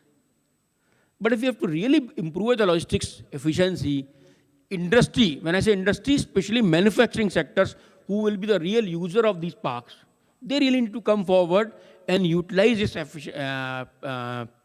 facilities to bring the economies of scale and scope. That's what Mr. Kandil was mentioning. If his target is 1450, it has to be doubled in next 8 years' time, which means intermodal transfer. The intermodal transfer can only happen through this multimodal logistics park. The short lead, short load, converting to long lead and high load will be done through this MMLPs. So what is required? I have a very favorite example which studied 20 years before in Europe. The conceptually what we call is mass customization. And I always quote our paint industries. Mera wala pink, mera wala yellow. This is not for the customer. This is for bidding down the logistics, which is 20 years before. What does it mean? I'm sure all of you may be aware. Pehle, in our olden days, we used to have one container of distemper which used to come in kgs, and this thing is, you buy it as per your requirement. Now, when you go and you ask your retailer that I want this pink shade, he mixes the small pigment in the white and give it to you. As a customer, you are very happy. But see from the logistics point of view, what he's getting is, he's getting a big white containers, intermodal transfer, economies of scale, cost comes down, his storage and everything comes down. Then he's mixing small pigments, giving you in your boxes. So your packaging, your all things goes down. I can give you many such examples, but there's very example which can touch anybody's life and can appreciate that. Similar innovation has to come into the sector. The automobile industry has come because of its compulsion of the scale. If any state wants to set up a car, invite car manufacturer or any large auto manufacturers, it comes in ecosystem. The industry doesn't come of its own. So when it has to come, you have to create a logistics system in a place. Today time has come, because I am working with almost every state for logistics park. I really appreciate few states, which they say, sir, ek hamara develop kar dijiye, मैंने क्यों? इतना बोले, no, our industry demand will be really. They are appreciating that. Why? Because today, if you go to any large manufacturers of apples of the world, of any of the agencies, and if you want them to set up large manufacturing hub in your area, the days have gone when they say, "Bilji se pani de dijiye humko. Water power is good enough." A good industrial park in that form. Now what they ask is that please give us how my forward and backward supply chain will happen. How my raw material will come, and how fast my product. Because in the logistics park, I will do my transportation cost less. I will improve my warehousing cost because good quality warehousing will be there. I will have control the other cost. But the major impact which comes through all this is inventory minimization. And people who come from the manufacturing sector, they will really appreciate that my major cost goes in inventories. And if I'm able to achieve JIT, which Japan achieved in 60s and 70s, I'm yet to achieve that in product line is, my working capital comes drastically down.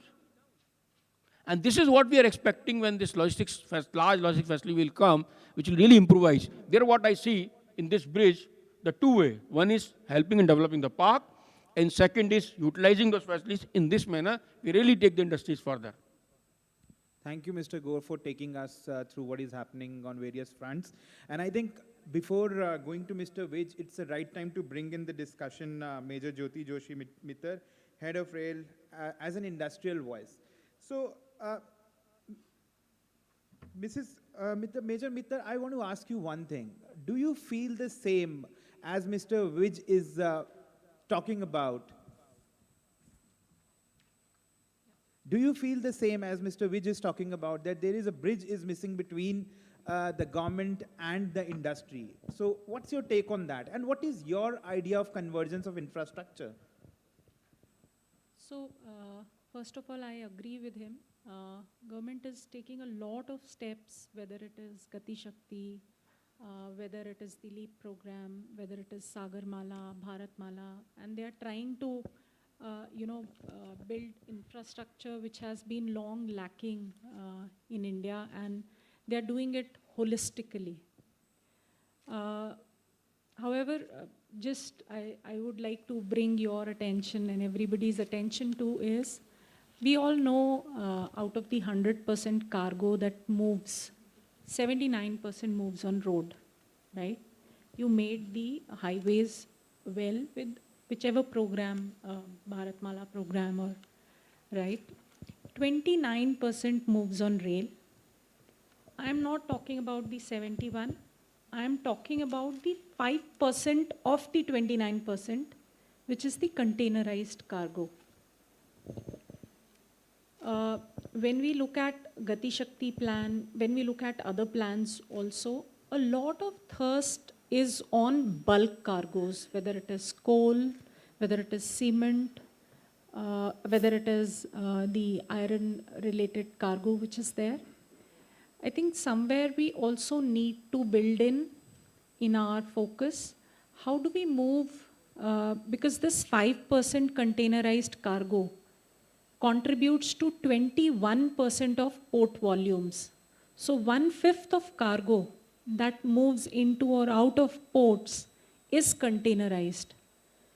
While DFC is coming up, that's in a, that's still coming up, and we still have certain timelines to meet there on the DFC. How do we make Gati Shakti more relevant for containerized cargo? Because domestically, what we are catering to through Gati Shakti is more towards the domestic manufacturer. But if we are to take it to a certain trillion economy, then we also need to see how do we make it more accommodative for the export that will be going out of India. Because that will not be in bulk. It will be on containers. So for me, convergence of rail is actually when your domestic and your EXIM aspirations on rail meet. So that's what I wanted to say. So Mr. Gore, Major Mitter talked about that the major thrust of the convergence, the idea of the convergence as of now is just focusing on the domestic manufacturers. But the kind of a targets we have put forward, 1 trillion of merchandise export we have to reach by 2030, then manufacturing export by 2027, 1 trillion manufacturing export by 2027. But we are missing out somewhere on export-import thing. So what do you have to say about it? We are just focusing more on the domestic part of manufacturing. So when I say multi-MMLPs, which I'm talking about 35, I'm sure times to come number will further increase as per the market requirement. This MMLP has both the part for the domestic cargo and for the export cargo. So it will have a custom bounded areas. It will have a, for both bulk and the containers, things. So it will be easier for industries to move on. So it will be a modernized, if one wants to do a dry port, yes. If you want to say ICD, yes. If you want to do a CFS, yes. So that's what I'm saying. The modern definition of the MMLP has to be really seen, which has not been seen in the country. Thing is, it will not just remain for the sake of, when I say logistics, only for warehousing and convergence, both for export and domestic cargoes. Here, the manufacturer will also have advantage to do a value addition to the product. So it will in real sense that the MMLP will come, which will give a thrust both for domestic and the export EXIM cargoes, and that's what our objective is, because then only we become the competitive in the world, and then we'll be able to achieve our trade targets, what has been mentioned. So coming to you, Mr. Vij, you have heard Mr. Gore extensively, major things that that's happening on the various front. You heard Major Mitter about the missing thing that she talked about. How satisfied are you with the answer of Mr. Gore, who said that it takes some time for seeing things on ground, and even though a lot of things are happening on multiple fronts? Yes. पहली बात तो ये है कि मैं ज़्यादातर industry और chamber की बात कर रहा हूँ. मैं इत्तेफाक नहीं रखता हूँ इस बात से कि हमें डोमेस्टिक और इंटरनेशनल दोनों को देखना चाहिए साथ ब साथ. I feel if your house is fine then you look outside. Don't only look outside or largely look outside. I'll give you a small example why I'm saying this. हम अगर बात कर रहे थे कन्वर्जेंस की, रोरो के बारे में हम सब ने सुना है. Now, if this is something which we can ensure an increase in major industries, then efficiently we use our railways. Otherwise, we may not be able to use our railways that efficiently. Number two, Prakash ji had mentioned about 35 logistic parks on PPP mode under consideration. I referred to 100 as per the budget speech, and they were to come up in 3 years. आज 1 साल के करीब हो रहा है और मतलब रफली 20% टाइम निकल गया और लाइट ऑफ द डे पता नहीं कब होगी। दूसरा, अगर ये पीपीपी मोड पे है, as far as my memory goes, हमने एक समय में बहुत पीपीपी की बात करी थी, गजेंद्र हल्दिया साहब थे और गजेंद्र हल्दिया साहब ने बड़े डॉक्यूमेंट्स बनाए थे, कुछ टेक ऑफ नहीं किया। अब लेट अस सी, यहाँ पर हमने शुरू इनिशिएटिव लिया है, यहाँ क्या होता है देखें तो सही पहले, फिर हम आगे बात करेंगे। एंड बिल्कुल सही कहा है, अभी हमने 30% ही लिया है, बाकी 70% तब लेंगे जब ये सक्सेस होगा। तो ये सक्सेस होगा कि नहीं, ये भी एक क्वेश्चन मार्क है।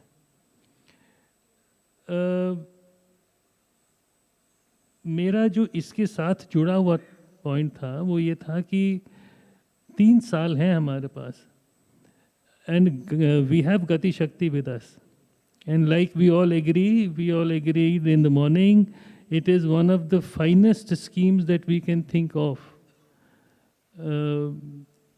Intelligent scheme, satellite driven scheme, real time scheme, silos हटाने की स्कीम। अब अगर हम इस वक्त नहीं करेंगे तो फिर आगे शायद कर ही नहीं पाएंगे। So I would say I'm not skeptical, I am a little realistic. I'm not trying to paint a good picture in my mind unless I really see some. मैंने वही बताया ना कि हमें ऑन ग्राउंड पता तो लगे क्या है, अब हमें पता ही नहीं लग रहा है। तो अब जैसे Prakash ji is heading such a important organization, very important organization, he is doing a very good job, and I always say it's not only good to be good, you should let people know that you are good. अब आप दुनिया को तो बता नहीं रहे हो आप क्या कर रहे हो, हमें तो पता ही नहीं आप क्या कर रहे हो, और आप हमसे पूछ रहे हो यार चैलेंजेस क्या हैं जो बताया पहले। So that is my take. Mr. Vij, since you talked about it, let me ask you, what is your idea of convergence then? Since you are saying that PPP model in the past has not been a success, you are saying that information dissemination is not happening from the side of the government, then what is your idea, how this model should work? आप बताइए, मैंने जो इतना कुछ बता दिया उसके बाद आप क्या सोचते हैं मेरा आइडिया क्या होना चाहिए? That we will come to the मेरा आइडिया क्या हो? जब you see, like I said, and don't take me otherwise, Rajat, unless and until you don't tell me, I mean me means the industry, that this is what we are going to do or this is what we are doing, how do you expect me to react? I mean, it's, अगर आपने वैसे ही मुझसे बात करनी है तो मैं आपसे वैसे ही बात कर लेता हूँ, but that is not the purpose of, we as a chamber, I'm sure you will know that PhD, whenever we do a program, we have a report. We have a cell here. There's a report which is made, and the report is taken to the concerned ministry, and we then follow it up with the concerned ministry. That is the whole idea of an apex chamber. तो अब मैं यहाँ कुछ ऐसे ही बोलूँ जिसका कोई मतलब नहीं है, क्योंकि I mean, I would love to tell you that movement from point A to point B. I can also talk about the railway stations. Now, this railway station issue is going on for years. Delhi railway station की बात कर लीजिए, अब वो इतने सालों से चल रही है कि वो भी पीपीपी पे होगी। वो क्यों साहब पीपीपी पे कहाँ हो रही है? तो I would feel very happy if the railways is effectively moving goods from point A to point B, effectively taking its people from point A to point B with last mile connectivity. That is very important. What I understand from is maybe more dialogue and more communication is required, which anyway is increasing, and we will try to do our best to have a dialogue. Because second point comes to the PPP. Yes, it has been experienced, and we have seen in all the infrastructure sectors, as highways, we have seen complete cycle of PPP in the last 20 years. And knowingly that the kind of challenge we face in the PPPs, and knowingly, as I mentioned, that this sector required the involvement of private sector, especially because This is not just building infrastructure. Here is more operating that infrastructure. If you don't efficiently operate the infrastructure, you will not be able to provide services to the industry per se. So that's our objective is, and we have tried to be more market friendly in this document. I've only given you 1 or 2 highlights, which is like investment decisions, flexibility to the market. But there are many more things which has been built in the documents, which we expect now seeing this. But anyway, he wants to see the realities, so that you have to give me some time, because this organization is just a 1 year old. So I can be little safer to that extent. Just a 1 year, last March I joined, which was created a few months before my joining, like first CEO of this. So where on the passenger side, on last mile connectivities, a new subject has also come to the ministry, that's also last year, called roadway transportation. I'm sure all of you might have heard it. Parvatmala. That also is under you. Very nice. So we'll be in touch. Sure. So because पर्वतमाला के भी बारे में हमें कुछ नहीं मालूम. So मैं थोड़ा सा, I will throw some more light on Parvatmala, like looking at that. So in last 1 year, because this was announced in the last budget, which is March, English, so you have to give me that much of time. But our objective is this, to develop this sector per se. In roadway, I'm sure all of you might have seen as a tourist at few locations, but when we speak to the international market and other locations, we saw that this is not much transportation, such kind of transportations happen in the country. And our objective is to make in India, to develop more transportation systems or such facilities. So as a ministry, what we have done is, and the subject comes under the state. If you see the list, this is subject is with the state. So you can see my first task is multimodal, which is, I always say multimodal is multi-stakeholder. So you have to bring all that stakeholder together and converge it and deliver it. Similarly, you see the roadway transportation, where you have to work with the states and bring that. So we have requested the states to submit the proposals. We have received more than 200 proposals as of now. And we are doing the feasibility, because you just can't take such large infrastructure, long gestations, high capital intensive, without doing the proper feasibility. Otherwise, tomorrow again will be questions and examines that क्या करा है सरकार ने, क्या बनाया है, तो थोड़ा देख के बनाने का. So we are doing the feasibilities. But on a fast track basis, we have taken, within this, we have also taken 3 projects for tender, which is, one is Kedarnath. I'm sure any one of you have heard or been to Kedarnath. It's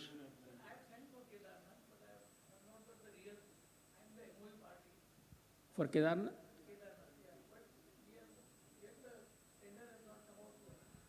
Tender, just give us, because, no, this is a terrain where you can't work for 4 or 5 months. So last year, Honorable Prime Minister announced during his visit to the Kedarnath, I'm sure you must have heard it, we initiated, which is 5th of November, and we have initiated the work. But then you have so I'm just not putting my constraints before here.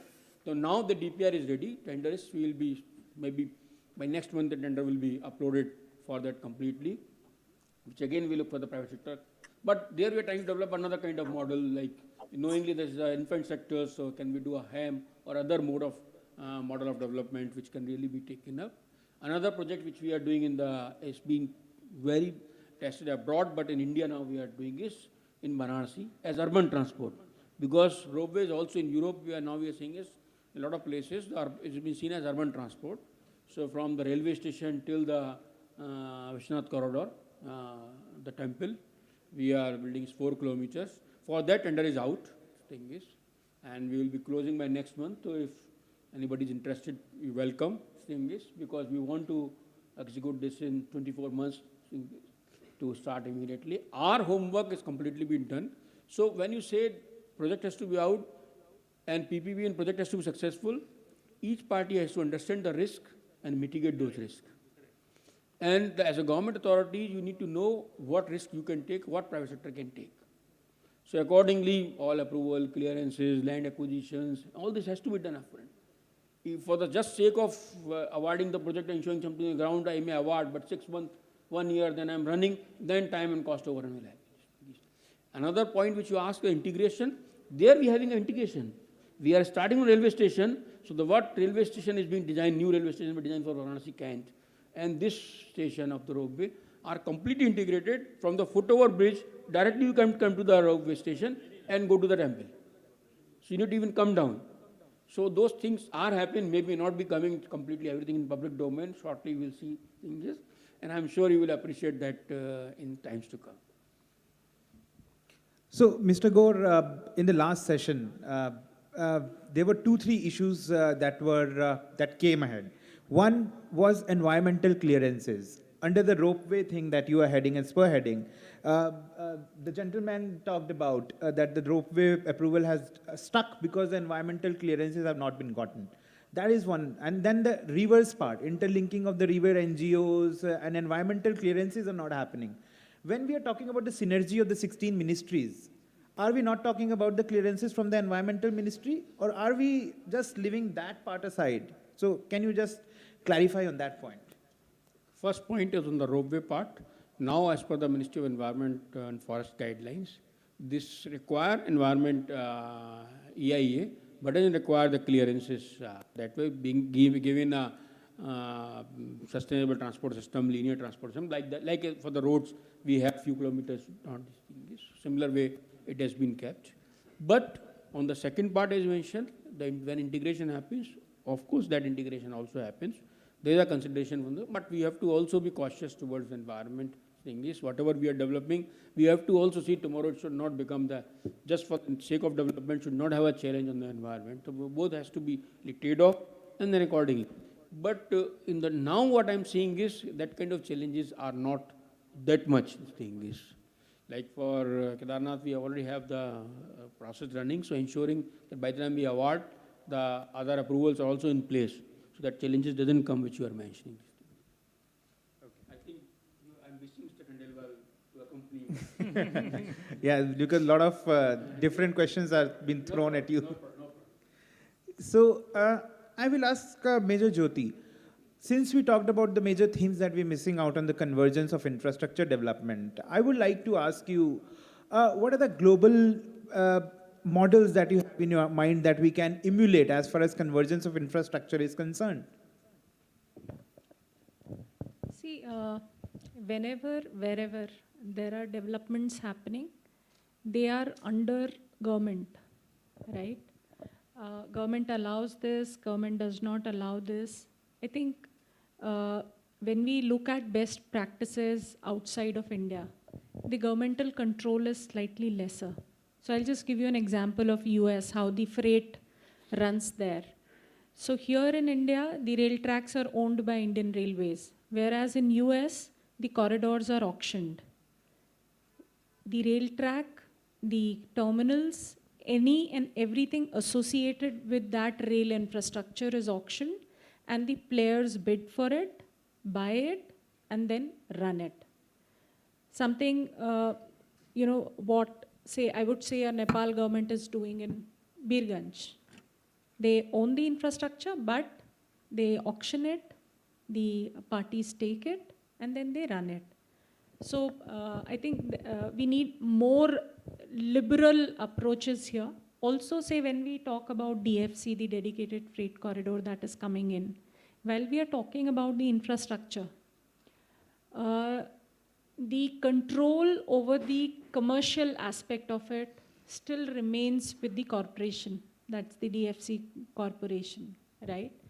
So I think even if it is to begin with, fair enough, but gradually and slowly we need to build in some kind of liberalization, private partnerships into it to bring in, so something similar which happened just last week, right? For airlines, they have come out with policy wherein, it's more liberal than what it was earlier. Then only you will have airlines like, Air Deccan of those times, or a Indigo coming in. So similarly in railway sector also, until and unless you bring in that kind of commercial autonomy to the players that are operating it, we may not look at, the kind of growth that, say, air sector has looked. Okay. Due to paucity of time, Mr. Vij, I would like you to just say some last remarks.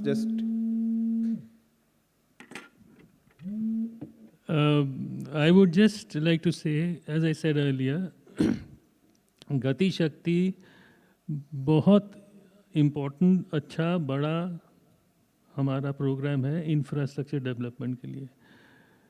Transparency बहुत ज़रूरी है जो industry को आगे लाएगी। हमारे साथ प्रकाश जी बैठे हैं and I am sure Prakash ji PhD chamber is there with you, wherever you and whenever you need us, we can, in fact, we have planned certain programs on Parvatmala. Yeah, thank you so much. So we will do it together. You see, that is what I'm saying, that informing the industry, bringing forth your ideas, बहुत ज़रूर। अब वो जैसे कह रहे हैं मुझे पता नहीं केदारनाथ के बारे में क्या हुआ, इन्होंने बता दिया, तो बात वहीं से क्लियर हो जाती है ना। अब गति शक्ति के बारे में बहुत अच्छा काम हो रहा है, सवेरे हमें बताया गया, बट लोगों को पता नहीं। So that is what is important. Our whole aim today, as I mentioned to the Honorable Minister also, that our aim is this: we will be taking this particular program, replicating it to other states. That is what the chamber can do. And we can take the government there, the ministry there, the industry there. अब ये जैसे वाराणसी की बात कर रहे हैं, इनको tenders निकाले हैं इन्होंने, क्लोज करने हैं, या केदारनाथ की कर रहे हैं, तो इंडस्ट्री जाएगी ना वहाँ पर, हमारा चेंबर जाएगा, सैनिटाइज करेगा। So that is what my take is, that like I said, being good is not enough. You have to let people know that you're good. He is doing such a good job. एक साल हुआ नहीं इनको आए हुए, and all that we have heard. So he should tell the people that this is what his organization is doing. Yes. Thank you. So just taking closing remarks from you, Mr. Gore, I have one question, last question to ask. Under the National Broadband Mission, which was launched in December 2019, the government set a target of achieving 70% fiberization to take India's fiber footprint to 5.5 million kilometers. But India is about to reach just 40% of it. Can you just give us an update about that? Because Mr. With skepticism was also about sticking to the deadlines. So the sector is much beyond this thing. It comes under our infrastructure.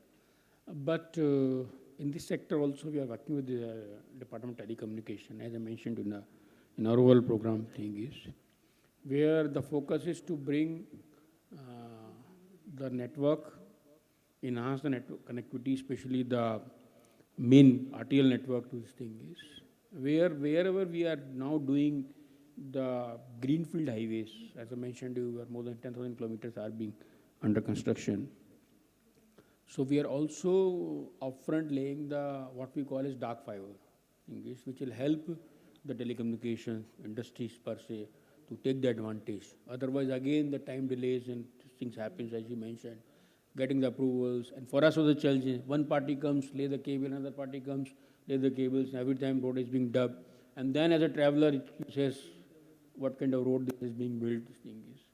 So keeping that in mind, now we are also laying. So like our first pilot project is being in the Limu Expressway, where we are laying the optical fibers, keeping in mind next 30-year mission, 2047, the kind of infrastructure we are building there, which will be good enough for next 30 years to not only 5G, maybe another 6 or 7G comes, should be able to take care.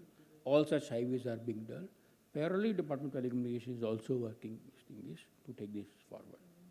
So will we be able to stick to the deadline of 2024, so that you can assure us? That timeline you need to ask other gentlemen. Thank you so much, ladies and gentlemen, joining us, and it was an enriching conversation. Thank you everyone who was there and attending this enriching session. Thank you so much. If there is any question,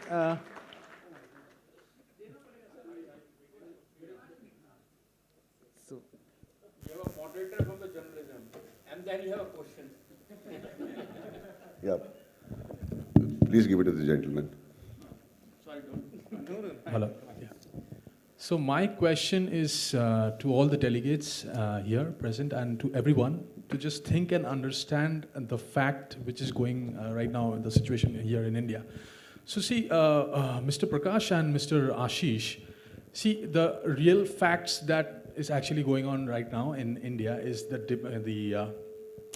dipping foreign reserves, in the previous article, we had this information that 2% got down in the forex reserve. Okay. So the next point is the increasing inflation. Third point is the GDP value, which is actually fluctuating between 6% to 7%, and it has not, been in a good path in the last 5 years. And with all these factors in mind, now from the first panel discussion till this discussion, Gati Shakti, this discussion has been like how we will improvise or how we will transform the industry and what we will be doing to expand it. But no one is thinking how we will do it. Okay, with all these factors, increasing inflation, dipping foreign reserves, deteriorating GDP value, our vision is going higher and higher. Okay, and the real facts are going just below the mark. This is the first question, first part of the question. Second is, I have a very doubt on the taxation system. Okay, now the taxation system goes here. It's like we all citizens here, we pay tax on everything, each and everything. Okay, I'm an employee. I work for a company, multinational company in Hyderabad, IBM. So as a citizen, see if you compare India with other countries, GCC countries and in America, first I'm coming to United States, there people pay tax in everything, insurance, everything, water tax, electricity tax, but they get a lot of benefits at the end of the day. They, in the child's education till class 12, everything is free. And they get a lot of benefits in the healthcare system. But in India, and also in the GCC countries, everything is free, no tax, education is free, medical is free.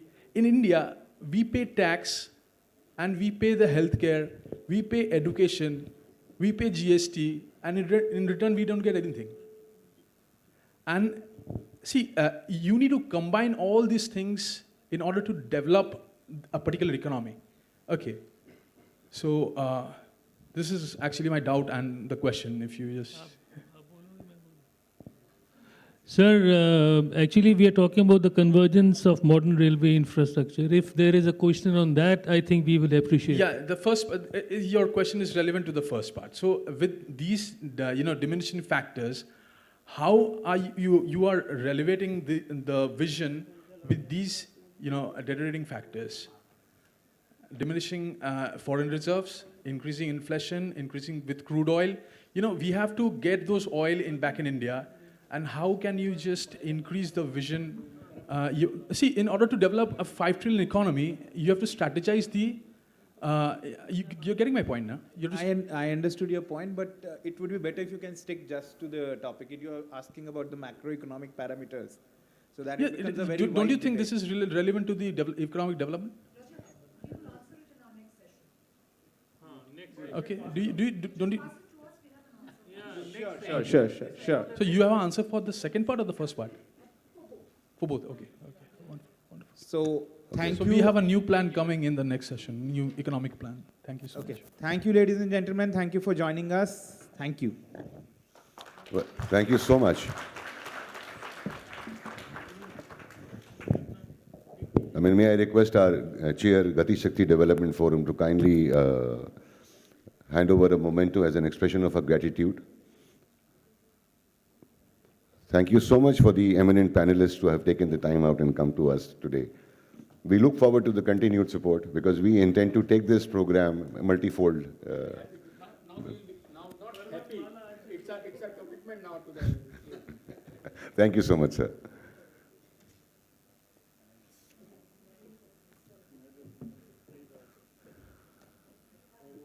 Major Jyoti Joshi Mittal, retired.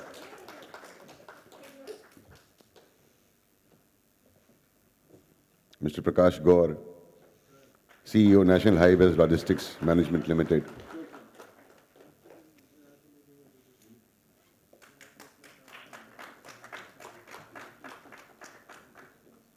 Mr. Rajat Mishra.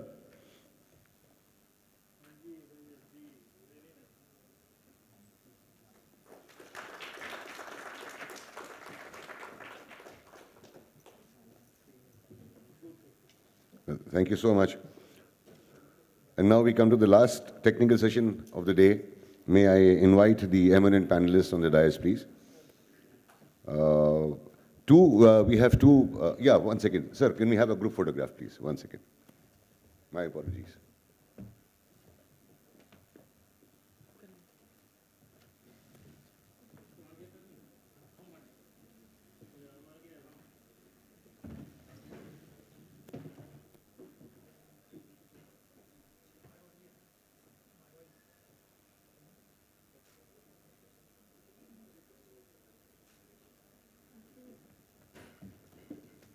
Thank you. The two of our panelists are going to be joining virtually. Well, one had to suddenly travel and one was taken a little ill. So, Mr. Dhruv Gad, Director of PricewaterhouseCoopers, is going to be virtual. He'll be moderating the session virtually.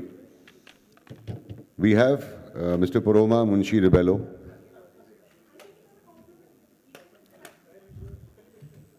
Mr. Rudra Shriram, Director DCM Containers, would be joining us virtually. Mr. Abhishek P. Rao, President RSA Global.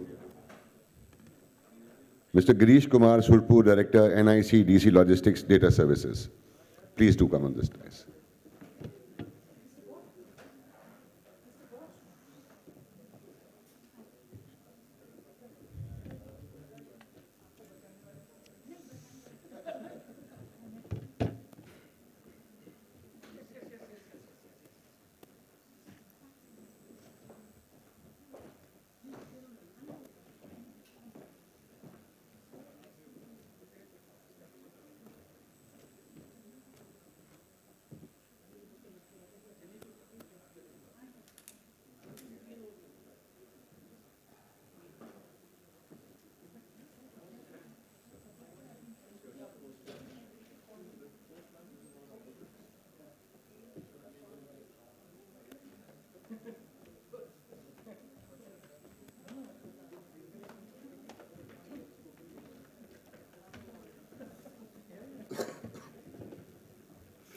Well, before we begin the session, a brief profile introduction of our eminent panelists of what I have with me right now. Mr. Rudra Shriram is the joint president of DCM Shriram Group and a diverse company involved in the manufacturing of sugar, chemicals, alcohol, industrial fibers, and engineering products for almost a decade. He currently looks after the company's engineering vertical, Defense Ventures. An avid golfer and a philanthropist, he is the Vice President of Dribble Academy Foundation, a charitable organization providing over 5,000 underprivileged children with direction and guidance through basketball. Mr. Rudra is a core team member of the Purdue Alumni India Network and the leader of its Delhi chapter. He is recipient of 2015 Outstanding Young Alumni Award and the 2019 Purdue Alumni Impact Award from the Purdue Alumni Association. He earned his Bachelor's of Science degree in Economics from Purdue in 2013.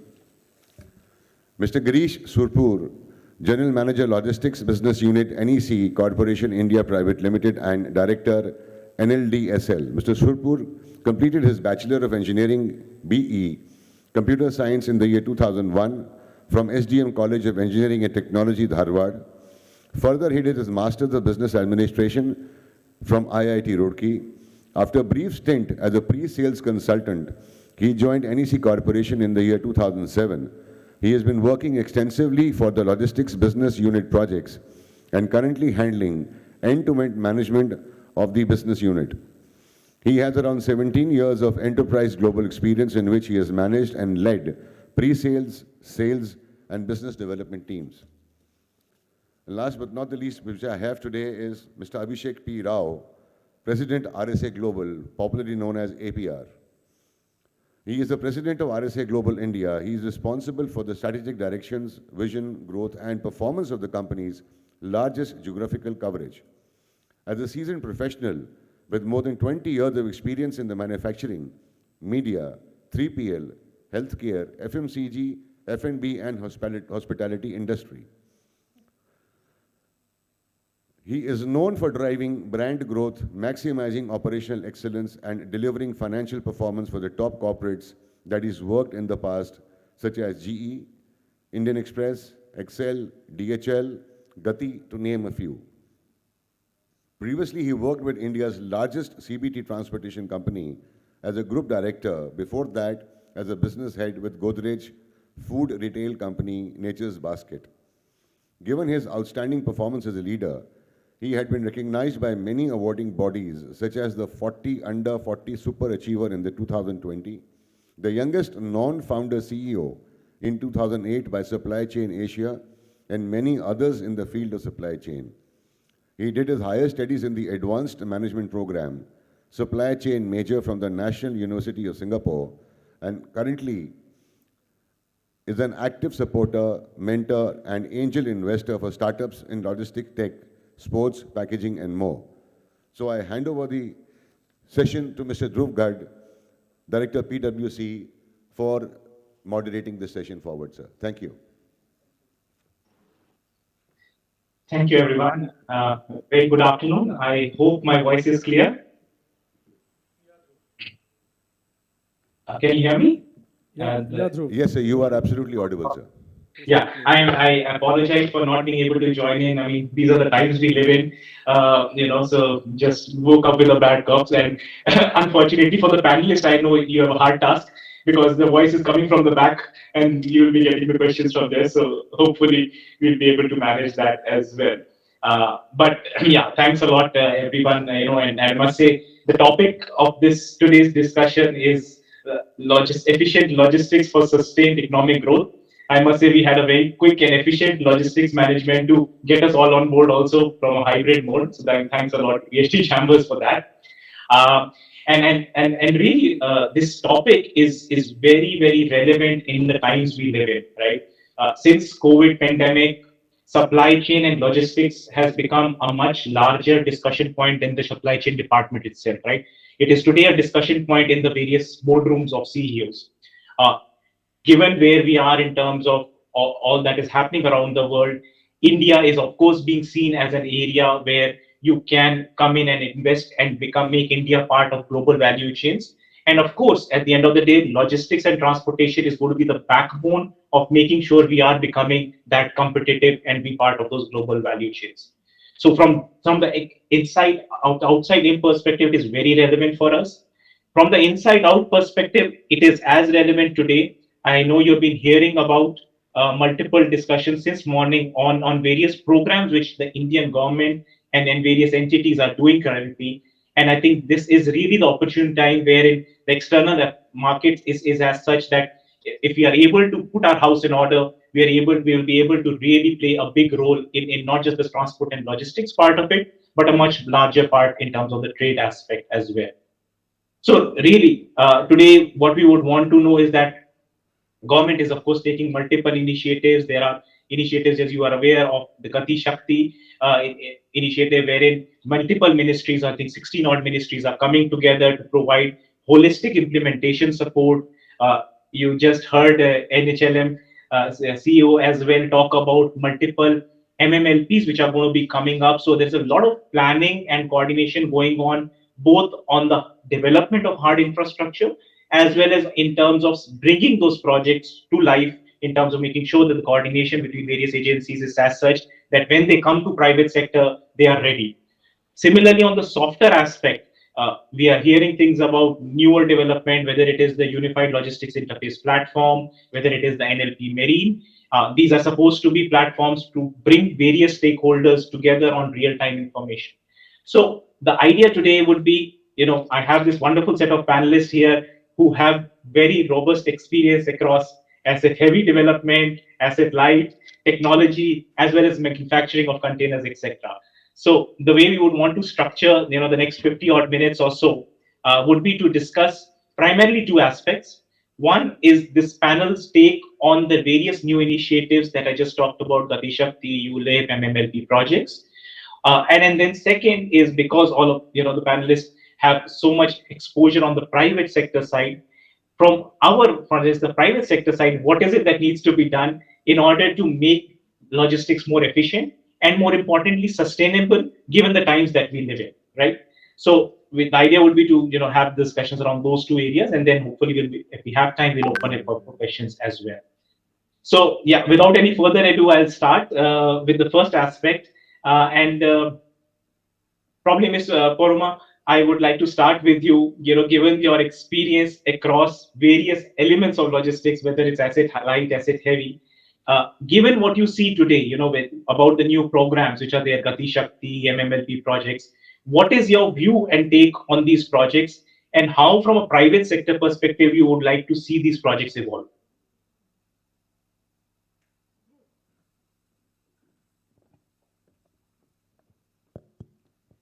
Good afternoon. It's good to be here. At the risk of sounding slightly arrogant, I know that I am known, but I don't think that I am that known that I should not be introduced. So, I'm Paroma Munshi Rebello.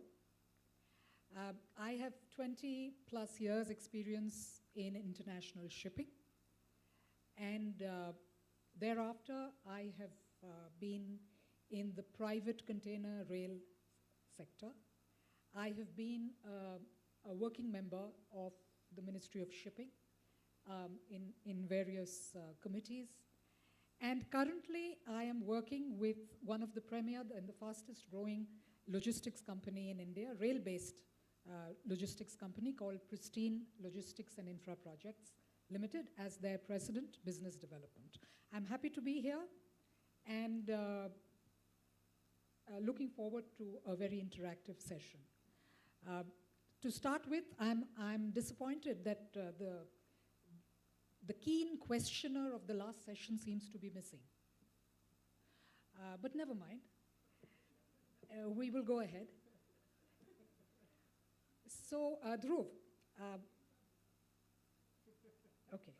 All right. That's good. So, Dhruv, to answer your question, there's the previous session was excellent. My trade colleague, Major Jyoti, made some really relevant points. And taking from there, I had a question actually for Mr. Gaur, but I think he was already overwhelmed. The question with all, Gati Shakti MMLPs, which is what we are supposed to talk about, I had a question, and I'll be happy if somebody in the audience, I like very interactive sessions. So it's not that we are talking and you're listening. It would be very good if you spoke and we listened.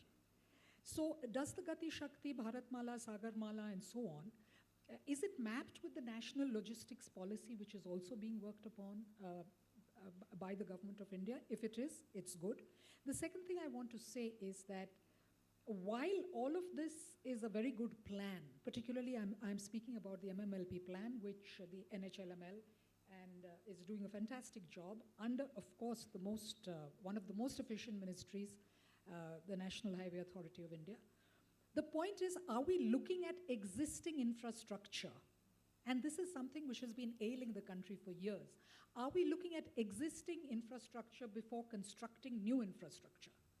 Now, I do know that there was an IMC, an interministerial committee, who has decision-making powers about whether an ICD should come up in a particular geography. But I'm speaking a little bit beyond that. So if the government is coming up in the first phase, or maybe the entire plan of 35 MMLPs, and the first one is in Chennai, I believe the second one is in Nagpur. In the second phase, there are places like Siliguri and Kanpur and so on. My point is it possible that we can marry the existing infrastructure with the plan that the government is coming in with? What happens in that case is that you don't disperse, energy, finances, and ultimately business. Customers don't want to be confused also. Especially in smaller markets, you need to have very, very focused infrastructure development. So, if it is, as Mr. Gaur rightly said in the previous session, what is an MMLP? I think a few months ago I was sitting right here and just talking about MMLPs. Ideally, it should have 2 modes of transportation, if not more. It should have multiple modes of storage, of handling cargo. So handling, storage, packaging, transportation, all these are aspects of MMLPs. So do we really need MMLPs everywhere? That is a question to be asked. Can we live with what is called an inland container terminal, which will have a customs bonded facility? Can we live with a private freight terminal, which is non-customs bonded? So I firmly believe that other than the great work which is obviously being done by the government, it's very, very important to have trade professionals who are in the field, feet on the street, who know the nuts and the bolts of the business, being part of these policy decisions. Thank you, Dhruv. Great, ma'am. Thanks. That's very insightful and very specific. And I think I think 2 points which you made. One is making sure that we are marrying the program with what is there existing on ground today.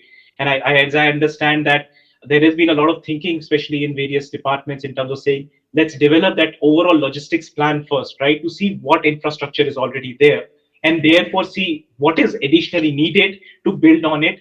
So as you said, the finance and everything else, the demand from private sector also is finite at the end of the day. So which projects to go after becomes very, very critical. And I think your second point also very valid, that make sure that industry is part of these programs at various forums, etc., which is very relevant. So I mean, maybe on these points first, bring in Mr. Abhishek here. Mr. Abhishek, you have both an experience of operating in India as well as with globally. How have you seen similar kind of plans, from an outside-in perspective? And what do you think that, given all of these plans, what is it that we can do better from what we have seen internationally as well? Thanks, Dhruv, for the question, and thank you, Paroma, for setting the tone. I think it's very convenient to criticize. I would call it convenience, right? Everybody can do it. It's a democratic country, right? Everybody has the right to do it. Freedom of speech, expression, etc., etc. Where else do you get it? How many countries do you get that, right? So that should probably answer some of the so-called relevant, irrelevant questions that spring up. Yeah, and yeah, it is important to learn. It is important to learn from your peers. You look at other countries, see how they do, whether you can emulate, whether you can't. It's important to assess where we stand and what we do, and that is aspirational, right? And then you have to exist in this ecosystem globally. You have to maintain that rank of being amongst the top 5, top 3 global leaders. But if you really look at, so I would like to speak the positive more and the negative less, and there's a very specific reason behind it, because I believe the quota of negative is never ending. Yeah, and so there should be a few people who can speak a little positive. Yeah. So having said that, and I was having a chat with Girish over lunch, and some wonderful insights that he shared with me. And even prior those insights, I was of the opinion that, of course, having worked with a lot of chambers, including PhD, Chamber of Commerce, FICCI is one committee that I work very closely with, and the national logistics policy that Paroma spoke about, whether it is aligned with where we are, where we should be, referring to challenges. I think I would say that the government and various associations could have done a much better job at it, yeah, than what they've done. But what they've done is, also cannot be underestimated. It can't be undervalued or undermined. It is very, again, Dhruv, the word convenience comes to my mind, because we're all online shoppers. We like to sit and shop on Amazon and then, crib at the delivery boy or anybody, for that matter of fact, in the entire value chain, right? So it's very convenient for us to say that, okay, this is a flaw within the system, right? A lot of people were not reached out to, let me be very frank. A lot of these associations like CII, FICCI were representing industry trade bodies and working together with NEC and National and NIC Logistics Data Center, Deloitte, and the big fours, basically giving them priceless information about what this industry needs. However, did that information come from every individual? Was it sort of a platform which gave people access to, okay, you know what, I can just go and put this question or put my suggestion on OneDrive, and that OneDrive is like accessible at a national level, and because that would have been convenient and easy from the positive side, that everybody is heard, he or she who has contributed to making this trade industry where it is today. Yeah, but that was not done. However, the simplest of routes was you get in touch with the FICCIs and the PhD Chamber of Commerce, etc., the CIIs. They will handpick a few, say 20, 30 people. Those 20, 30 people de facto are representing the entire trade, and they therefore are representing those causes that they believe are necessary to be resolved or addressed. So I think that is how it was done. Not the best method, but I think simplistically that was, if you really work very, very deeply and closely with the government, you would realize that there's so much going on that you would probably want to tear your hair. You want to really, really pull them out. There's so much going on. And I am just shocked how so much of it can be done. And when Girish and me were chatting, he even spoke about a person's name, and I don't want to take it as a name, in terms of a bias, but it was a name that came up in a conversation, Mr. Amitabh Kant. And he said, a Japanese corporation came up and said, okay, this is what we can do, 7 to 8 months. He said, 1 month. That is what I want. Imagine, Japs saying 7 to 8 months. You use all kinds of methodologies. Yeah, they are the pioneers of TQMs, etc. And here there is a man who says, I want it in 1 month, and he gets it done in 1.5 months, right? The point here is that there are very few people like that of Mr. Amitabh Kant who are steering or leading such initiatives. So those number of peoples being less, yet so much of change that is being built up, and so much of transformation that we are going through, I think that cannot be, you can't ignore it. You shouldn't ignore it, right? Having said that, there's so much of scope for improvement is not funny. I think there was a series of questions asked by a gentleman here from IBM, and Paromo and me will try and answer that. Not to his satisfaction, but maybe. Yeah, you may continue to do that. Yeah, I think what is important is not the answer and the counter question. What is important is what emanates out of that dialogue. That will be some rich knowledge, right? That is what I call it. So Dhruv, if you really look at how where we stand in India, I would say look at who we are first. Yeah?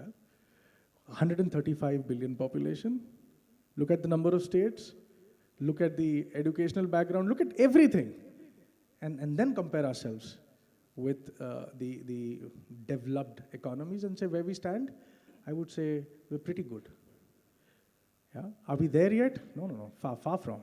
But we're pretty much good. And I can't quantify it with a number because I don't have as much data as Girish probably would have from a logistics data point. But with ULIP, LDB, I think mostly ULIP. With ULIP going live September, October, whenever it is scheduled, I think he'll speak more about it. And a few other initiatives.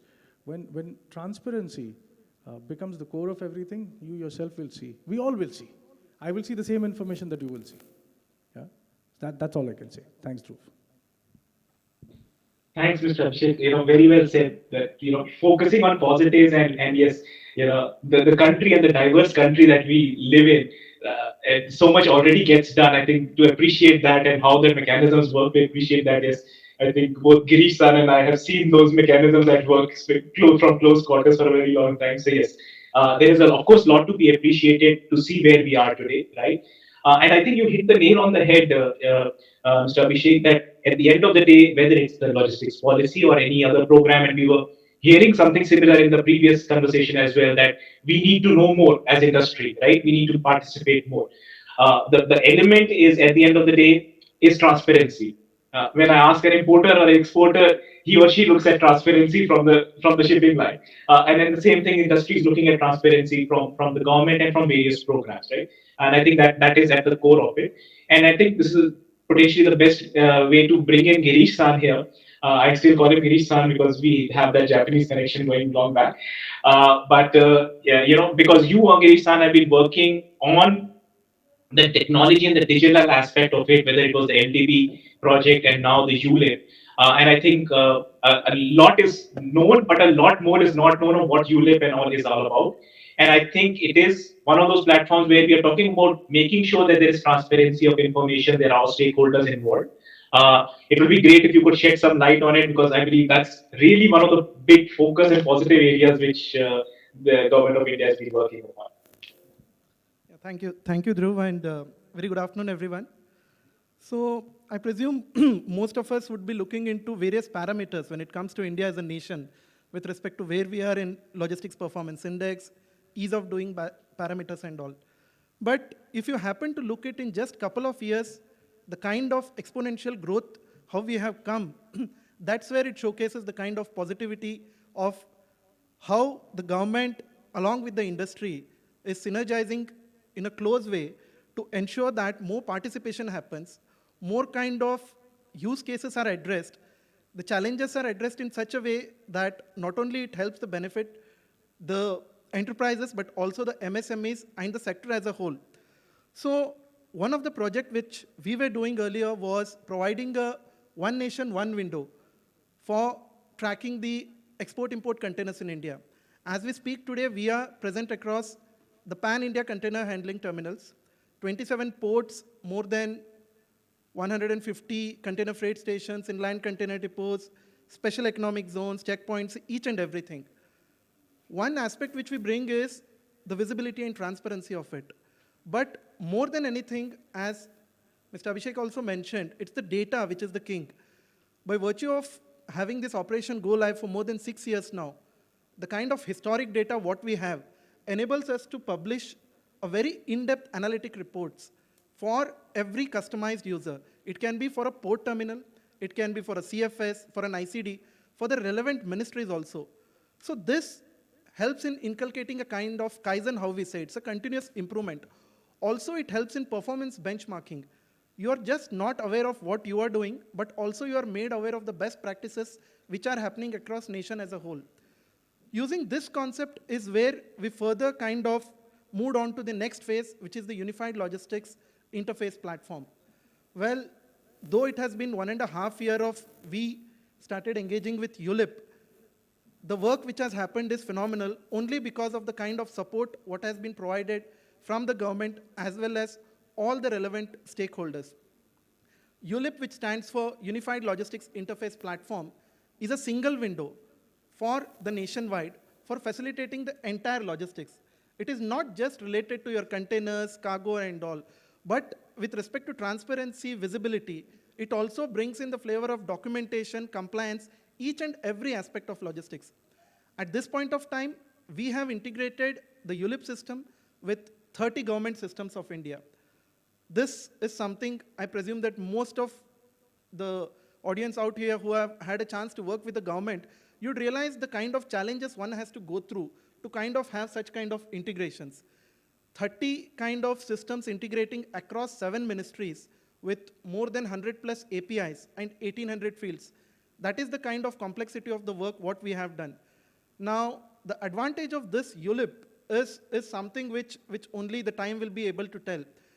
We recently concluded a hackathon for ULIP wherein we invited most of the startups and the relevant logistics stakeholders. More than 500 people participate into it. The kind of information one can get out of it. We have seen most of the unicorn companies today coming out, they come from logistics sector because that is the kind of potential or advantage one has in this sector. And that's where, just to cite an example of ULIP, if you are talking about a route optimization today at any point of time, you would look into aligning a driver with a different route, or for that matter, looking into a multimodal, you look into rather than the truck, can it take a train? With ULIP, you have integrations with not just the truck and train methodology, but also the inland waterways, also the entire air cargo community systems. There are multiple systems even under Ministry of Civil Aviation which handles the cargo. So in case if you want to do an optimal route, can it be something which is the fastest route or the cheapest mode of transportation? For that matter, carbon footprint is something which we are focusing upon. Depending upon all these choices, it empowers any user to choose the right set of route. And that is where the power comes in. Other than that, most of the KYC which happens today for facilitating any kind of logistics transactions, there is a dependency on the IEC code and other aspects. We have been working with most of the stakeholder and their associations. More than 45 associations, we have worked closely in terms of identifying their pain points. That is how ULIP is structured. It is not something people are sitting in a boardroom and kind of designing. It is something over a period of 1.5 years, we have closely interacted with the who's of who of the people from the operations, from the IT side of it, from the admin side of it, and that is how this entire system has been defined. Now, once ULIP gets operational, that will become the backbone of all the physical infrastructure initiatives, including the Prime Minister's Gati Shakti portal and the National Logistics Policy. Well, Dhruv, we are talking about mainly every time we say that we need to reduce the logistics cost. We need to bring it down from 14% to say less than 10%. This is $1 billion saving and all. But how is something which was always a question and less until this point of time? The way logistics sector has been organizing, now this is more of something which we can see as a reality. We talk about multiple trillion-dollar economy and all. Unless and until logistics sector combined with the IT infrastructure, the strong IT backbone like ULIP, the Prime Minister Gati Shakti portal, we have BIZAG now coming in, BIZAG, and these are some of the kind of solutions which will empower the government. Logistics performance index, again, there is a kind of vision of the government, how do we jump to the top 25?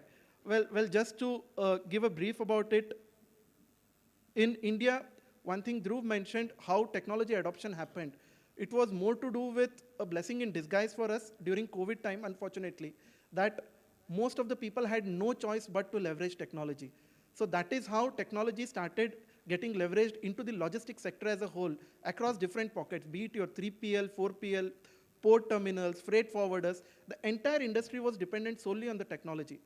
You look at global systems today, some of the systems like TradeNet or Trade Exchange of the Singapore, China has Logi Inc., most of the systems which are in top 5 or top 10, be it the Spain and Netherlands systems, they were far ahead in terms of the leveraging of the technology. But very recently, these nations have also realized that how critical it is to have an integrated kind of digital infrastructure. And these are the systems wherein they are not just connecting in silos or with a limited ecosystem, but they have a nationwide kind of system which facilitates closely with the private industry. Well, for India, this was a challenging point. More than the IT adoption and adoption of best practices like AI, machine learning, drone technology and all, we had basic needs like digitization, standardization. From where we started our journey and where we are at this point of time, with the kind of systems which are coming up, we have come a long way, and that is where very much we are hopeful in terms of how the cost can be leveraged, and India can definitely be in the top 20 or top 25 for both LPI as well as in the ease of index parameter. So that's something brief I wanted to talk about, Dhruv. Thank you so much. Thank you, Mr. Girish. That's used very helpful. And as you very rightly pointed out, right, we might be still developing infrastructure and looking at best practices, especially on the hard infrastructure side.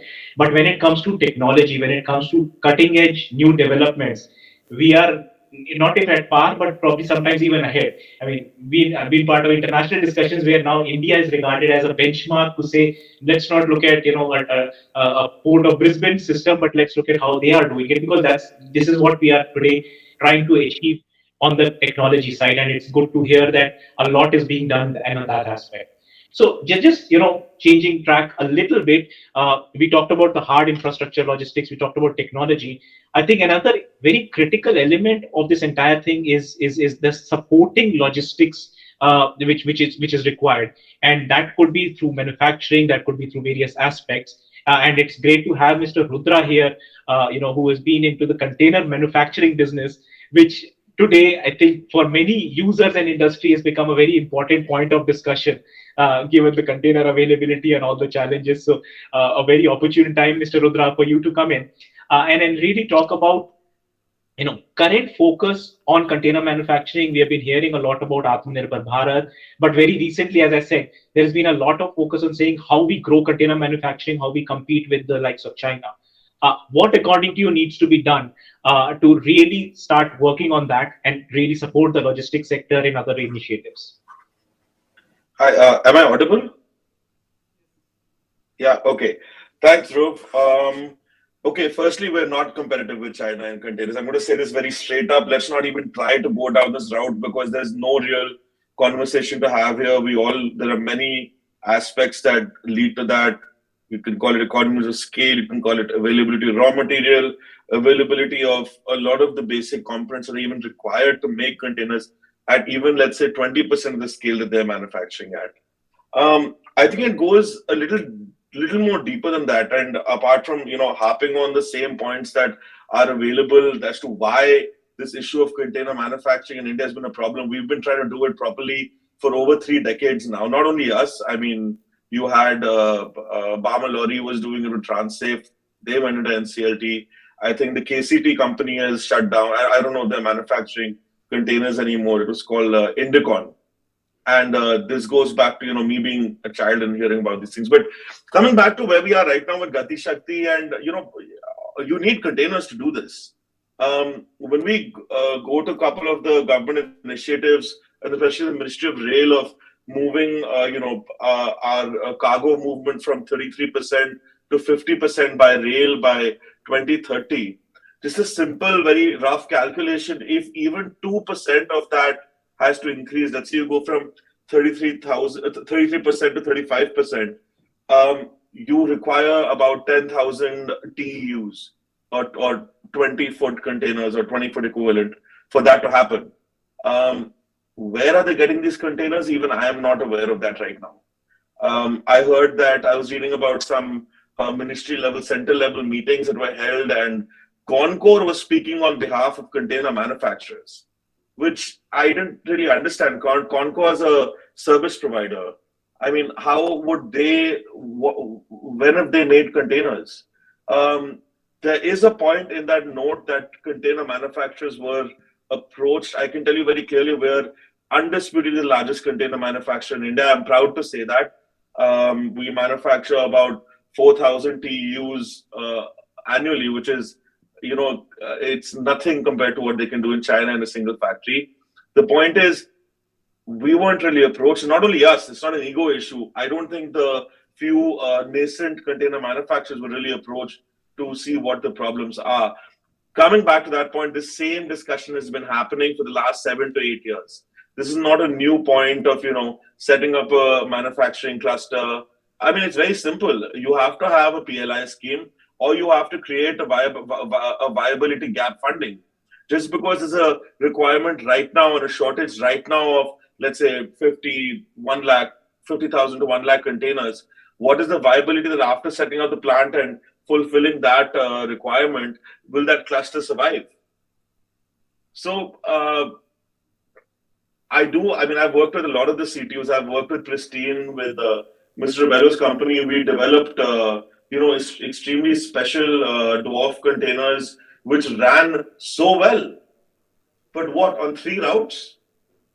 That's it. And there were promises made that we're going to open out, I don't know, Mr. Rebello, you know better. I think they talked about opening out 9 to 12 routes, and I don't think that happened. This is pre-COVID. This is before the shortage of containers. This is before all of that.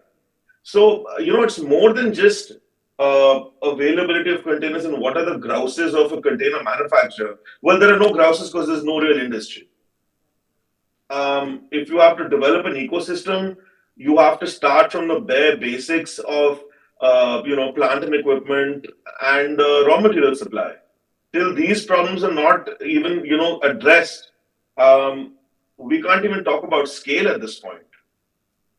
So, yes, we look forward to a PLI scheme. We'll be very happy to work with anyone in the government, whichever ministry, because it's not just one ministry that gets impacted by this. You have the Ministry of Railways that's impacted by this. You have the Ministry of Shipping that's impacted by this. Who's coming out of the scheme? Which ministry is coming out of the scheme?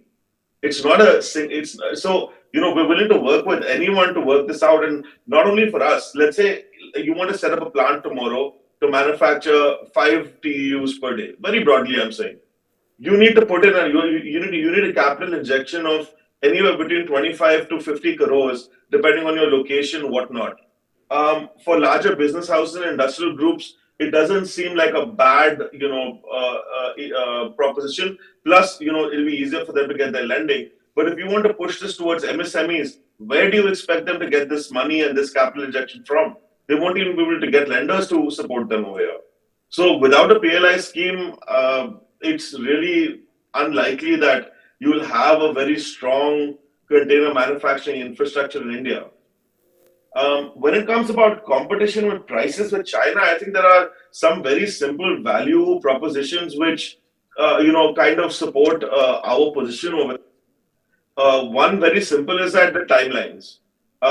If you're going to get one-way free containers from China or whatever the shipping method is, it's going to take you somewhere between 3 to 5 months to get those containers, get them domesticated, and use them in India. In India, you can start supplying the containers within a month. So that this conversation is very simple. It's about we supply to the largest CTOs in India, apart from Concor, because their tenders keep going into retendering again and again.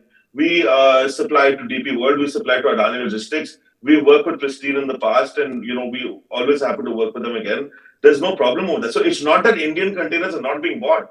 If you have companies like DP World and Adani Logistics who are picking up approximately thousands of containers per year from Indian manufacturing, I'm sure their calculations are not so wrong to be able to use our containers. I mean, how can you?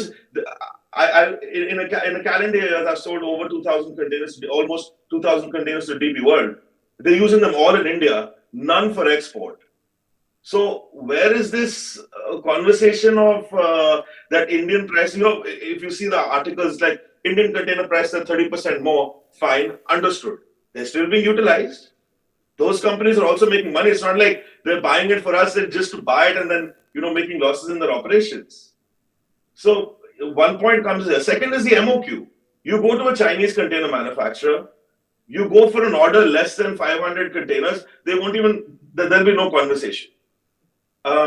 That's one point. Secondly, if you have even a slight customization, which a lot of our CTOs require, there's no entertaining unless you're talking about something less than 1,000, more than 1,000 boxes. So this is where the value proposition comes in, is that most Indian manufacturers, including us, at least we have set up a very strong engineering team which offers value-added, customized solutions, which takes care of a lot of the logistics needs in India. So there is a market. First step for container manufacturing has to be to supply to fill the Indian domestic CTO rail gap.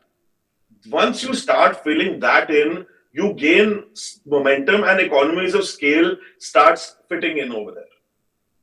So I think we have to take it bit by bit and in baby steps. Coming back to it, we have people from the service industry on the same panel. They can give you the same, it's the same conversation we have all the time. Yeah. Sure. No, thanks, Mr. Rudra. And, a very, very relevant point as you made, that while economies of scale matter, customization, there are niche markets where one can play in, and those opportunities exist even in today's pocket. And as you said, if you have to make an efficient logistics network and infrastructure, all elements need to have a role. Whether it's the container box, whether it's the entire hard infrastructure, or whether it's the rolling stock itself. So it's important for both the private sector find the right niche areas, and more importantly from government to look at not just one aspect of, say, technology initiatives or policies, but also look at ancillary support, if I may call these, to make sure that the logistics network actually grows the way they have to. So now just changing. Sorry, can I just add one point over there? We talk about this whole thing. We want to do Atmanirbhar Bharat, Make in India. Why are there no tariffs on importing containers into India? It's so simple. Put a tariff, meet it to the difference in the scale, and you will see container manufacturing sprouting left and right all over India. So it's very simple policy changes which can be implemented, and you will see organic growth from this. Sure. And I think it's coming back to the point which Mr. Paroma made as well as Mr. Abhishek made, that, if in terms of when you're shaping up those policies, if industry consultation is done at various levels, one will have all of those aspects. And absolutely. I believe, that of course is a critical takeaway. And as we are seeing in some of the programs, that's starting to happen. Now, just as I said, changing track a little bit from saying what government can do better, and I think we have outlined some of those aspects. Given the environment and logistics which we are currently in, there is so much talk about, we did a survey of CEOs which talked about that disruptions happen every 3 to 4 years. And therefore, logistics has to be resilient and to be sustainable, not just efficient. And therefore, I would want to understand from this eminent panel what India as an Indian private sector is doing to become more efficient, whether it is coming to resilient logistics, resilient supply chains, whether it is coming to this whole story of ESG, and making sure that we as typically scope 3 service providers are being ESG compliant. So Ms. Poroma, I would probably like to start with you on this track to say that, from a private sector perspective, what else can be done to make Indian supply chain and Indian logistics more resilient? Thank you, Dhruv. First, I want to appreciate Rudra. He has spoken extremely well, and I think he has managed to put across, what really ails the container manufacturing industry in India. So couldn't have said it better, and I'm sure as Pristine Logistics, we're very happy to have worked with him on this unique dwarf container product, and I'm sure there are other products that we can look at. Now, to answer your question, what can the private sector do? Sadly, an event like the pandemic has brought out a couple of things for everybody in the world. Number one, that there is something called a shipping or a logistics industry. Now, before that, I'm a shipping professional, worked much of my career in Delhi. I was often asked, "आप यहाँ shipping में क्या करते हो? यहाँ तो जहाज नहीं आती." Relevant point. I had a tough time answering that question. So, similarly, logistics, logistics as such. What is a supply chain? I can assure you 99% of the world's population had absolutely no clue nor any interest to really know where this chair came from, where did this, where did these buttons come from. Everything is linked to what is called the supply chain. Now, during this very unfortunate time, something else happened, which is, it will be a case study in history and in business in times to come, that industries related to logistics actually did very well. And the kind of profits which were made by certain industries in the logistics sector actually caught the eye of all the global stock exchanges, all the major investors. How come industries were outperforming Amazon or outperforming, many other, e-commerce global giants whose names are like household names? But are shipping companies' names household names? Not at all. And yet, shipping is such a vital link in moving and transportation. I think maybe 80 or 90% of the world's goods are traded through the ocean. So as I was coming back to my point, logistics as an industry has done relatively well. And as Abhishek pointed out, I think because it is a generation of online shopping, though I personally still believe in receiving de do aur thappa lagao. No, I am into, photocopy it and put a stamp and that kind of thing. But anyway, so everybody has actually become very attuned to paying online, ordering online, touchless, so on and so forth. Now, what can the private sector do? If you really want to know, the private sector does an extremely good job of trying to control cost. Why? Because it is their money. It is their money in the bank. And the fact of the matter is, talking about reducing the cost of logistics and, this is a debated point. While there is some talk of 14%, there have been some reports which show it's actually at 8%. But the pure cost in logistics actually relates, if you can reduce the number of times that you handle a particular product, whether in terms of a lift on, a lift off, or even the distance of a particular product. These are very small things.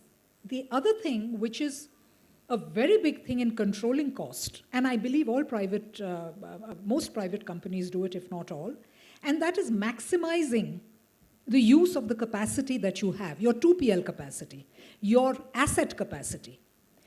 If your asset is not sweated enough, if a product, it could be a truck, it could be a train, it could be a ship, it could be an airplane, it has to be balanced. When I say balanced, I think we all know that it should have cargo or people or whatever moving in both directions. You can't have a one-way empty, one-way laden model, a very efficient, cost-efficient model. So what do private companies do? They try to look for opportunities where their capacity utilization is maximized, where there is balanced freight. Because with balanced freight, don't forget, you can even be more competitive for your customer. Otherwise, your customer lands up paying for you having to take your asset empty in one direction. As far as private companies are concerned, I see a great deal of effort, whether it's international companies or Indian companies, I see a great deal of effort to make best use of a very committed government, a very focused government, and also opportunities which are coming up, which actually did not exist earlier. So as far as private logistics players, supply chain specialists are concerned, I think that the government will find an extremely willing, efficient, and a focused partner in every single initiative which is being taken. Our only request would be, please involve us. Please talk to us. Please ask us. Advice is for free. You can take it, you can say yes, or you can say no. But if you hear us out, it's possible that we may be able to contribute something which hasn't been thought of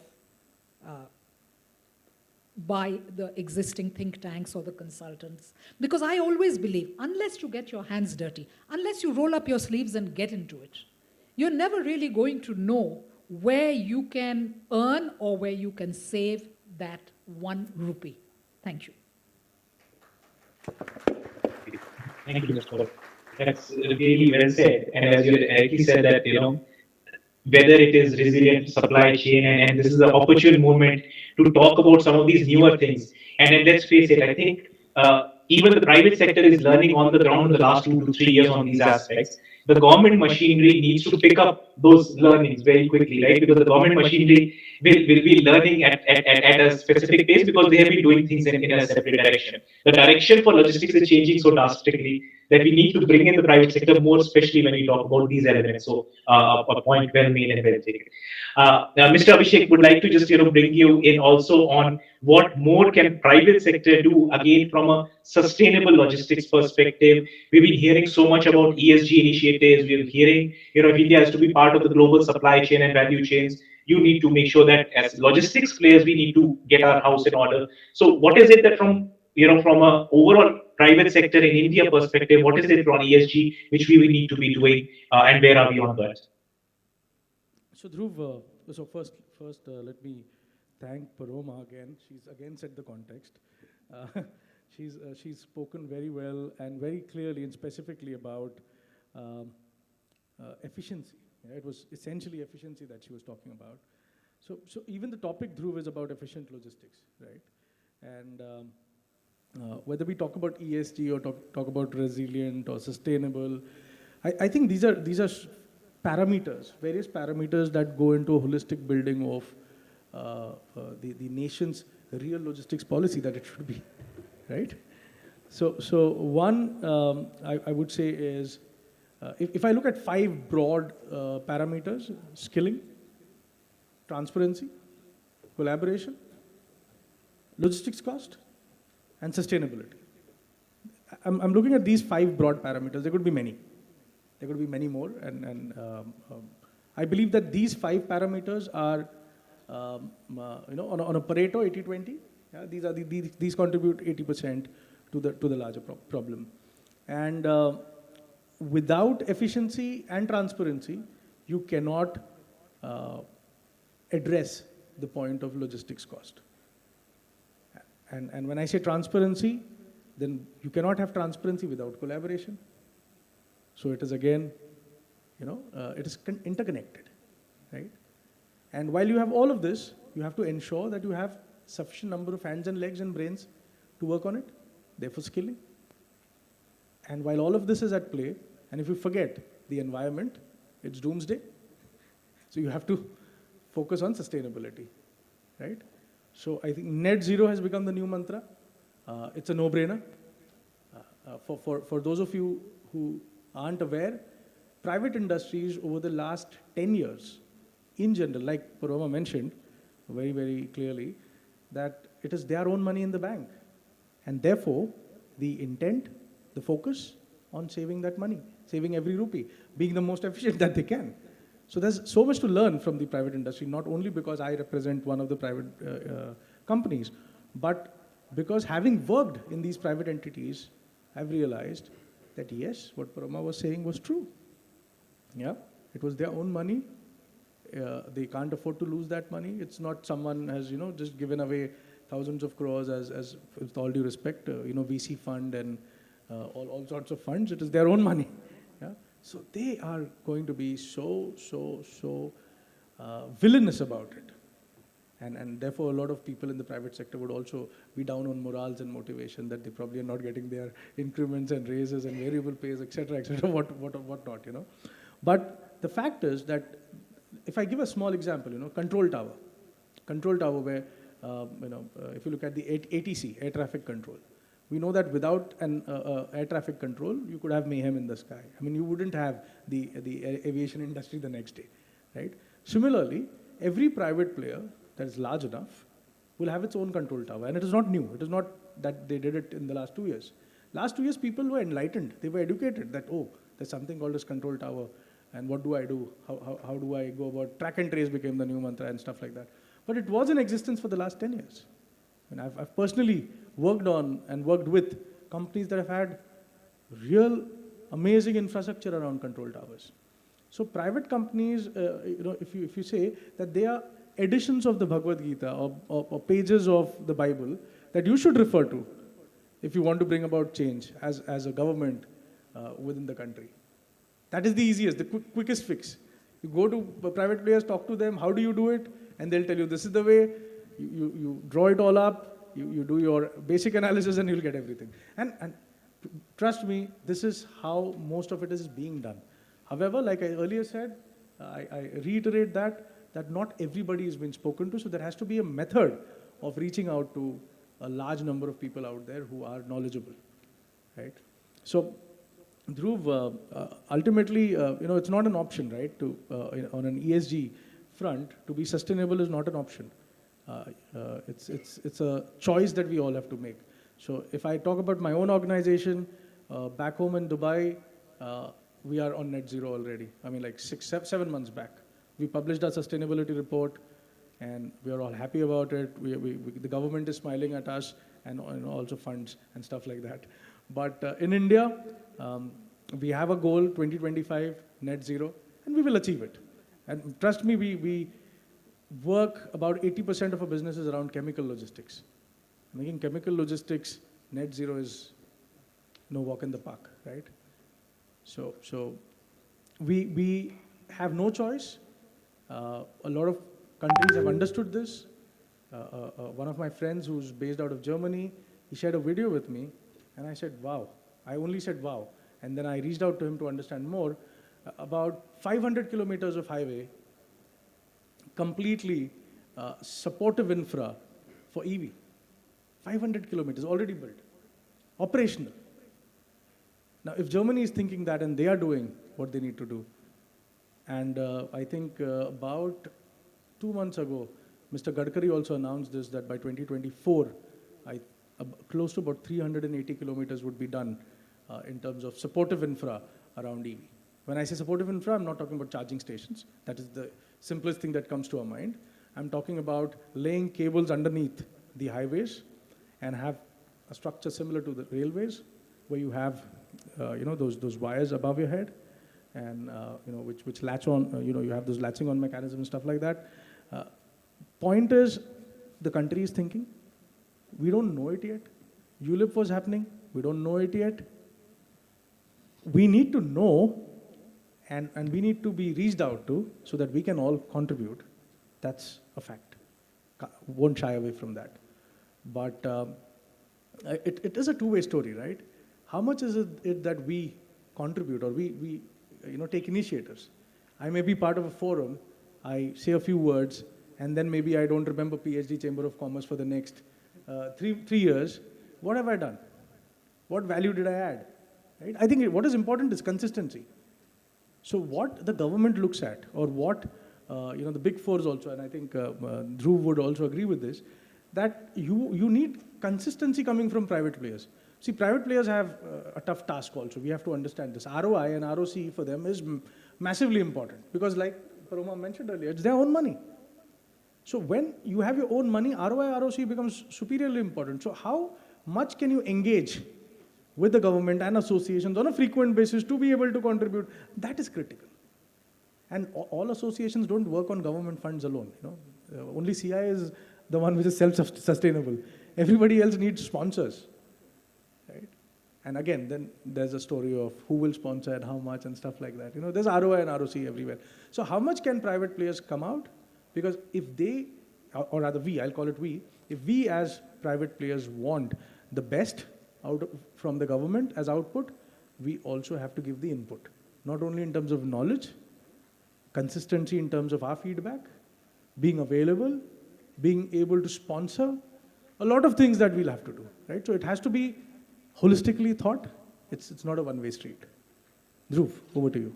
Thank you. Thank you so much, Mr. Abhishek.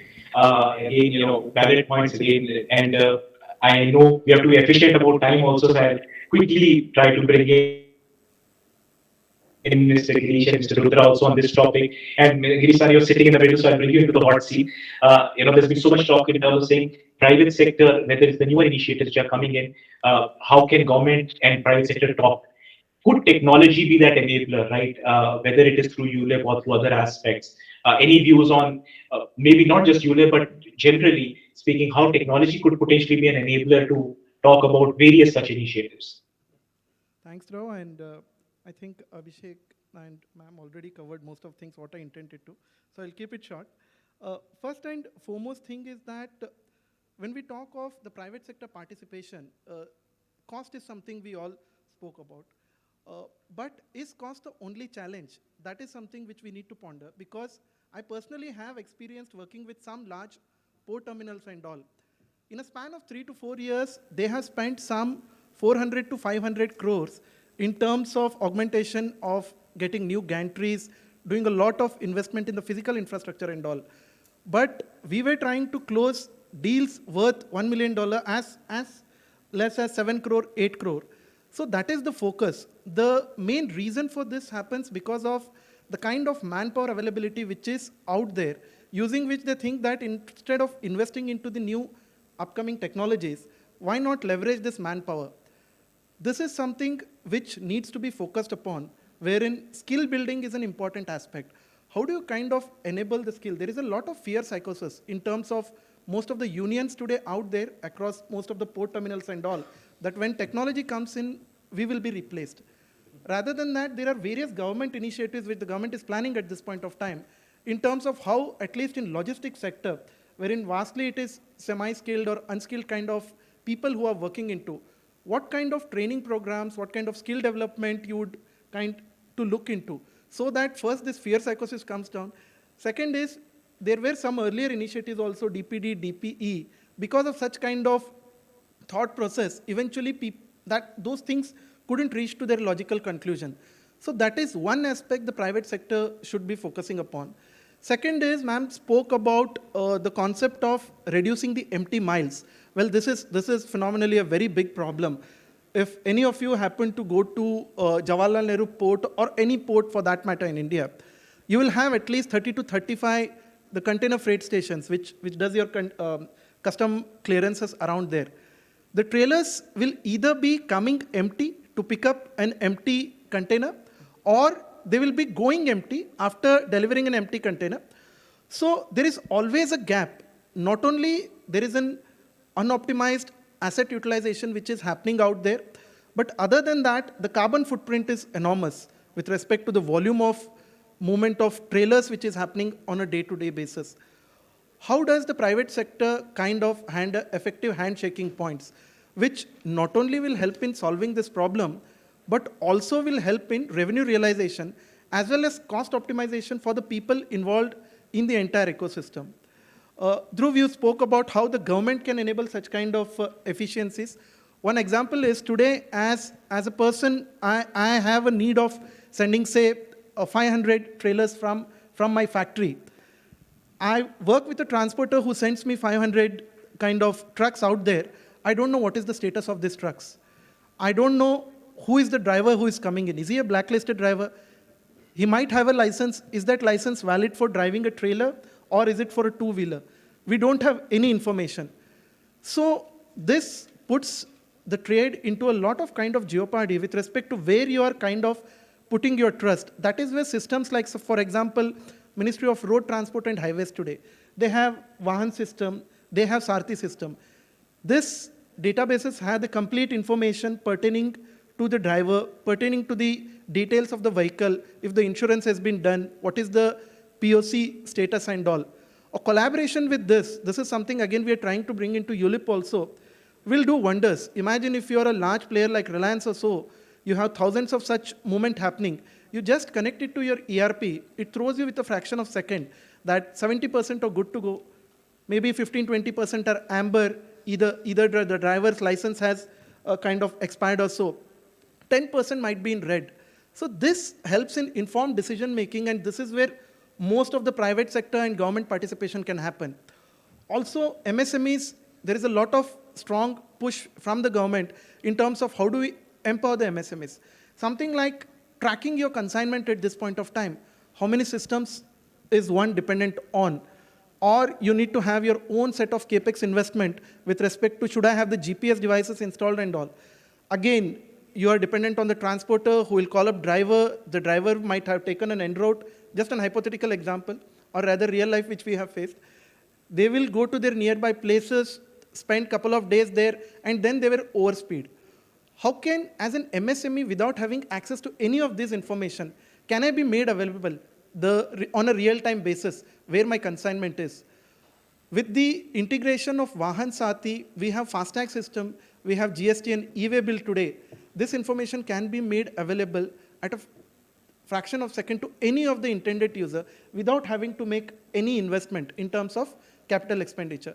This is where the kind of government and private participation will eventually help in reducing or optimizing costs. Marketplace model, again, the government-enabled marketplace model, because there is a lot of challenges or kind of doubts in terms of with the marketplace, what is the kind of service I am going to avail. With effective such kind of marketplaces coming into, what is the level of participation? There is a lot of static kind of supply chain, what we see across major chunks. People are not willing to look into different facets. They are like someone rightly mentioned about Concor. Other than Concor, there are various other container train terminal operators. But effectively, it's like how for photocopying it became Xerox. Now it has become Concor. Unless and until people are willing to give chances in terms of private sector itself, it opens up a lot of door for others in terms of assessment of the performance of a whole, and then it brings in a level of competitiveness. So that even the likes of Concor, I'm just citing their example, even the likes of Concor, or for that matter, any industry leader, would be compelled to not only provide more services, but also at an optimized cost. We have seen this happening with most of the new startups coming into, with very basic ideas, like the way a truck driver was being treated. Because of the virtue of that, he was being outside of his house for many days. That was a social taboo. Using this, one company has become a unicorn company, wherein in a single day they have facilitated movement. He can drive the truck to a particular point. At the same point, he will come back on the same day. So these are some of the kind of use cases in collaboration with the government which will play a key role in terms of developing India to the kind of vision what we are having. also in terms of helping the industry as a whole and developing our logistics sector. On paper, we are seeing that the CAGR is so much, the billion-dollar industry and all. Unless and until there is a collaboration, the useful effectiveness would not materialize to that extent. So that is something which, Dhruv, I wanted to speak about. Thank you, Girish.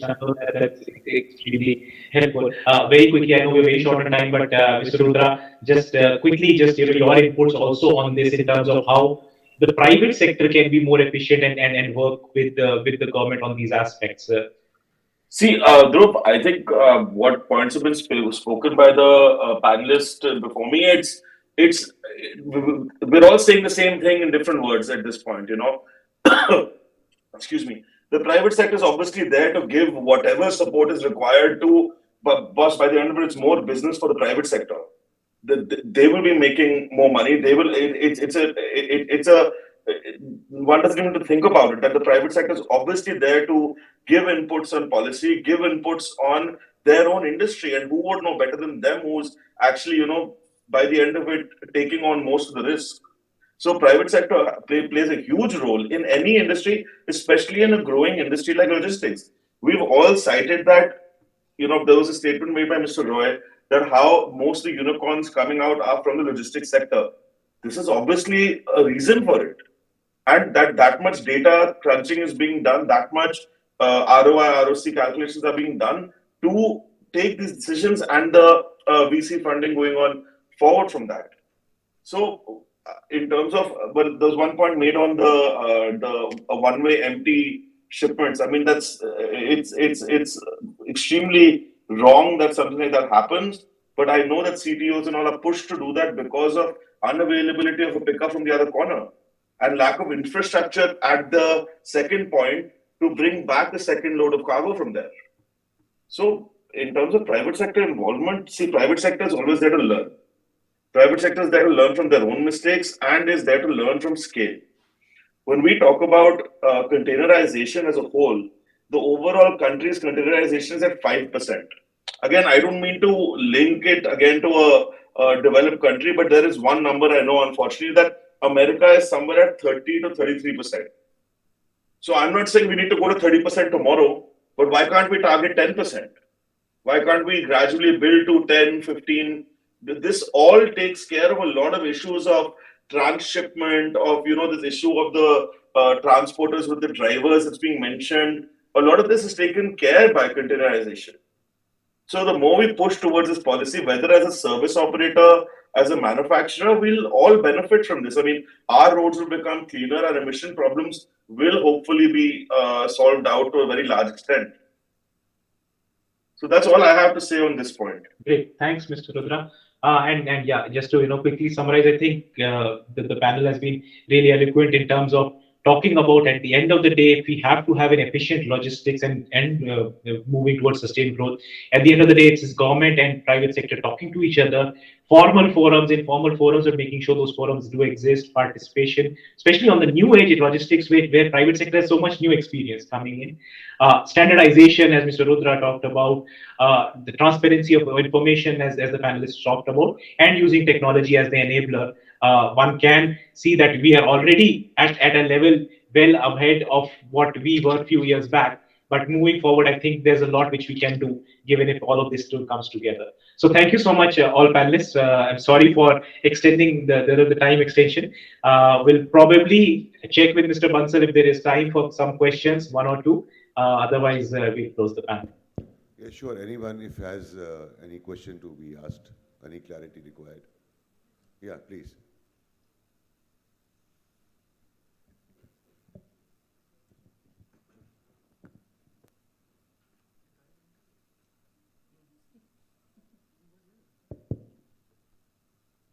Good evening, everyone. My name is Yokesh Nagar. I'm a PGDM HRM student from Royal Business School, Greater Noida.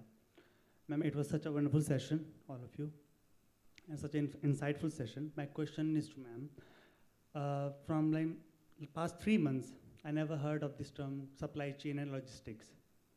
But suddenly after COVID, we got to know about it. Like, why did we need a pandemic to get to know about this thing? Why did we need such a negative thing to know about how important supply chain is? Even though we have been using these online platform for so long, but why in last 2 or 3 years we got to know about this?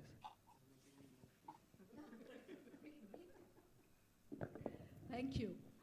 I think it's lovely to, get a question like this from a bright young future, country's future. And it's such a valid question. And it's also, at one level, quite sad that for so many years,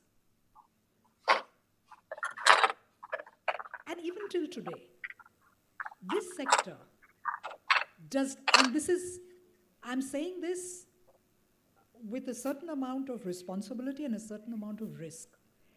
It doesn't always attract the best talent. I hope things change, but what happens generally, what has happened, is earlier it was, parents wanted children, and I'm not talking about India alone, I'm talking about globally. You have to get into careers which are stable, respectable, well-paying, and become a doctor, join the civil services, become an engineer, do an MBA. When we were a little more enlightened, we said do an MBA. But nobody ever said, join a shipping company. I mean, what is that, right? Or a trucking company, even worse. So, if you ask me, why did it take this pandemic? I think when we have gone through this pandemic, people have realized that they can't have easy access to everything. Even the very comfort or the liberty of stepping out of your house was missing. So when you are put into a very unnatural situation, I think people then learn to start appreciating or looking for answers for things which probably they didn't even know there was a question. Now coming back to why is this industry not given the importance it deserves?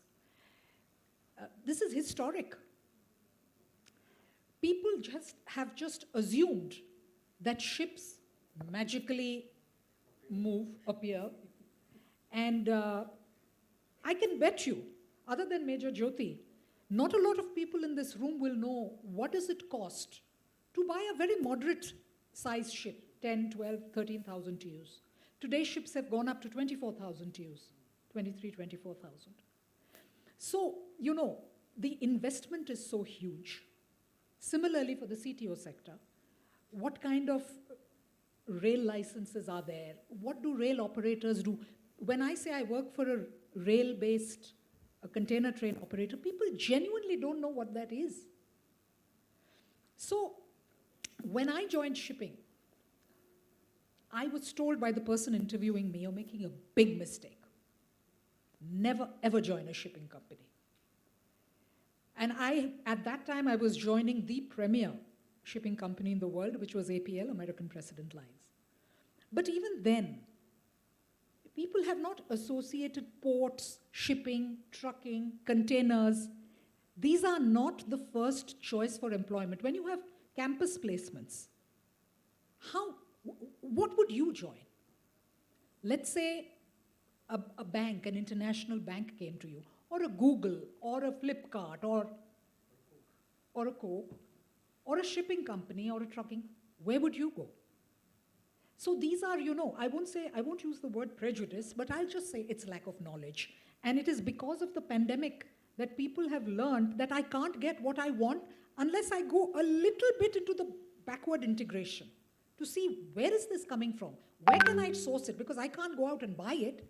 So let me try and find out how can I get to it? So this innate curiosity, perhaps, I may not have answered your question. Maybe my panelists or Dhruv or Rudra can. But this is what I feel. Thank you.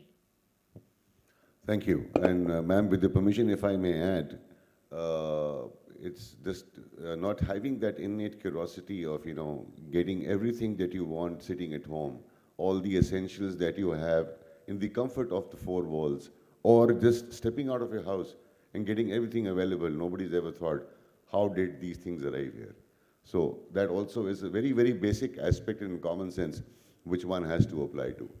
But anyways, and that's exactly what happened in pandemic. How will we get the milk, and how will we get the pulses, and how will we get the, all the things?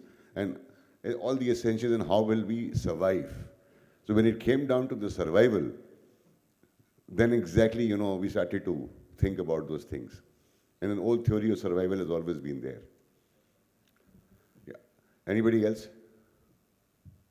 No, thank you so much. Ma'am, before I close the session, my humble apologies to you. There was a mess up from my team, and even though you had emailed it, and in the total run up to the preparations for the event, it got missed out from my team. My apologies for not having read your profile. Please do accept it. And we would definitely like to, honor your presence, both virtually.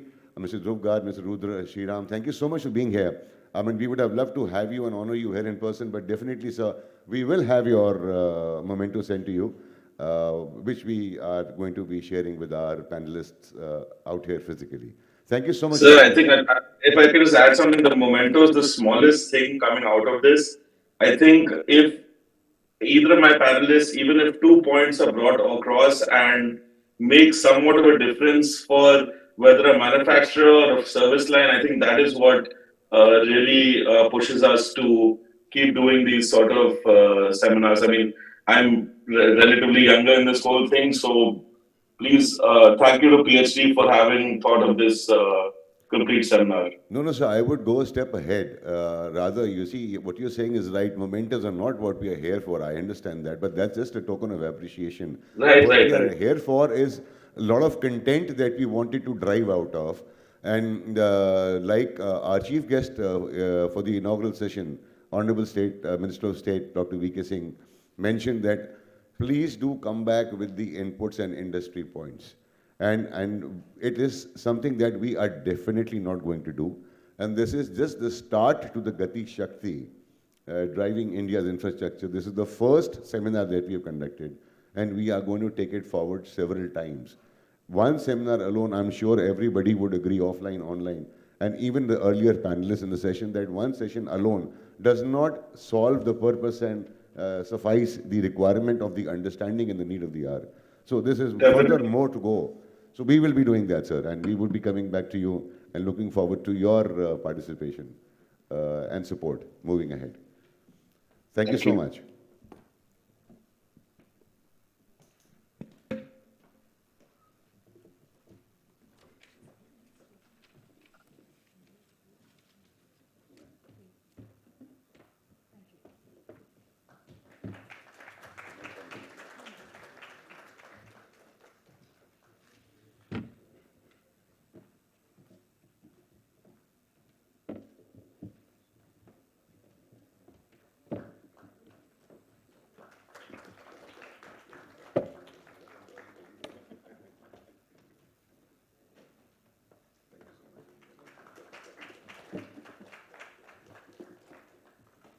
And thank you to all the delegates for being here, all the students. I hope you are going to take back something relevant, important, and knowledgeable when you go back and now think about logistics when you eat your next roti at home. We're just going to have one group photo.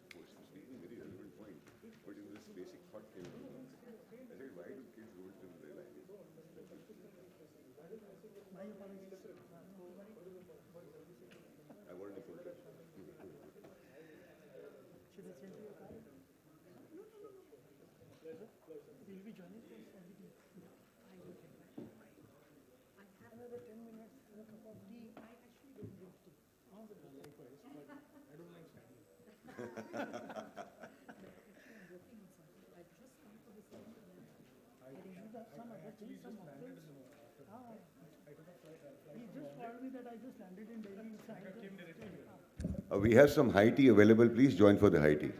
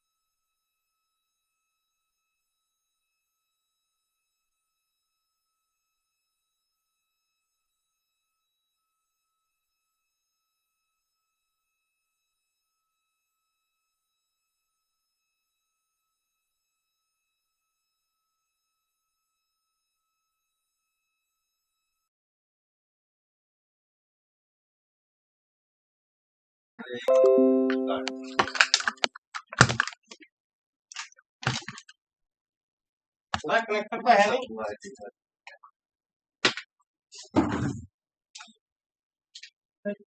पहले इसके नीचे देखना कितना नीचे जा रही है चूहे तो नहीं काट सकते बाद में देखना यही है बस ऊपर